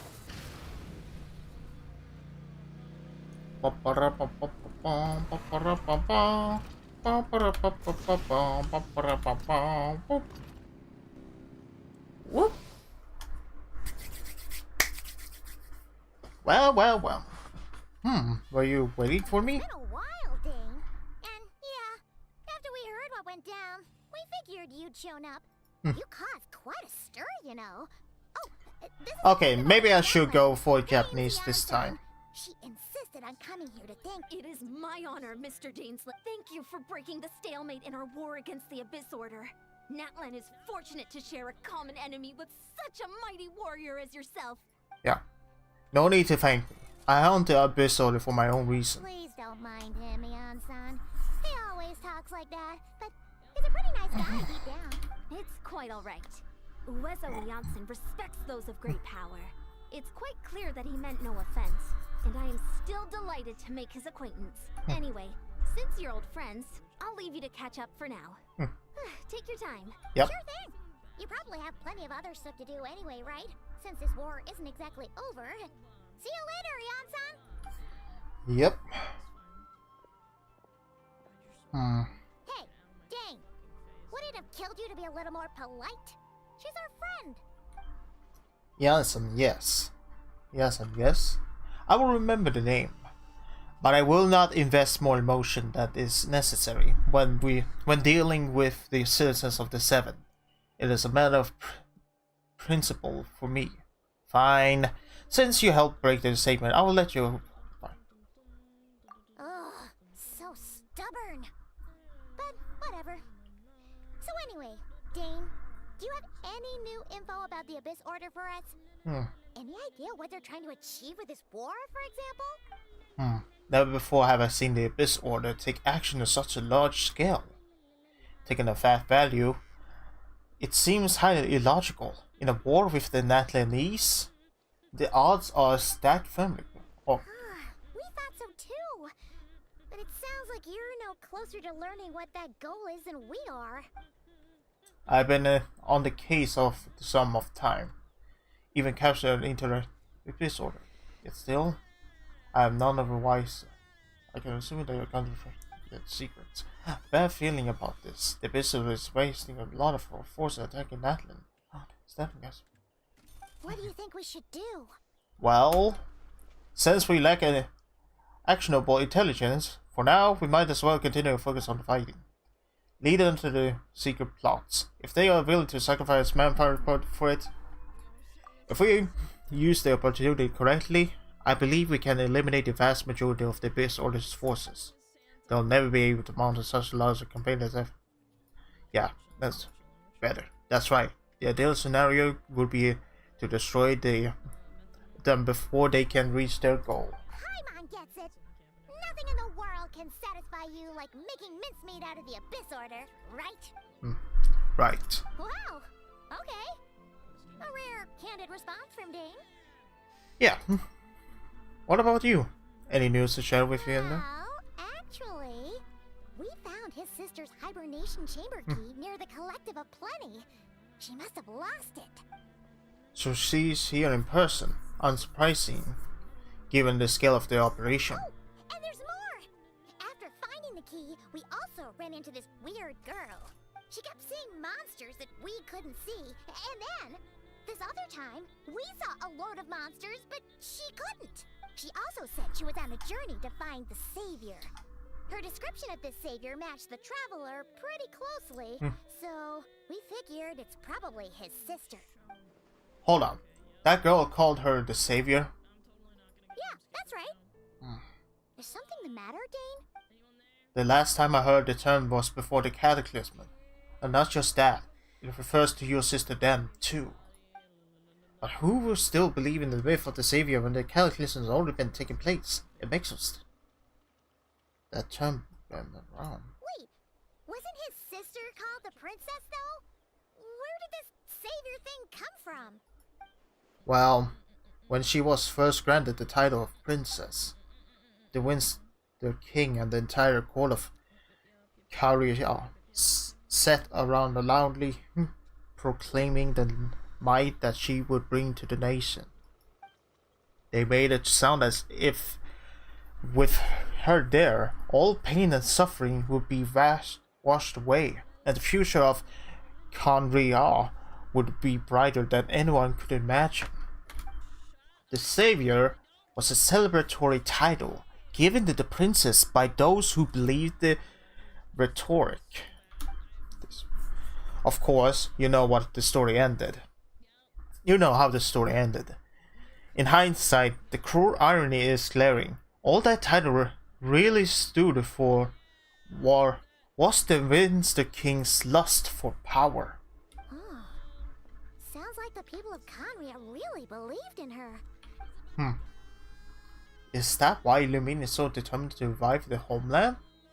Because she thinks she's failed at the Conria's savior? But that certainly doesn't explain everything. There must be another reason. As for the girl you met, allow me to offer some speculation. I suspect she is descended from pure-blood Conria's afflicted with the curse of immortality. They must have resettled somewhere remote, cut off from the rest of the world. That would explain how her people retained her ancient beliefs, including the myth of the golden-haired savior. Paimon gets it now. So, a bit like Kaya. Except she grew up somewhere more isolated? Still, that doesn't explain the invisible monster situation. If she can't provide us with any more valuable intelligence, I suggest we shift our attention back to the Abyss Order. Sure. Also, why don't you stay with us at the Masters of the Night Wind for tonight? You must be tired after all that fighting today. I will consider it, but we must discuss our next step first thing tomorrow morning. We can't give the Abyss Order any time to regroup.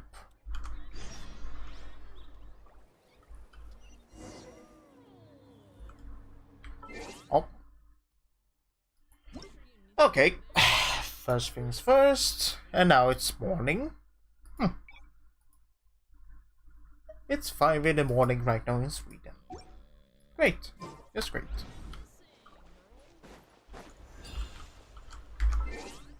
Oh yeah.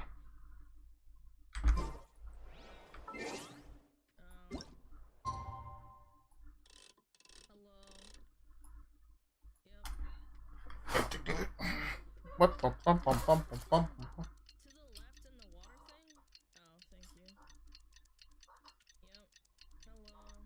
Oh.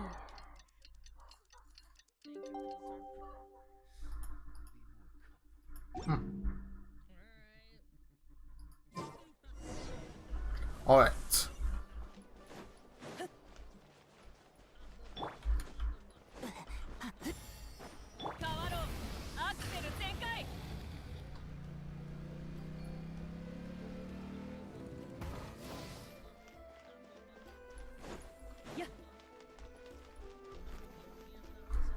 Alright, let's hear Dan proper this time.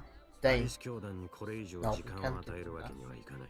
とイオンソもしかして作戦会議かすっかり仲良くなったみたいだね。おはよう、二人とも。何話してたんだ？ちょうど呼びに行こうと思ってたところだ。いい知らせがあるぜ。かがりぎの民の伝達師からアビス教団のナタにおける本拠地を突き止めたって連絡があったんだ。大半の兵力はそこへ撤退したらしい。指揮の中枢もそこにあったみたいだ。怪人の都にな。Oh, it's in the city. That's right. これって奴らを一網打尽にできるチャンスなんじゃないか？もしかしたらお前の妹さんもいるかもしれないぞ。ああ、兵力もほぼ集め終わったし、エンジン様のところにも使いをやった。さすがにこれだけの大規模な作戦は勝手に遂行できないからな。I beg to differ. This is wasting time. You have the intelligence. たった1分の遅れがアビス教団にチャンスを与えることになるかもしれん。私の考えはさっき I've already explained my reasoning. あんたの考え I も understand わ your かる concern. が、ナタは今すぐ出撃できる準備が整っていないんだ。問題ない。俺が行く。情報を感謝する。ヤンサ。一人で行くつもりか？もう少し待った方がいいんじゃ。わかった。健闘を祈るぜ。引き止めないのかよ。No. 私はダインスレイブさん I admire his courage, and I believe he is strong enough to take on the Abyss Order by himself. Yeah.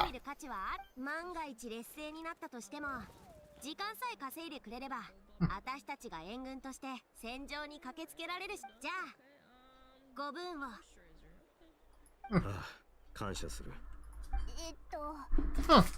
旅人、じっと見られてるぞ。ダインのやつ、かっこつけるんならもっと徹底的にやれよな。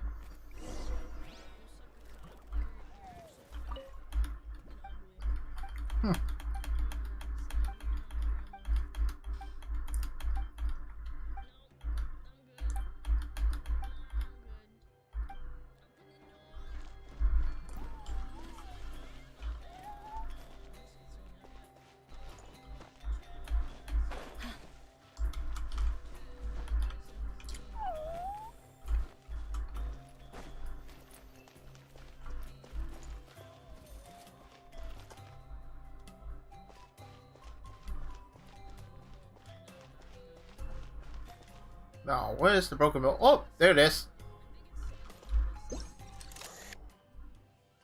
There's the fake moon. Right about there. What an apple. Unless it's the Sonic the Sonic the Hedgehog free moon. Yikes.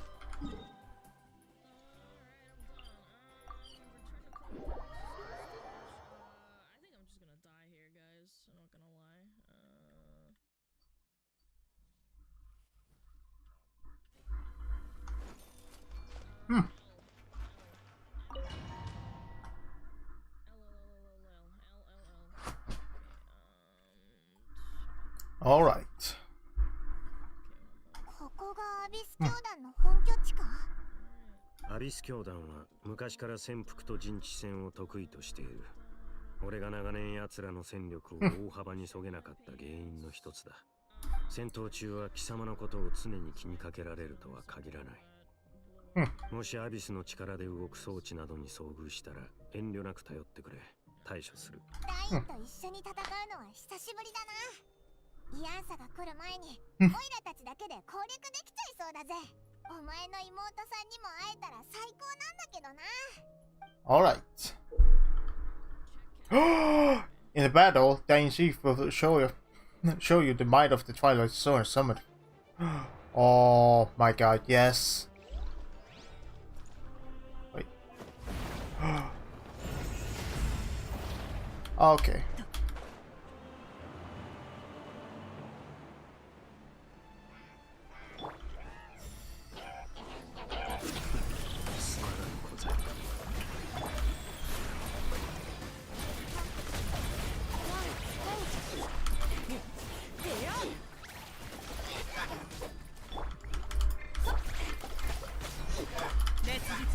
私に従え。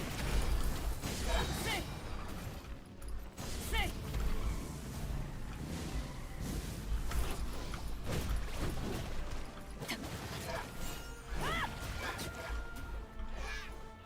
通常を焼き尽くす。観念しろ。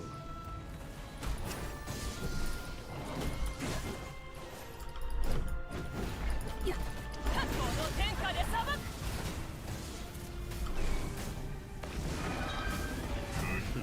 つまらん小細工。宣言せよ。はあ。歌え、僕の名のもとに僕を称えよ。お披露目だ。聖戦出てよ。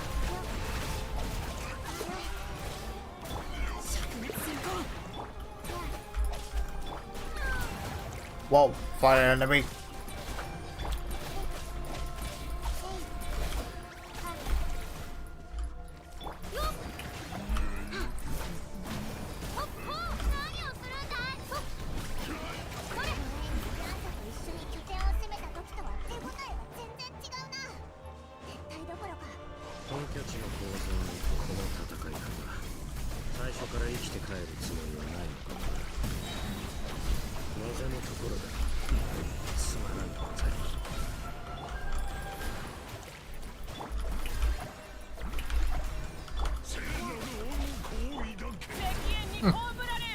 There we go.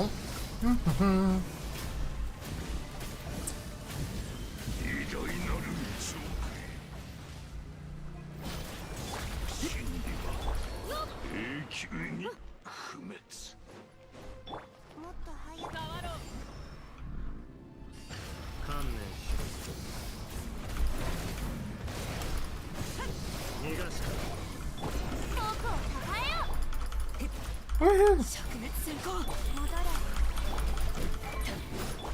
お披露目だ。明けの明星。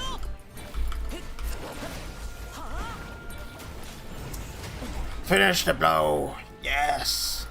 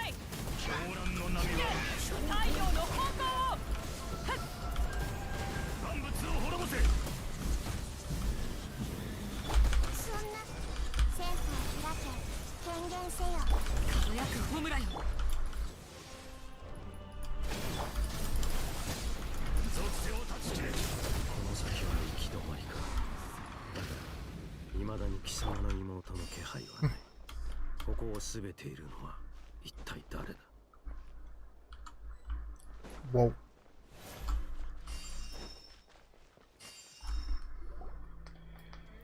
Yeah, this will be quite a challenge. Now with this one, Jesus Christ. Twilight Sword Dane Leaf. Is this really what you want? その通りだ。貴様らを狩る機会を一度たりとも逃すつもりはない。妹さんがいないってことは、こいつがこの我々を狩るか。同情を禁じ得ないな。お前にとっては殺されることすら贅沢な願いなのだろう。長年我々を追い続け、やっとのことで成し遂げたことが、今この瞬間無意味になっていることに気づかないのか。煙に巻くようなその話し方、不快で仕方がないが、少なくとも今王手をかけているのはこちらだ。そろそろ決着をつけるべ Wait, きだ。 don't tell me that this one is supposed to be him. They almost look... Actually, no, the iris is not real. 貴様らにはまだ何か切り札がある。 That would be... それともこの戦局を覆す要因があるとでも言うのか。わかりやすく言ってやろう。教団側からすれば、姫様はすでに別の方法で勝利を収められたのだ。As far as we are concerned, our princess has already won by other means. 戦いへの勝利だけではない。 No, Her Highness has achieved something far greater. For today, the Abyss Ogre's greatest wish has finally been fulfilled. Infiltrated the Night Kingdom to exploit that realm's past experience with late-night reconstructions. Use the foam loom of fate to reweave the lines of Canaria. Wait, does this? Since the Night Wind was all smoke stream to give.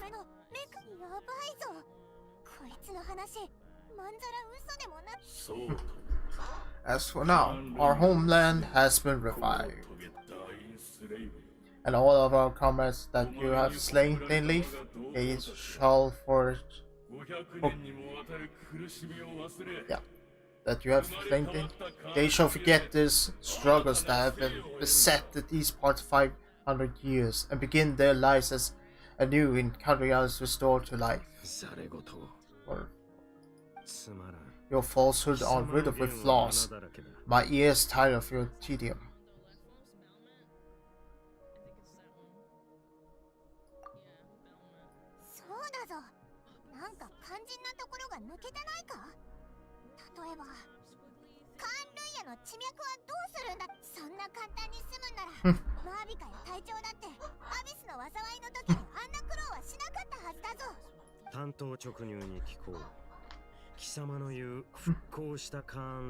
Then where is it?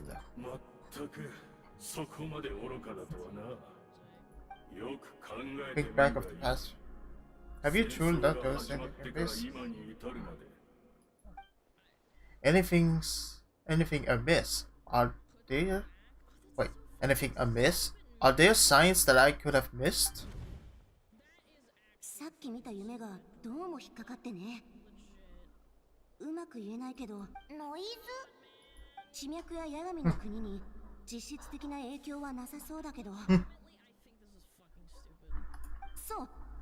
A signal that exists on a different dimensional reality. Or possessing the detectable risk. I just get the sense that something strange is going on. Oh yeah. I also vaguely remember seeing Lumina the Night King facing the Lord of the Night. Wait, that's not all. There were other signs as well. イアンサやシトラリと一緒にアビス教団の拠点を攻めたとき、名園の主の近くにいた将兵の話では、休戦中多くのアビス教団の信者たちがあちこちをさまよいながら、ティレルには見えて俺には見えない魔物、それからその逆。 Assuming he's right, then another possibility arises. Maybe I'm a different time in space from Diff. If she's Canrian, like Dane suspect, that means this revised candidate that he speaks of might actually exist. And despite hailing from that separate time and space, Diff has found a way to communicate with us. 軽々しく信じるな。そんな馬鹿げた話、この目で自ら確かめるまでは認めない。今やるべきことはただ一つ。目の前のこいつを永遠に黙らせることだ。往生際の悪い。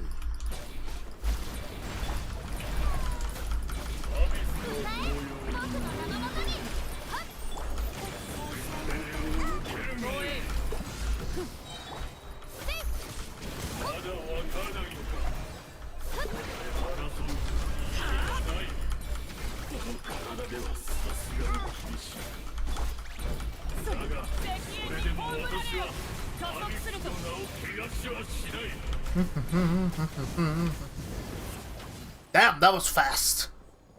片付いたか？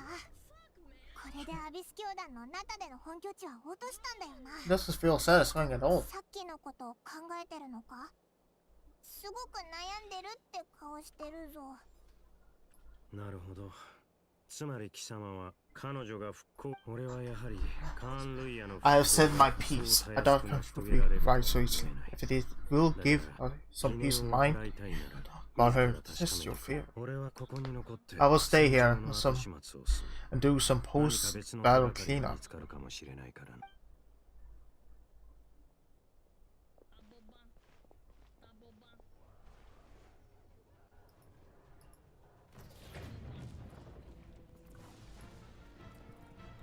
Uh-oh. Oh! Damn! 声と話し方にどこか覚えがあるとは思っていたが、 I should have made sure you were dead earlier. The curse of it struck you too, then hate them. You still refuses to address me as master. Forgetting.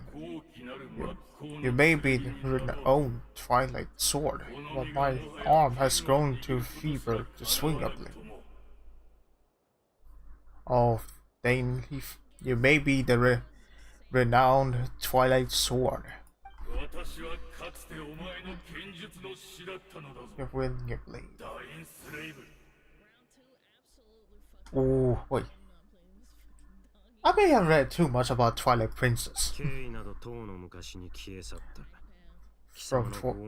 Legend of Zelda. Hmm. しかしもはや争う必要もあるまい。どうせお互い不死の呪いを背負う身。俺は貴様を100度だって殺した。 I intend to kill you 100 times over.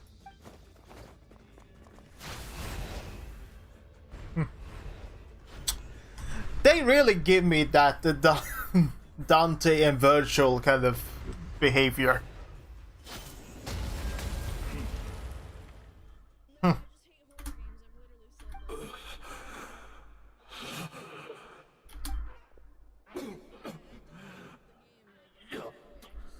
You finally had enough?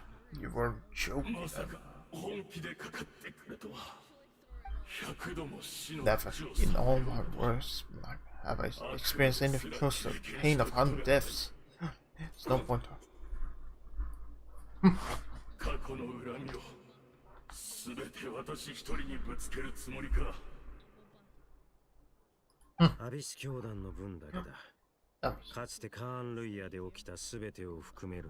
I was just your action at this order. If you took into account what you did in Canria, you will soon find out much darker your nightmare can become.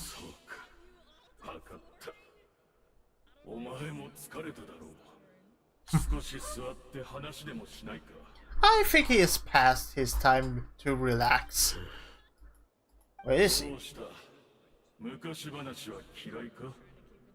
まあ、お前にとっては忌まわしい思い出ばかりだろうからな。まさか貴様がアビス教団の側につくとはな、ハーデン。貴様らの姫はかつて貴様らを裏切ったと言ってもいいはずだ。Wait, the princess?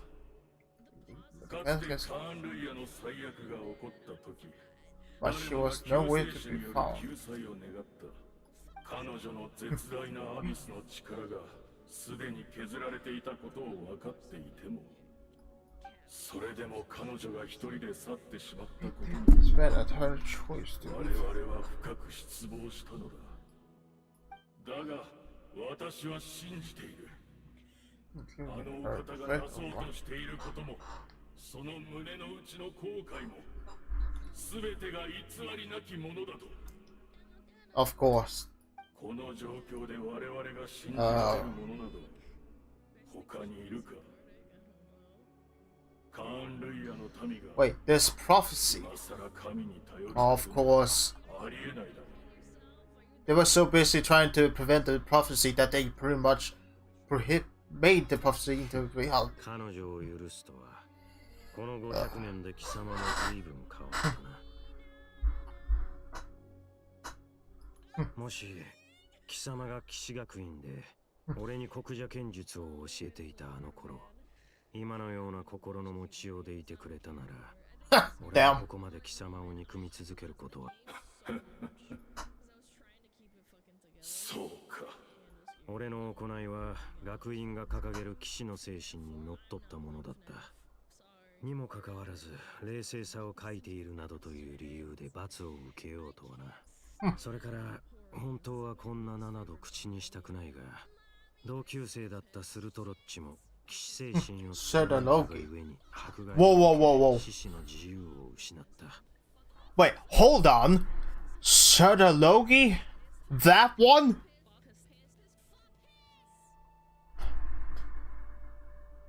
Hold on. Shut a Loki. That one? Means to be his name even Michael. Or prosecuted a falling. Hold on. What is this connection? There's little point to discuss it now, of course, but all of this was your doing, wasn't it? Hayden. 新世代の騎士たちを徹底的に潰した。どうした？認めないつもりか？すまない。真摯に謝りたい。 I would apologize for you for those actions, truly. But the fact is, 何も思い出せない。 remember them anymore. 本当に。 Oh. この姿を見ろ。 Only by this grace have I managed to make it. Memories, experience, all begin.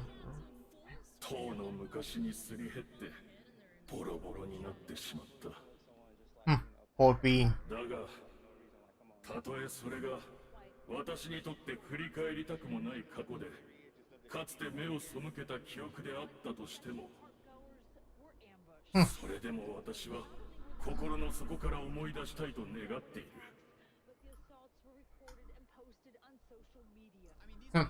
Damn. Jesus Christ.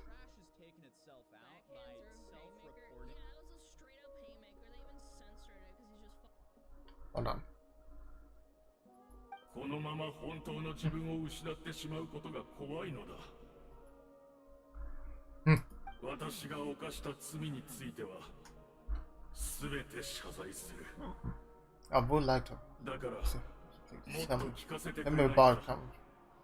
about the country. The once called home. なるほど、通りで。記憶とは人格を Memories are indeed a crucial part of a person's identity. カーン・ルイヤでの過去か。 So, the country we once called home.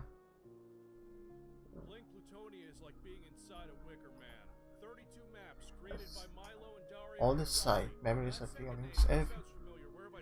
Only everything seemed to take. But it tell more about the golden age. 貴様に語ってやるほどの時間も情けも持ち合わせていない。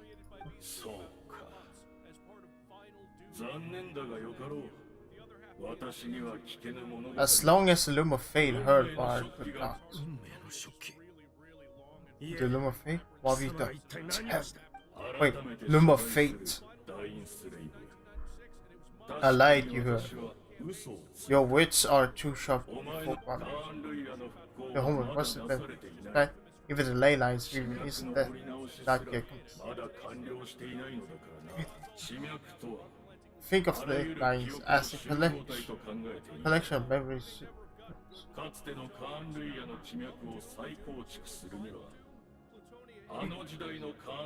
To retrieve all the 運命の食器は記憶という原料なしには何も紡ぎ出せない。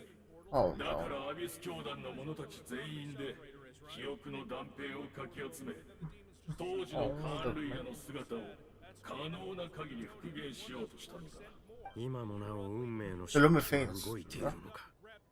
アビス教団の奴らがしていた瞑想も食器に原料を供給するためのものだというのか。その通りだ。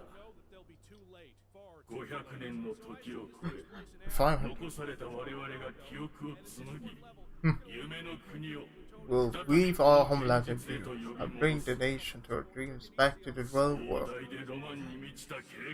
What a glorious undertaking. There's our fate, and the world growing from broken memories shall itself be. そこで目をつけたのがこの俺か。長年貴様らを狩り続けてきた敵だというのに。その通りだ。お前の兄が残した指輪のおかげで、お前は何度でも肉体の状態をリセットできる。Wait, what? Left you by your elder brother, which continuously resets your body's condition. お前の記憶も多少はすり減っていようが、カーン・ルイヤの末裔の中では最もマシなはずだ。たとえ教団の全戦力をおとりにしようとも、 Sacrificing our entire army as bait. 俺をここへ誘い込み、瞑想の状態へと導To lure me here. それが貴様らの真の目的だったというわけ。いいだろう。俺の脳裏にあるわずかな記憶と引き換えに、貴様らの全戦力をそげるというなら、運命の食器にすがりつき、一か八かで支柱の駒を全部投げ捨てるのは、簡単な一手とは言えないがな。少なくともあの方には、この戦いに参加する資格がある。そしてたった今、お前の助けのおかげで、運命の食器による New camera is complete. Enough about your beloved leader. You said you would pay up any price for my members. Did you not? Prepare to slay another 100 times of your deception. It was worth it.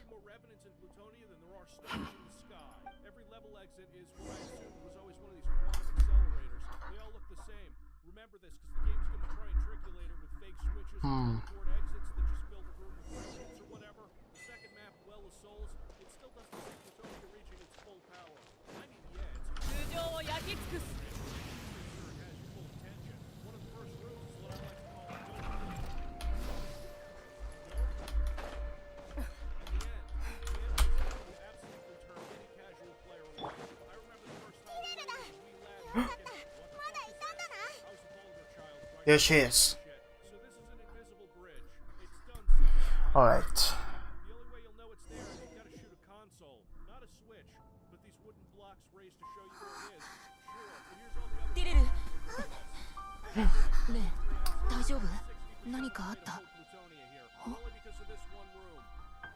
Wait, what?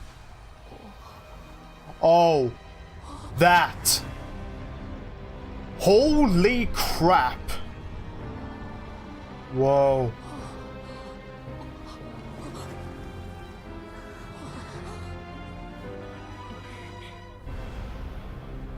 Of course. What is this? Could this be the Cataclysm? Wait, this is where it is right now. So she really is. Yeah. I come from the future. That means the world is the home. What happened to Kanri? Oh. What happened to my homeland? Don't ask. I still believe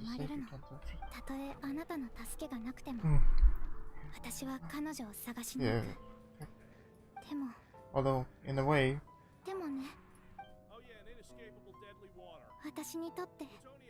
I've already found Mike.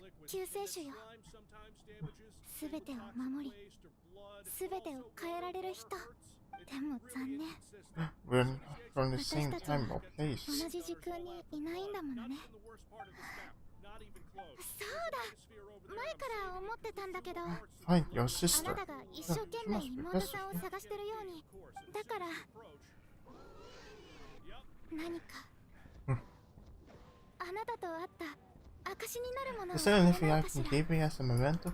妹さんを見つけたときに When I do find her, あな can たが you 探 convince して me たっ that て you're 証 also... 明できるように。 Wait. That one.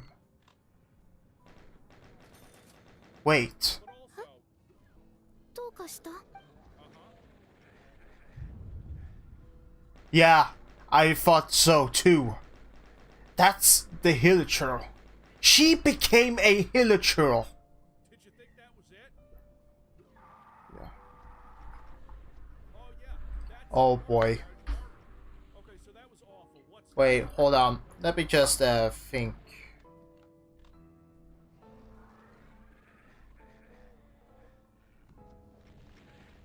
Hold on. No, no, no, please, please. Burns of hell in one archvile that can't actually go anywhere? This right here is the first true plutonium map in my opinion. The one that solidifies the burning sensation you get when attempting to play this. If you just finished the Hold nuke, on. Level 6 is Baron's Lair, not to be confused with Baron's Den.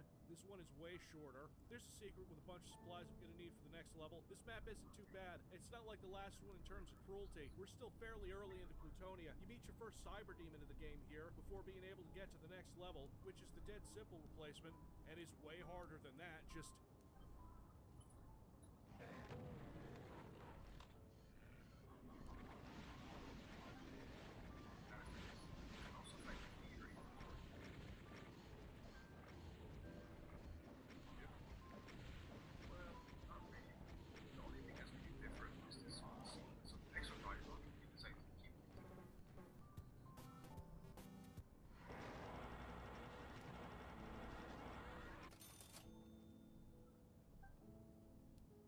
Plutonia is really generous with rockets, especially if you're not pistol starting. Thank fucking God, because it might replace the shotgun for usefulness.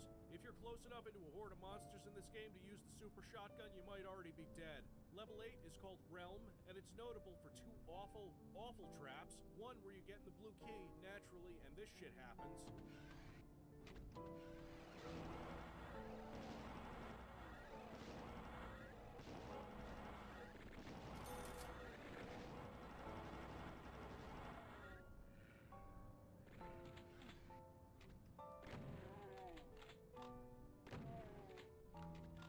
And then at the end where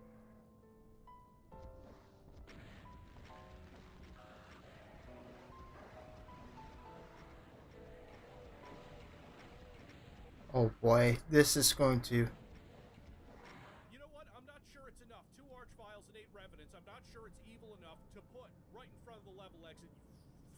I've played this. I knew it was coming, so I saved this berserk over here.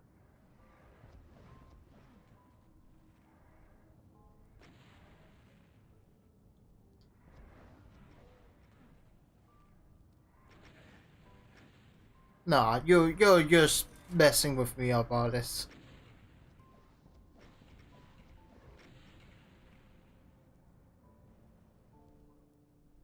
Level 9, Abattoir, which is spelled wrong.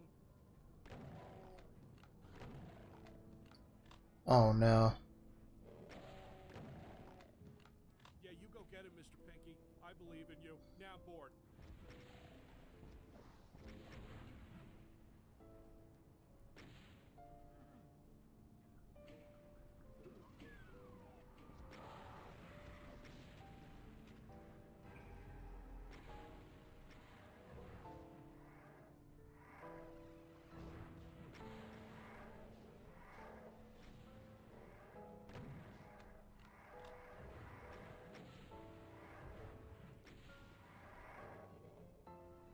Sucked by infinitely tall shaft to splash damage, you fucking boners.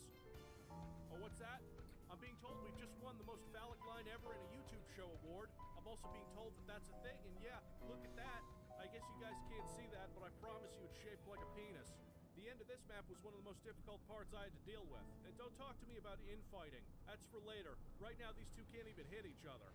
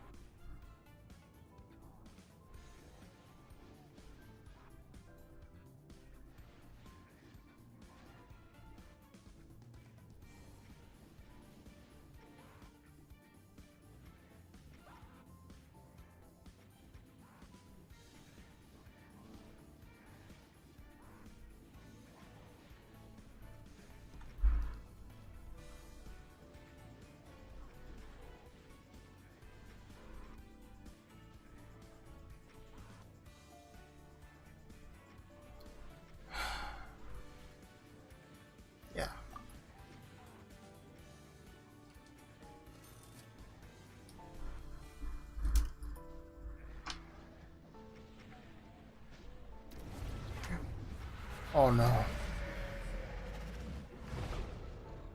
you like that thing in the first map with the Archvile resurrecting the chain gunner forever? Because now there's two of them. You can't kill them until the game teleports them out of there. There's like a dozen chain Of gunners. course. That's not even remotely the worst part of this map. Teleport them His sister has arrived to pay a visit. Hello, Lumine. やっとわかった。時の失勢、イスタロトの影響だったんだ。そうじゃなければ、この出会いは起こりえなかった。知ってたのは結果だけ。その過程をずっと知りたいと思ってた。500年前、カーン・ルイヤの最悪が始まったばかりの頃、私はカーン・ルイヤの姫として全力で抗おうとしていた。そんな時、この少女ティレルが訪ねてきたの。彼女は世界を救ってほしいと必死に頼み込んできた。お兄ちゃんが私を探してるって聞いて、驚きのあまりすぐには信じられなかったけど、 And then she showed me the key of it. So, okay. With this I searched the whole time. I found no trace. And then she brought me that news. I was faced with extreme difficulty. I desperately wanted to see you again, but Kaguya was in equally desperate need of my help. Yeah, you really have a lot of burden in pretty much carrying in your back, huh? A lot of burden. So you did all this just so you can pretty much save a place that you pretty much try to resurrect. 罪悪感を抱えながらも、私が選んだのはお兄ちゃんに会いに行く方。やっとのことで見つけた時、 Still in hibernation, even the key of the chamber was still スリープポットの鍵もちゃんとお兄ちゃんの元にあった。 Wait, 3 keys existed simultaneously in that moment? わけがわからず混乱したけど、考えてる暇なんてなかった。すぐにお兄ちゃんを連れて逃げるしか。 You are right now. ここからはお兄ちゃんも知ってるはず。 You have ran. 500年もの間、ずっと疑問だった。 That's for you. I never. でもまさかこんな偶 That's 然が on 重 the な people った past 答え fine. にたどり着く。 I never mentioned the answer. 500年後の私の My 行動 actions は 500 years 全 in て the の future. 元凶だったなんて。 Emotion. Are you 私へ mocking の me? 皮肉な Istaroth. イスタロと。 Istaroth. That is succeeding right, bringing us together. But unfortunately, it is version of us 500 years apart. She hoped that the Savior would rescue Karyev, save the entire world. But instead, the news she brought led the Savior to make the complete opposite decision. Awful. Is that her fate? Is that how her story must end? Not yet. But if the ley lines of Karyas are complete. I'd always thought that they had heavenly principles. 最初から分かってた。でも、ナタにあるヤガミの国だけは例外みたい。ずっとそこで私はアビス教団を率いて、ナタに陽動作戦を仕掛け、ヤガミの国へ入って、ヤガミとの対話と交渉を試みた。残念ながらヤガミの国は特殊で、新たな地脈を受け入れることはできないんだって。でもヤガミは地脈を紡ぐための空間を与えてくれた。Yeah, the Lord of the Night did say before that even if she can only reconstruct Natlan's ley lines, it's probably for the same reason. それでヤガミの許可を得て、運命の食器を起動させたの。一輪の In the world of the base, I was able to grow around based on the present-day atlas of space-time. 時空が重なり合ってたからこそ、兄ちゃんもティレルに出会えた。 That's what I saw in my dream. She's not lying about that, at least. But what I don't understand is, why did the Lord of the Night agree to this? その後、すべての教団の信者たちの瞑想と思い出によって、時空に重ねられたカーン・ルイヤは次第、記憶を素材に重ね合わせた空間をテンプレートにして、運命の食器はついにやるのを果 Illuminate たした finally の。 finished its work. 今私が手にして What I いるの now は hold in my hand is the Atlas of the New World. Wait, what? I'm sorry. You have this. What have you 運命 done? の食器によって紡ぎ出され、絡み合うのは New capital of ley lines. With this, the nation once known as Gallia can rise again. 国はいつか I will find a suitable host こ location れ for を it. 受け入れられる空間を見つけてみせる。 Why is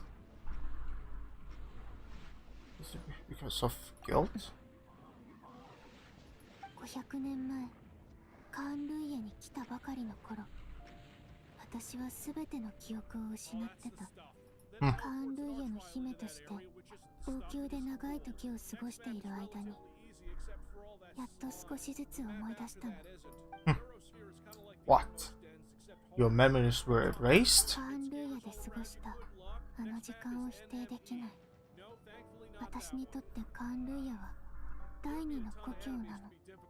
だからこそ罪悪感が胸に重くのしかかってる。でもそれだけが理由じゃない。それ以上に重要なのは天理と対等に対話するための資格を得ること。そのため That's に neat. I would 一 need つ in の my 世 head. 界が必要なの。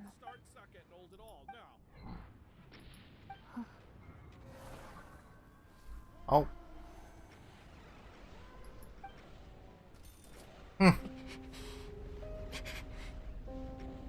なぜかわからないけど、ホタルの言ってることはどこか他人事みたいだ。 It doesn't sound like you. I mean, その計画は本当に俺たちにとって意味のあるものなのか？ us.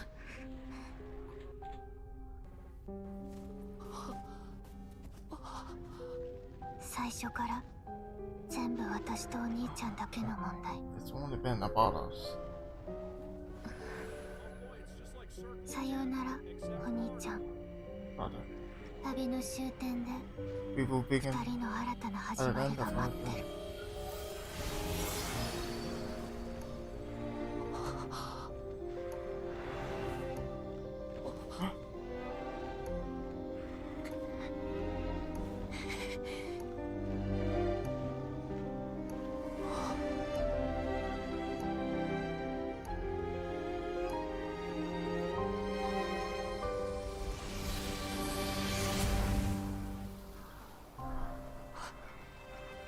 Of course.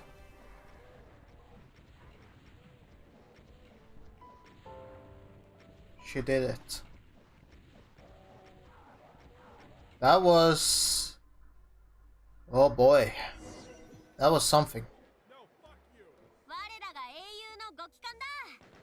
みんな待ってたんだぜ。主力部隊が戦場に到着する前にアビス教団は撤退した。きっとまたトゥマイニのおかげだろ。お、どうした？浮かない顔だな。 Wow. ことはオイラもわからないけど、旅人がティレルと手をつないだ瞬間、まるで異世界に入ったみたいに。必死で近くを探したんだけど、気づいたら元の場所に旅人がいた。すごく悲しそうな顔で立ってる。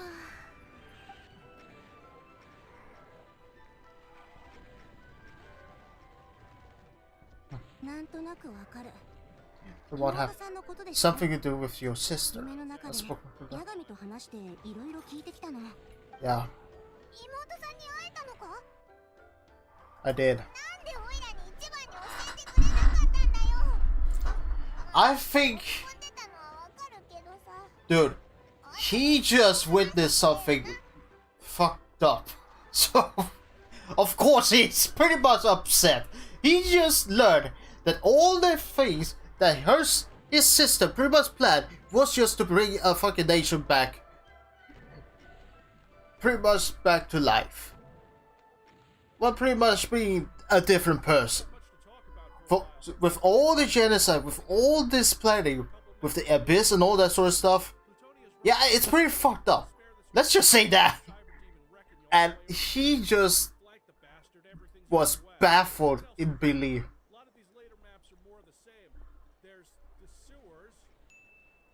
Yeah, that is pretty much.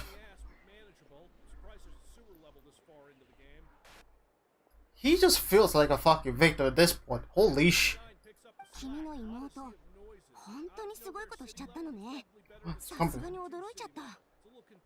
Yeah. Actually chose to allow it. That caught me off guard too. The world is complicated.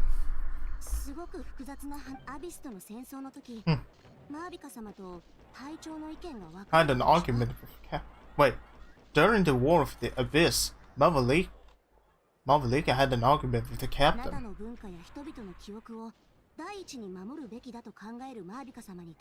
Believe the preservation of Leyland should come before all else.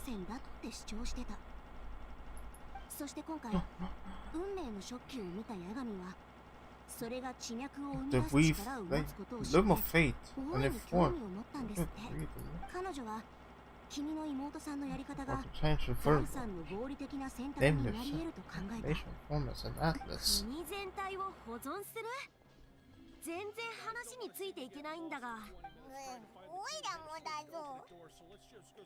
Yeah. Gave the go ahead.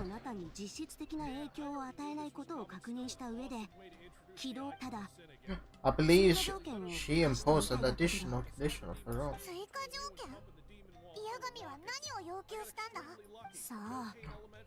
She wouldn't tell me what it was.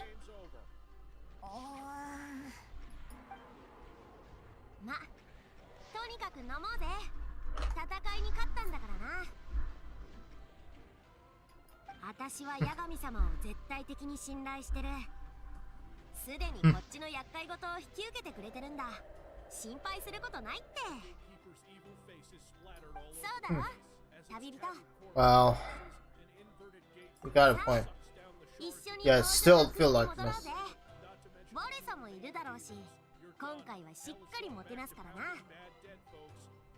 But there's something else I want to do first. I think he wants to pay way to an old friend or an old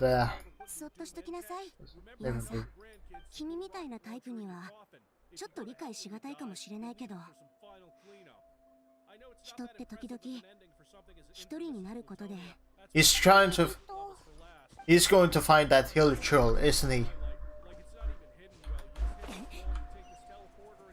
Yep. Yeah, I thought so too. Oh, wait.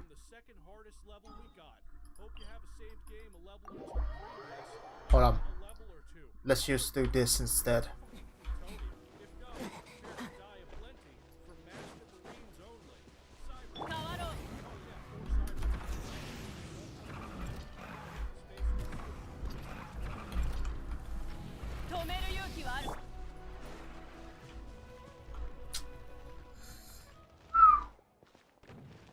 And now he found the cave. Oh. Oh.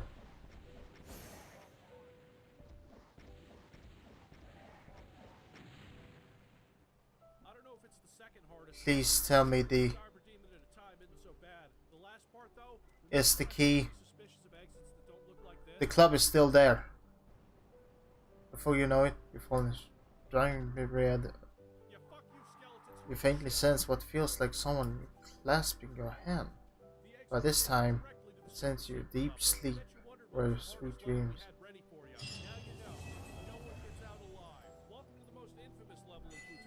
This time, they're not lying about how hard it is. Witness, be amazed.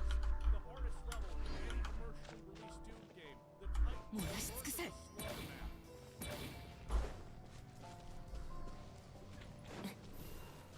So that Hillchill just booked it. It's gone. No. No. Come on.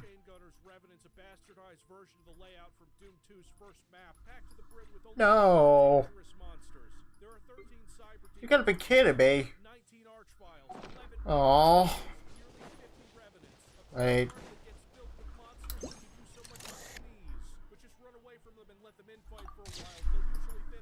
There we go. Oh, Jesus. Yeah, that was. Yep. That was a story.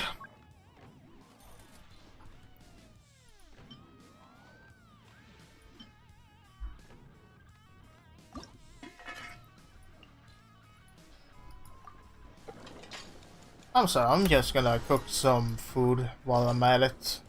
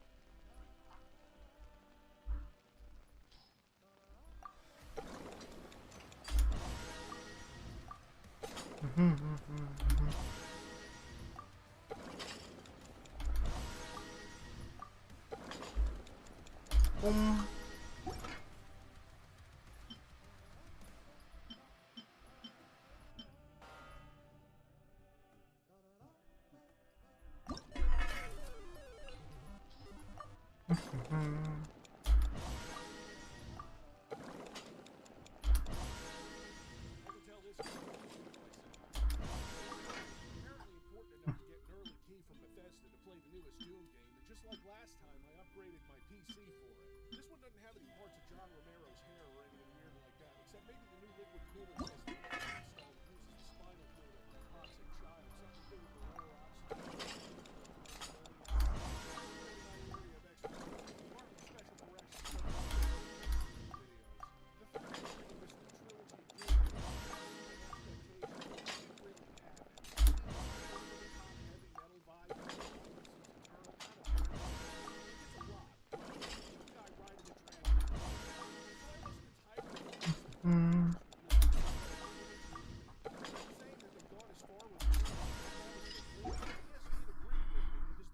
mostly different.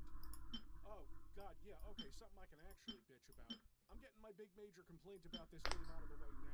You guys remember how that Indiana Jones game came out, and it was cool and also had performance and crashing problems because it mandated that you use RTX? That is apparently now standard for id Tech games, with Dark Ages running on fancy new id Tech 8. Now, don't get me wrong, it's very pretty, and I'm really enjoying it. Load times on PC for something that looks like this, but also I don't think it's much better than it does. RTX is a hack that cuts your performance and improvement of visual fidelity. And I'm worried that this is becoming Ba-ba-da-bum-bum-bum-bum. 5-year gap between games, and you can see improvements across the board. Now it's just, I guess you can see farther, and the levels are huge, but like, is it really worth it? Hello, my name is Ryan. I have some bad news. Is torturing this child and harming the people out of the spinal fluid really your life? Stop forcing RTX. Cut all that.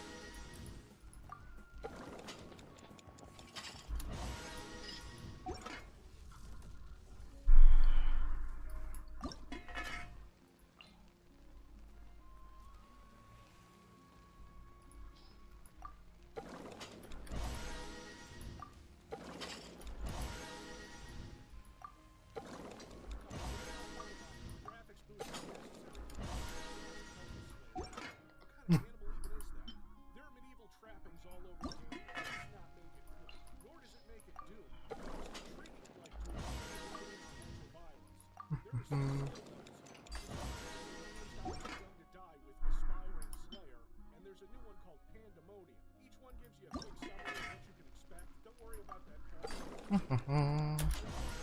Experience so that the game isn't even remotely fair. You can do that too.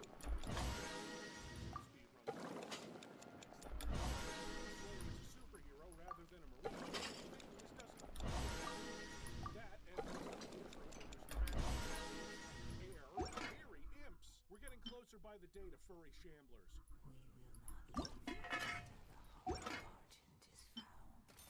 Oh, okay, Argent. We're back in Doomland. This is Argent Denur, which we've seen before. Dark Ages is a prequel, so all these people in the opening cutscene are dead. Who is this? Commander Theory? Yeah, she's part of the Night Sentinels. She's so dead.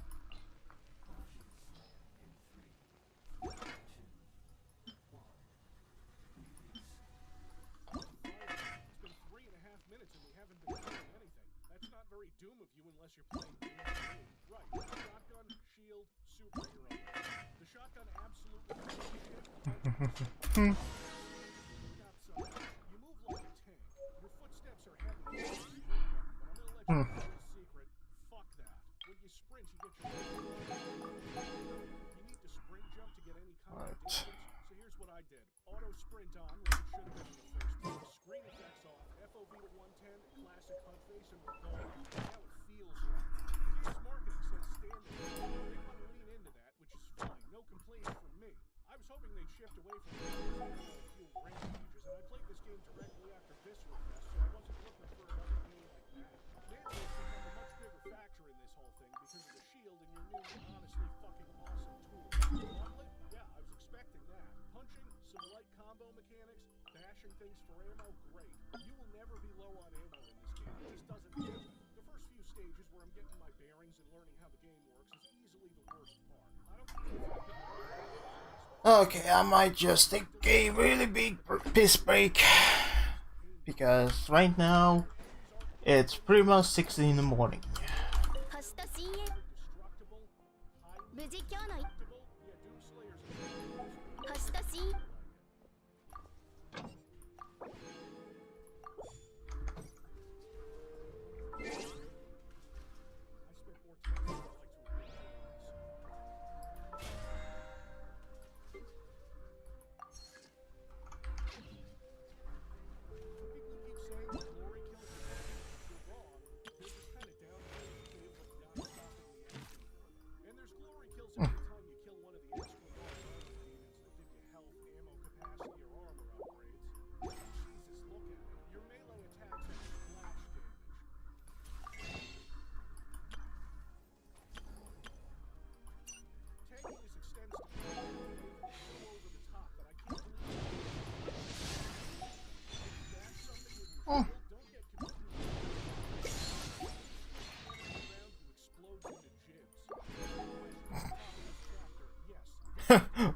Watch me getting scared in 3, 2, 1, go. That would have been fucking hilarious, wouldn't it? Ah well. I need to take a piss break. Be right back.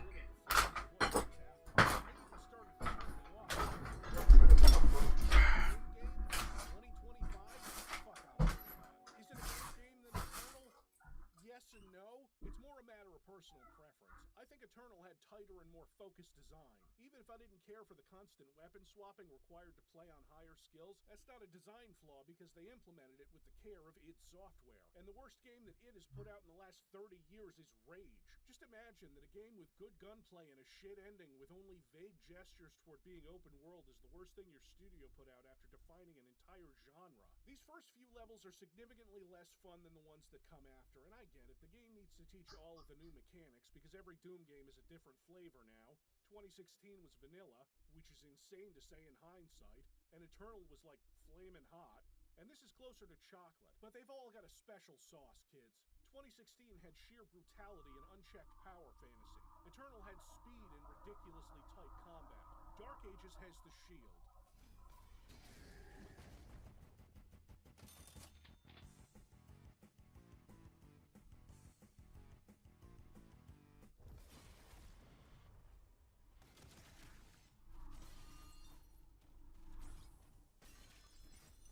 The shield saw, which I was convinced was more of a gimmick in the promotional material, is absolutely integral to the combat of Dark Ages, and I absolutely fucking love it to death.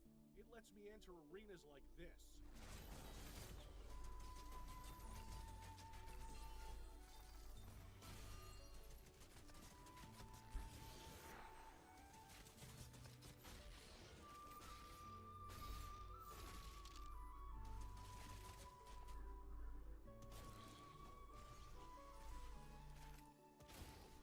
About the lack of an actual chainsaw until I watched this thing slice off a demon rider's face.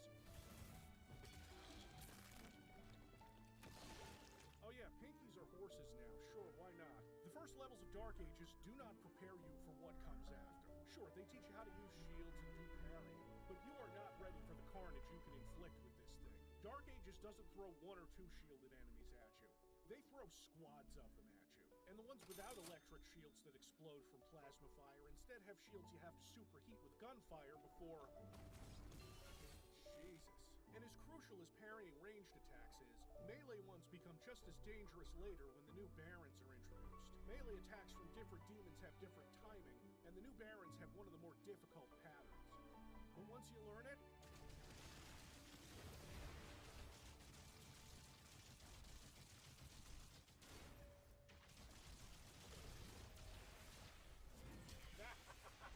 the shield is always in play. It's always worth using. A successful parry will slow down time, or holding the shield throw button will also slow down time. Or not if you just tap it, which is good too. I haven't even gotten into the upgrades. They're basically for when you want to parry a ranged attack, but also send absurd amounts of pain back at your attacker. And okay, not every one is better than the last, because wedged in between magic homing daggers and practically being the god of thunder, you have a turret. Yeah, I didn't use it much because... And it's not just for parrying, throwing, blocking, and tenderly caressing when I'm lonely. It's for movement. I like using it to get out of sticky situations by locking onto a faraway zombie and basically translocating into a cloud of gibs. And health.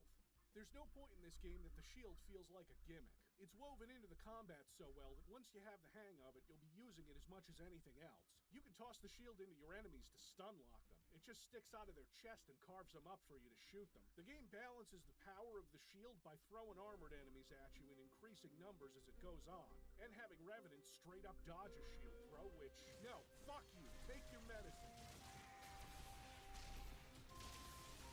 Yes, the game has other melee weapons too, your vanilla punch, a flail, and a mace, and they all get upgrades. Everything gets upgrades.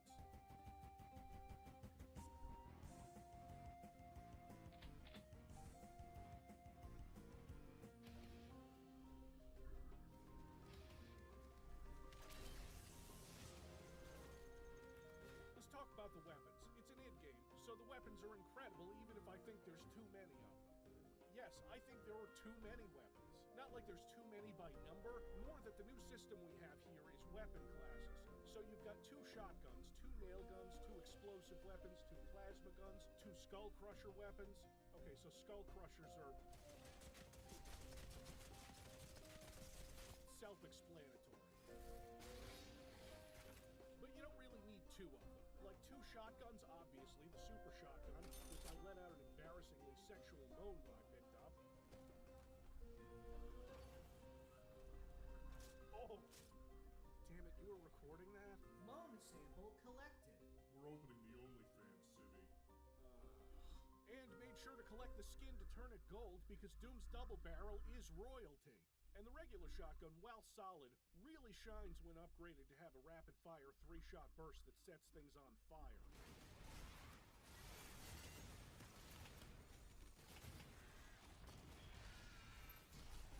Holds its own against the SSG. But the Skull Crusher, well, one is more accurate than the other one, but they look so damn similar that I would often switch to one and not the other. The plasma guns, like the bigger one, has 2 barrels, and the spike weapons do rapid fire and single shot respectively. See, your spike weapons take the place of your light machine gun class, and the Skull Crushers take the place of your heavy machine guns. I didn't get a ton of use out of the powerful spike weapon, which is fine because this isn't eternal. Certain weapons do work better for different situations, but you aren't forced to, let's say, use a shitty microwave beam no one likes to deal with some ghost enemy. It takes a lot more practice than I've had, but in short, there's animation canceling from stuff like shield bashes. It isn't required, obviously. It's there for people who want to use it. Instead, you're given more freedom to experiment, which I'm all about. So I was using the plasma gun, skull crusher, and shotguns a lot. The explosive weapons feel a little underutilized since you're focused on stand and fight. That means close combat. The grenade launcher is a welcome addition, and I used it more than the rocket launcher because the launcher's upgrades are a little less fun than cluster bombs dropping from half of your grenades. Then there's the chain shot, which gets its own slot all by itself. Good weapon, fun to use, nukes armor nicely, but I didn't use it as much as I'd like. It has a charged attack, and I really should have upgraded it sooner to have the explosive blast when it hits.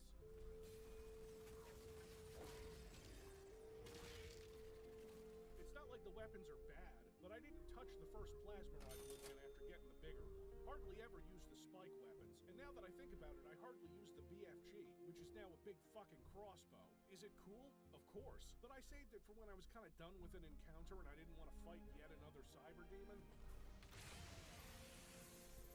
Yeah, cyber demons are fairly common in this one, and while I couldn't humiliate him at first, those little spikes that he raises in the arena and his constant bullet attacks, oh, I don't like him, but I was persistent.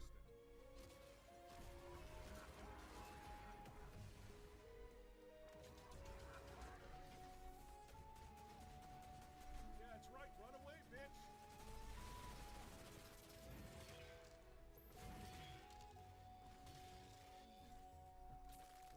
Snatch pebble from hand.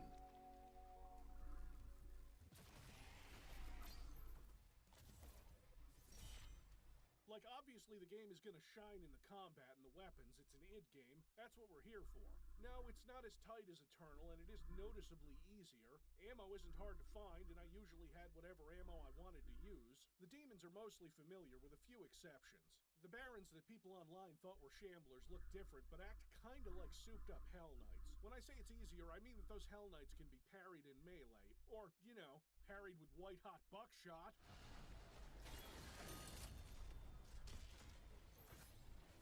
slower in this game, sure, but when you're really into it, when you've got it down, you are an immovable wall of death. And around level 5, oh baby, Dark Ages comes into its own. This is the most classic Doom feeling of the new trilogy. So you're hanging out with the Night Sentinels and their city's getting attacked. So they send you out alone to the battlefield to defend it. Before this, you've been trudging through mostly linear levels learning the ropes. Then you're let loose on a massive, open, non-linear level packed with secrets and arenas, and I think this is where the game refines the mechanics of this new trilogy the most. Instead of locking you in a room with demons, you charge into areas and wreck shit. Oh, is that a tank? One parry turns it into scrap. It feels more organic than locking you in a room and teleporting demons in, which the game does still do sometimes.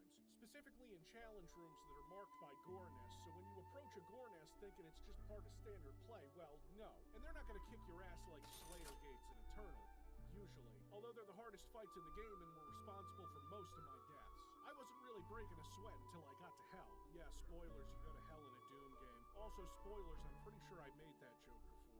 And I got to this part here and found what people online are apparently comparing to the Marauder, which is fair, I guess, since you spend more time dodging and parrying than shooting. This is the Agathon Hunter, and his parry timing fucks with me for a while. I mean, look at this.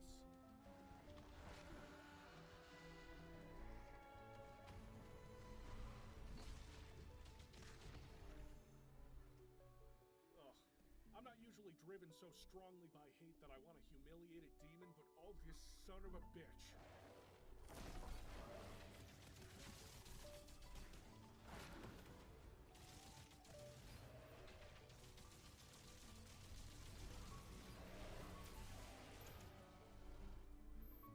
And also, what happened to the Cacodemon? It looks like an Octobrain, and acts like one. Oh, it's a Cacodemon hybrid with an Octobrain. At least they ditched the pain elementals.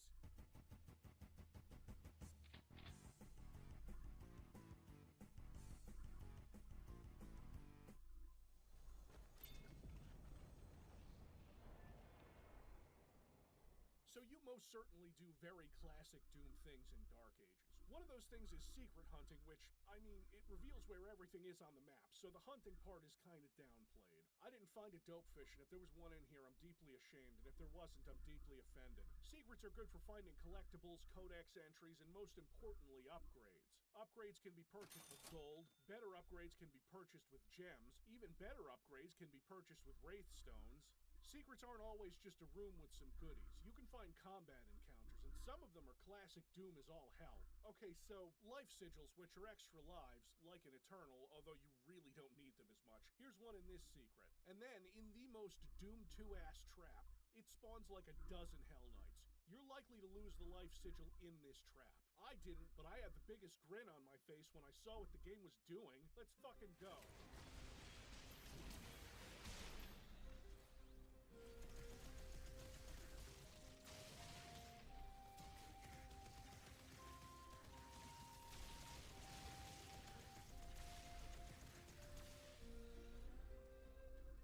This all ties back into the level design, which is really cool. The secrets aren't all like this, but oh, the places you'll go. Big castles and tech bases? Check. Some sort of graveyard for wooden ships? Double check. Maybe my favorite area of the game? Waking up Cthulhu and then going inside of him to deal with his incredibly caustic stomach acid in the most obnoxious challenge room? Check, I guess, though I didn't like it as much as the other levels. Dark Ages levels are at their best when you're dropped into a big open battlefield and left to do between 2 and 4 things before it lets you leave. Like the siege level from before, hell, and something I'll get to more in spoilers. Little nooks can lead to whole-ass areas with battles of their own. What the game lacks in verticality, it makes up for in all-out ground warfare. The fact that this game runs as well as it does with RTX forced on is another example of id Software's technical wizardry, which still persists even without former id co-founder, time-space tinkerer, and incorruptible avatar of human technological achievement John Carmack. If they actually port this to Switch 2, I will be genuinely surprised. So let's dial it back a bit and talk about the handful of levels that aren't straight up battlefields. Oh yeah, because we've got...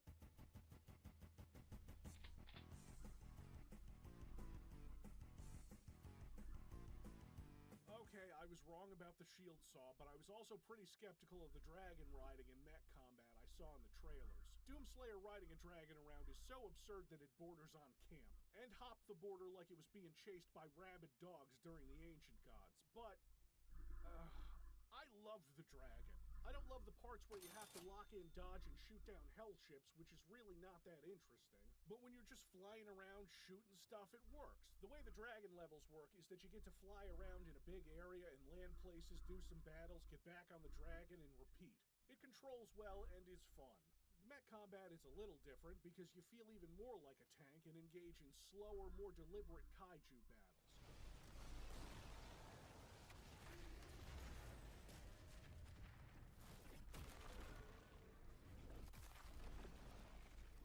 Doing perfect dodges is the name of the game with both the dragon and the mech because they'll power up your attacks. And you'd think you're just punching things in the big robot, but now you get guns too. A chain gun, and then, oh my lord, that is the biggest shotgun I've ever seen.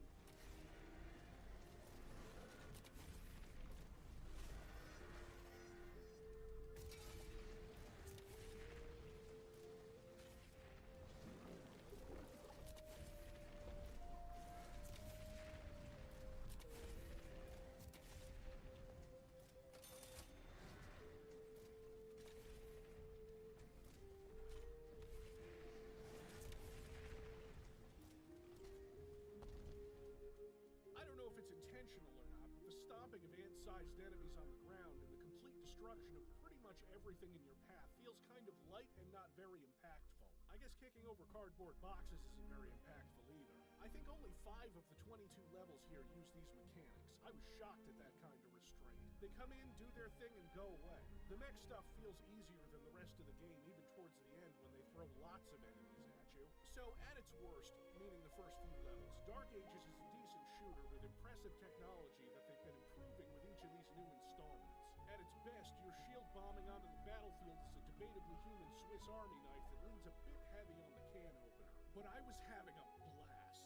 I was running around pumping my fist and shouting, "Who wants some wang?" while I tossed my shield around like Captain America if he was actually serious about defeating Hydra. The ripping and tearing is more than serviceable and occasionally orgasmic. In terms of design, I'd say this one is better than 2016, but maybe a bit below Eternal, which, yeah, people are going to be mad that it isn't more like Eternal, whatever, it still kicks ass. With all that said, it's time for spoilers, because this game has enough plot and surprises for me to actually have that.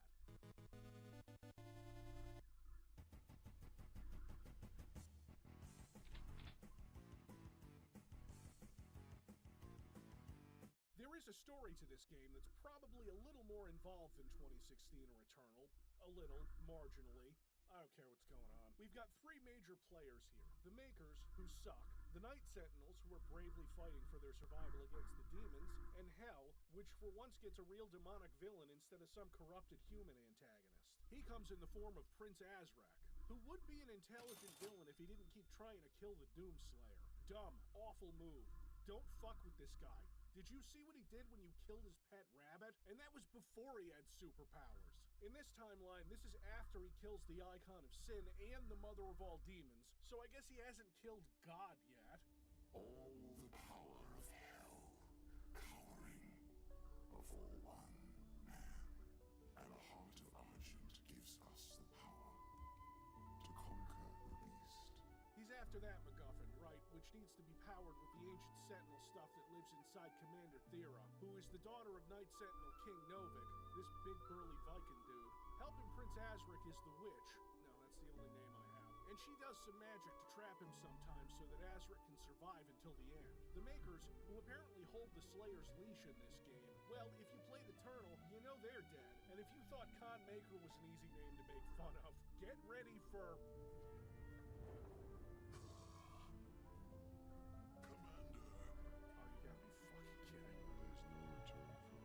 The village of Colleen is a mining settlement. If it falls, everything will be destroyed. Right, sure. Including your Sentinel energy reserves.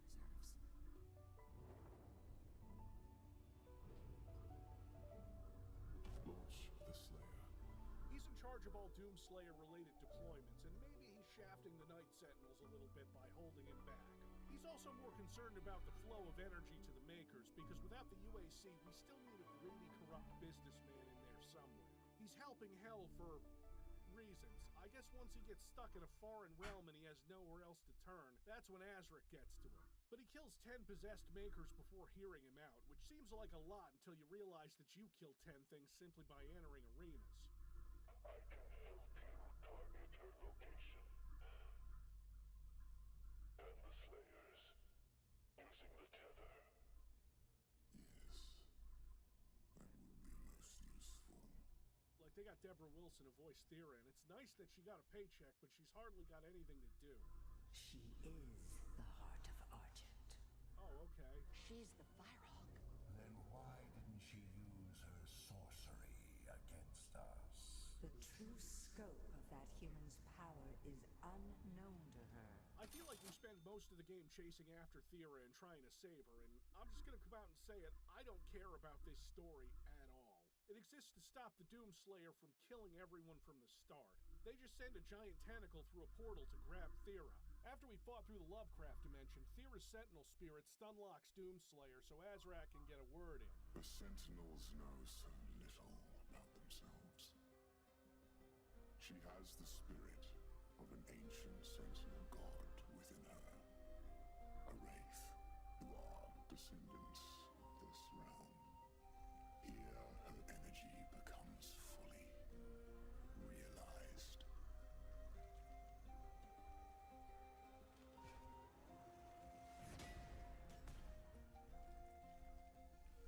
We should kill him.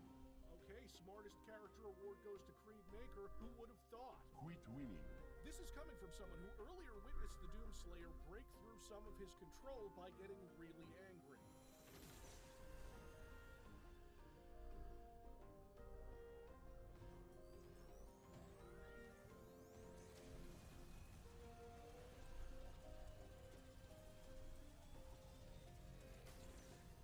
Yeah, if I knew he was preventing me from playing that awesome siege level, I'd be pissed too. He's about to rip an implant off a suit that looks like it's gonna bring the whole ship down.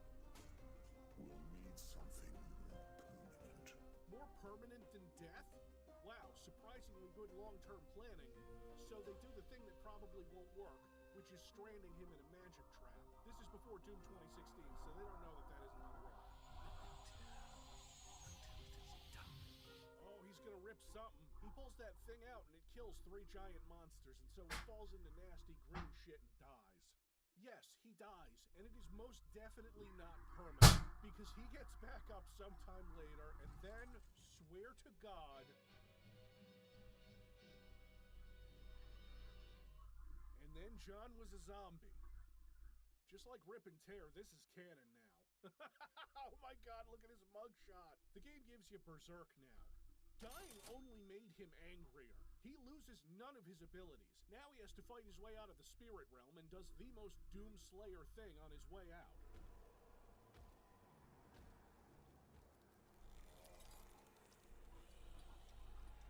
Payment required.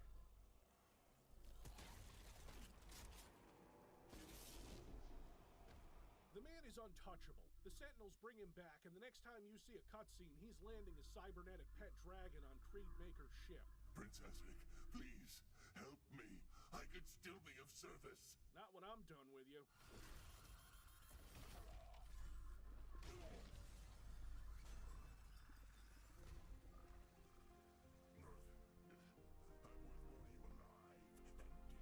Who are you talking to? This is a Doom game. I don't even waste a life sigil on this clown.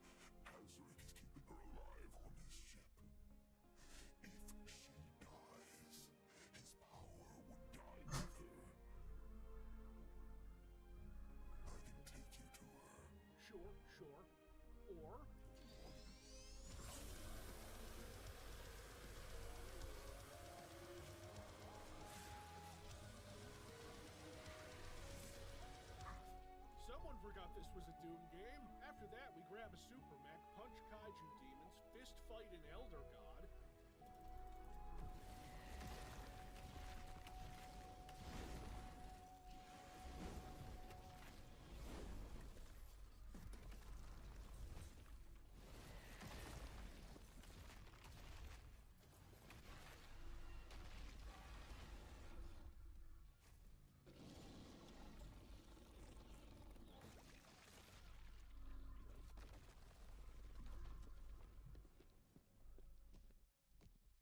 And then finally, Prince Azric comes out to play, by which I mean Slayer purposefully exits his giant mech, and he's somehow more intimidating. I'll give him credit, his parrying patterns are a bit hard to get used to. And when you attempt to glory kill him, he tosses you off. Then he's all like, "Hey, wait a minute. You're right. You made me bleed my own blood." and I go through the trouble of killing him, and he impales me in a cutscene. Bad form, also probably not enough to kill the Slayer again. Then, abandoning all survival instinct, Azrak kills your pet dragon.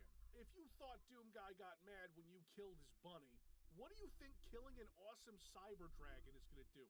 Demoralize him? No, he doesn't pay any mind to the idea of killing Thera to get rid of Azric's power, because that would be listening to someone else instead of beating the superpowered demon himself and ripping the heart of Argent from his chest.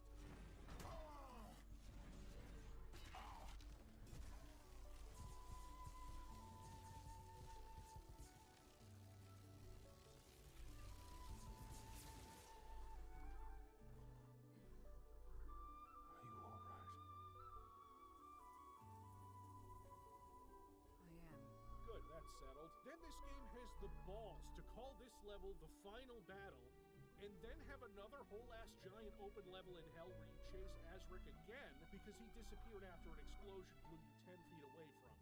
This is the luckiest demon ever. You know, until knock knock, dickhead!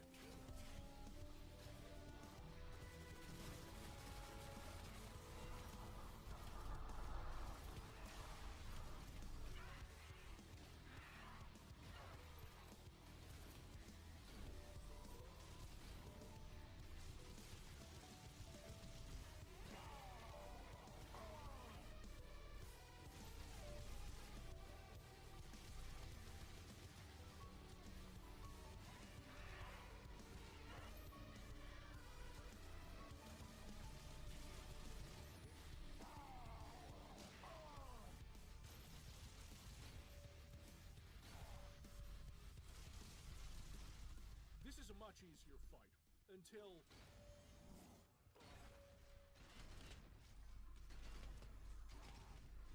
Oh man, really? He's right there, he's almost dead!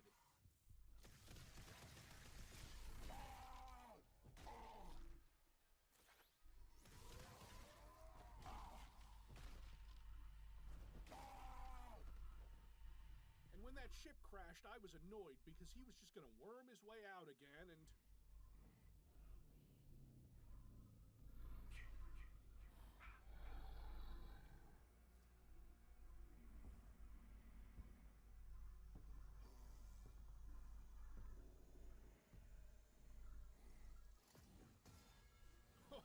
Oh, shit!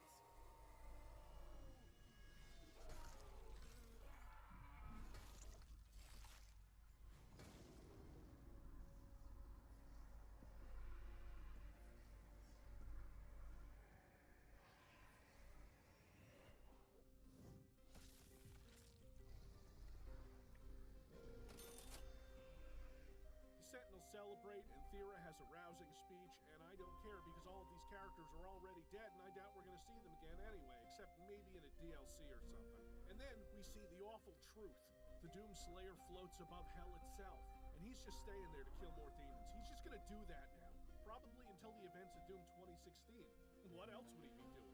Good game, fun as fuck, got me pumped up, got me into a rabid kill frenzy. It doesn't miss. Sure, there's some weirdness, and it's probably a little too easy, but go play on Pandemonium or something, or set all those sliders for maximum pain.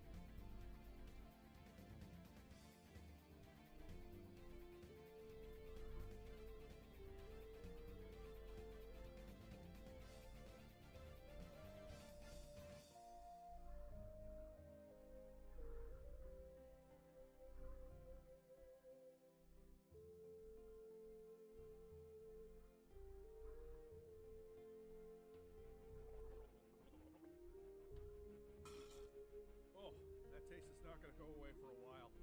Guess what, kids? It's here. Doom Eternal.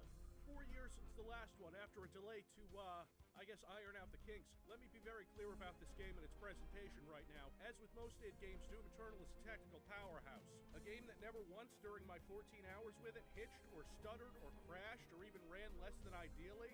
Not once.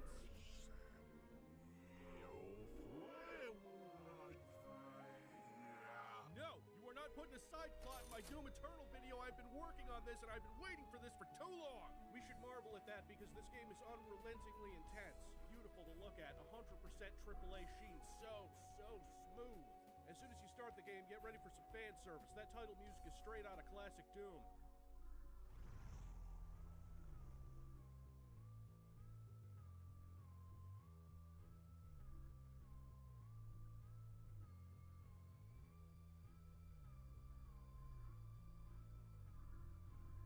I'm gonna get this out of the way now. Mick Gordon has outdone himself, and the reservations I had about the Doom 2016 soundtrack, which allegedly someone told Mick Gordon to make less metal, maybe that person got fired for gross incompetence because Doom Eternal soundtrack goes in hard and never stops.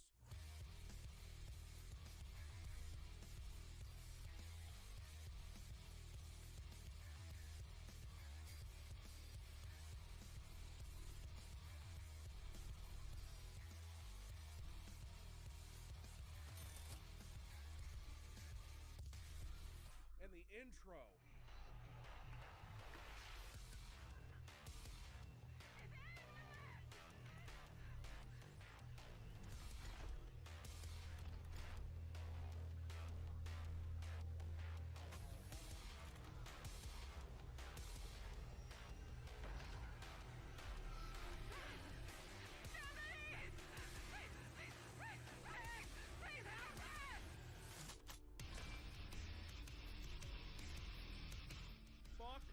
Yes.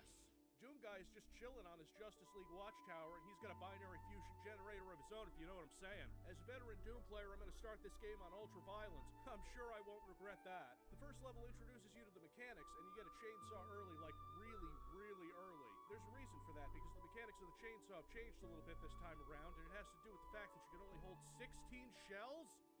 16 shells? But you can eventually upgrade it to 24? 24?! This was done, I'm told, to encourage players to switch weapons a lot because they'll be constantly out of ammo, so they have to think tactically, you know? And in the first level, you get the shotgun, the chainsaw, and the heavy machine gun. There's no pistol anymore. No infinite ammo weapon for you. We're doubling down on resource management. I gotta say, I like the shotgun better than the one in 2016. Much punchier sound, better feel.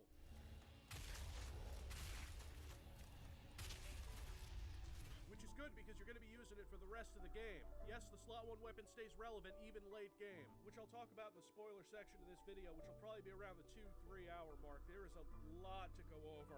Doom Eternal is a long-ass game. Like, my playthrough took about, let's see, leaving out times when I was taking notes or when I was replaying a couple levels for a collectible. I'm gonna guess I spent about 14 hours on the main campaign. It's a lot. The scenery is incredible. The monsters are running amok. They're fucking infighting. Infighting! The UI, the map, the control, the animation, everything is a refinement of the last game. You start on some kind of wooden ship that you later learn is flying around the city, you know, to get your bearings, because this isn't quite like Doom 2016. The glory kills are still there. You have this new wrist-mounted blade that makes them a little faster and is, you know, fucking awesome. The enemies seem tougher, at least the throwaway ones that the codex entries call fodder. Like, the basic zombie can't be slapped into its glory kill state with one hit anymore.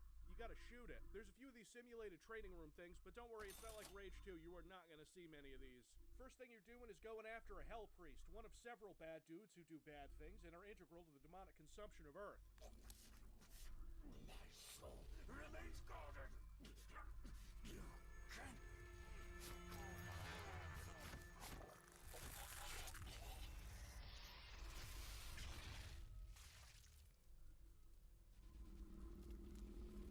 Oh my god! And then you just jump off the ship and take no falling damage, no impact compensation. civilization bullshit just straight into, oh my god, that's the biggest demon I've ever seen. Is that the icon of sin just walking around? Man, the world is in some serious trouble. Let's get some sticky bombs. Let me tell you something right now, you might start with the auto shotgun upgrade. The game gave me 2 upgrade bots before I hit real trouble so I could get both shotgun mods. You need that sticky bomb upgrade for the shotgun, not just because it's awesome, but because of how the monster weak points work. All the pickups are extra glowy so you can never ever miss them. The sound design is exceptional for the most part. I actually don't like the headshot sound. I think it's a little too cartoony.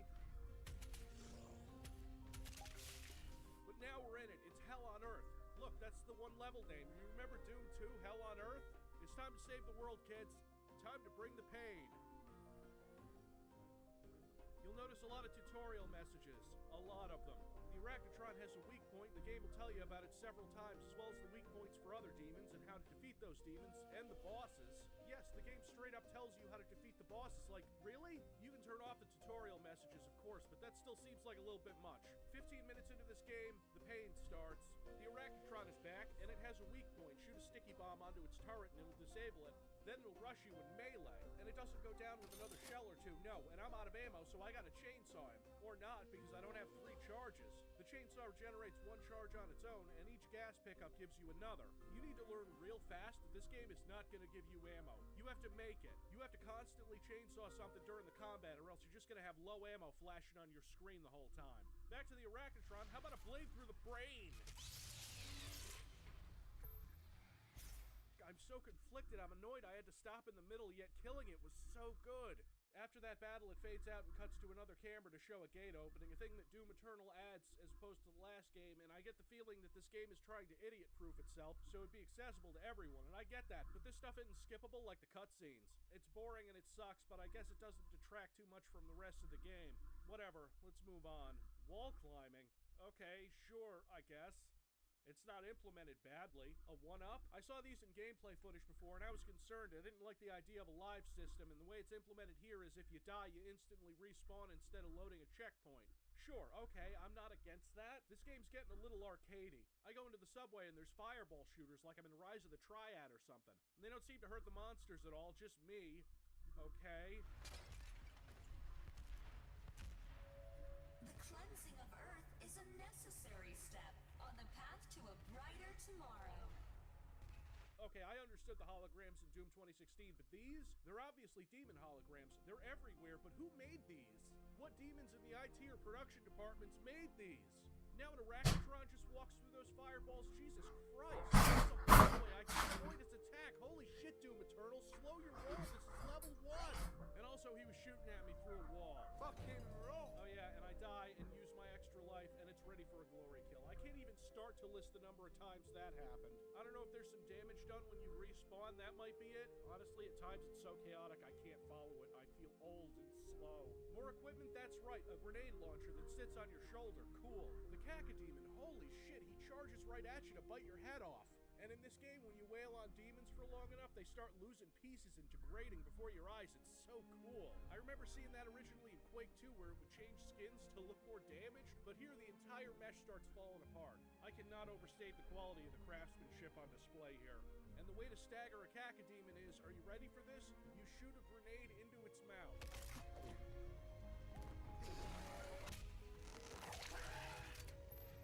Overall, the monsters seem way more aggressive than before, crowding you, firing anywhere between 2 and 4 times the projectiles they used to, and faster, and there's twice as many monsters in this game, so at any given time than in Doom 2016, it seems like, so that's 4 projectiles for every monster times 2, and it never lets up! Tentacles now! These things just hang around on the floor, or under liquid, and pop out and fuck them. They can take a flying fuck into a jet engine. You want to get a sense of how Doom Eternal's fights are gonna go? Here's the first taste, right here in this wobbly skyscraper. The first place Doom Eternal decides to take its training wheels off. I wasn't ready.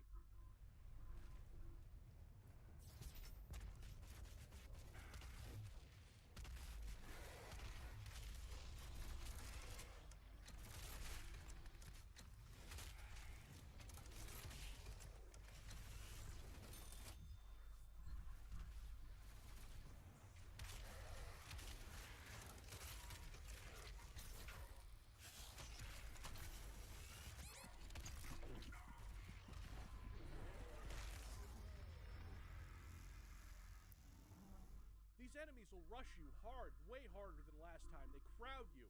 Jesus Christ! Thank God the loading times are short. Another Cacodemon, another Arachnotron. It's the first level Doom Eternal. Holy shit!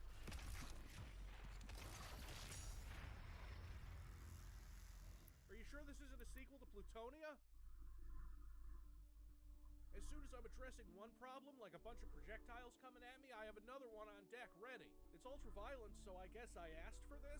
The first quarter to third of this game, if you're new to it, can be summarized by this right here. Low health warning, low ammo warning. We all said Doom 2016 was unbalanced and too easy, and now we're paying for it. Oh my god, what is with all these bottomless pits?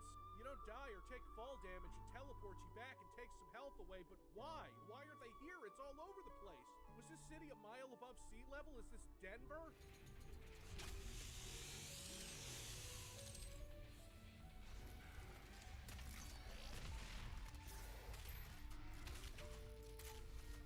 Jesus, give me a fucking break. I'm not complaining that the game is too hard. I'm on ultra-violence. Ultra-violence should be hard. The game tells you in tutorials and messages what you have to do. Use the chainsaw a lot. It's bound to its own key, and it's an instant attack now. It might as well be one of your hands for how much you're going to need to use it, and you will have to integrate it into your play, or else you're going to have a bad, bad time. Doom Eternal really hammers home that it's not going to be a walk in the park. You're going to die. The demons are deadlier than they've ever been. You think Doom Guy cares? How can this be? No man can pass through the gate.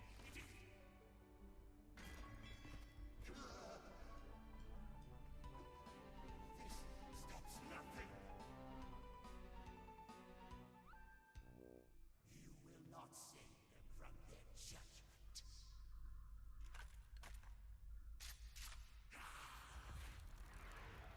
Yeah, shut up, whatever you guys are. It's here you're introduced to the main antagonist of the game, Con Maker. Okay, Katie, get it ready. Get it ready. Now. You want to stop seeing that clip? Stop naming your bad guys Con. Con Maker wants you to stop saving humanity because she's using hell and the population of Earth for her own purposes. Doom Guy doesn't give a fuck. He turns his back and walks out into the portal onto his giant space castle, which is pretty awesome, I'm not gonna lie. And the level tallies up combat awards and collectibles, of which there are about 10, 20,000. Little Funko Pops of all the monsters, lore stuff, little cheat code discs and weapon mods. Just tons and tons of stuff for you to find. If you get all those cheat discs, you can unlock Doom 1 on a terminal inside of the Doom Slayer's collectible room. If you enter a password, you can unlock Doom 2.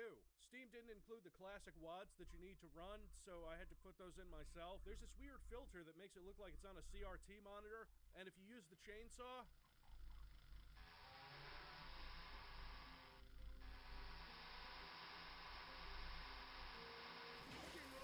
Steam did eventually update them with the BFG edition versions of the WADs, and you now open and close doors to load the super shotgun.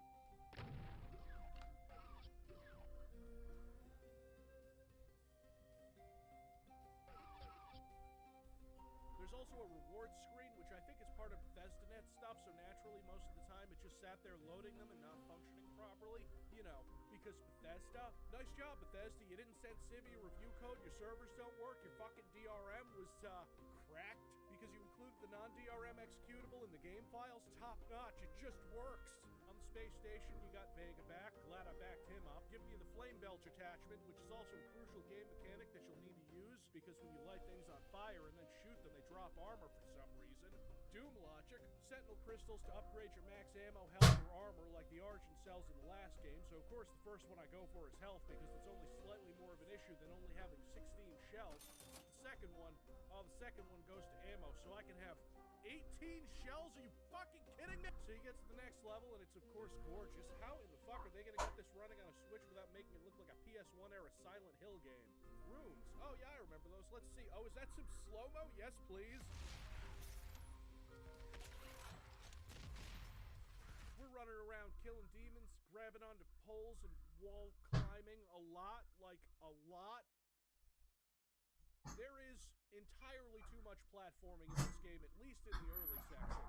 I'm not opposed to some platforming, not at all. You don't have the dash power yet until later in this level, which is really important. When later and had those things, it made a difference. The game basically recharge almost becomes less of a problem. What you're looking at here, this is the same level, you're just also in hell for half of it. And look at these spinning fire traps. The platforms that drop when you jump onto them. People compare this to Mario, as any platforming is going to be compared to that, but the movement, the 3 dimensions, the fact that I feel like the game is laughing at me when I fail, the precision you need in order to do some of these things even in the early game feels more like the kind of ribbing cruelty of Crash Bandicoot to me. A lot of these sections aren't too bad, like I can breeze through some of them, no problem, as long as I know what I'm looking for, and other times I'm supposed to flip around on monkey bars and orient myself in the air. Alright, I think I need to stop the stream right now, but yeah, I'll be back. Sorry for the long delay, but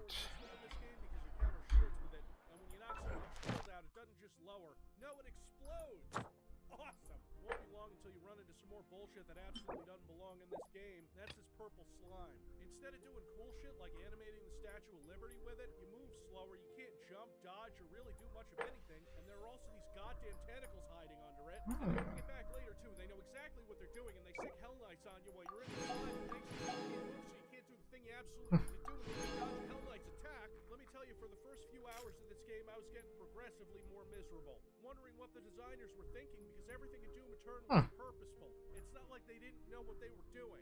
They reintroduced Revenants, which haven't changed much from Doom 2016, other than there being way more of them. New monsters show up. The Gargoyle, who's like a flying imp, it should be chainsawed whenever possible. So about halfway through the second one, you collect something called a Sentinel. okay, I think I need to end the stream. So, bye. Things in them. For one, you're going to need a lot more of those batteries because they open a bunch of other doors. You need a pair of them to open anything. Behind you, stuff you'll encounter in other levels. Slayer crystals, weapon mods, suit tokens. Let me just stop for a minute and contemplate this. The Space Castle has its own currency and it locks you out of certain rooms. I know which door I'm opening first. The space station has towers. The stairs are broken on this one and I have to power my way up. What, is Dracula up there? In case you don't get enough demon fighting in your demon fighting game, there's even a practice arena. The game gives you the ice bomb attachment now too, so going into the third mission, which is another huge, beautiful, and excellently crafted map, because of course it is, you see what this game is doing to me? It's making me describe good things like they suck. It's been grinding me into the fucking dirt, but now I have the flame belch, the grenades, the ice bomb, the dash, the shotgun, machine gun, plasma gun. This level gives you the rocket launcher and really starts kicking my ass.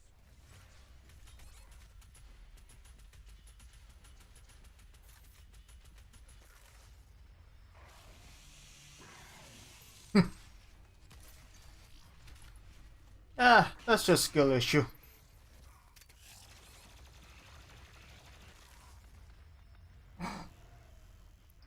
I'm sorry, that was just a little funny.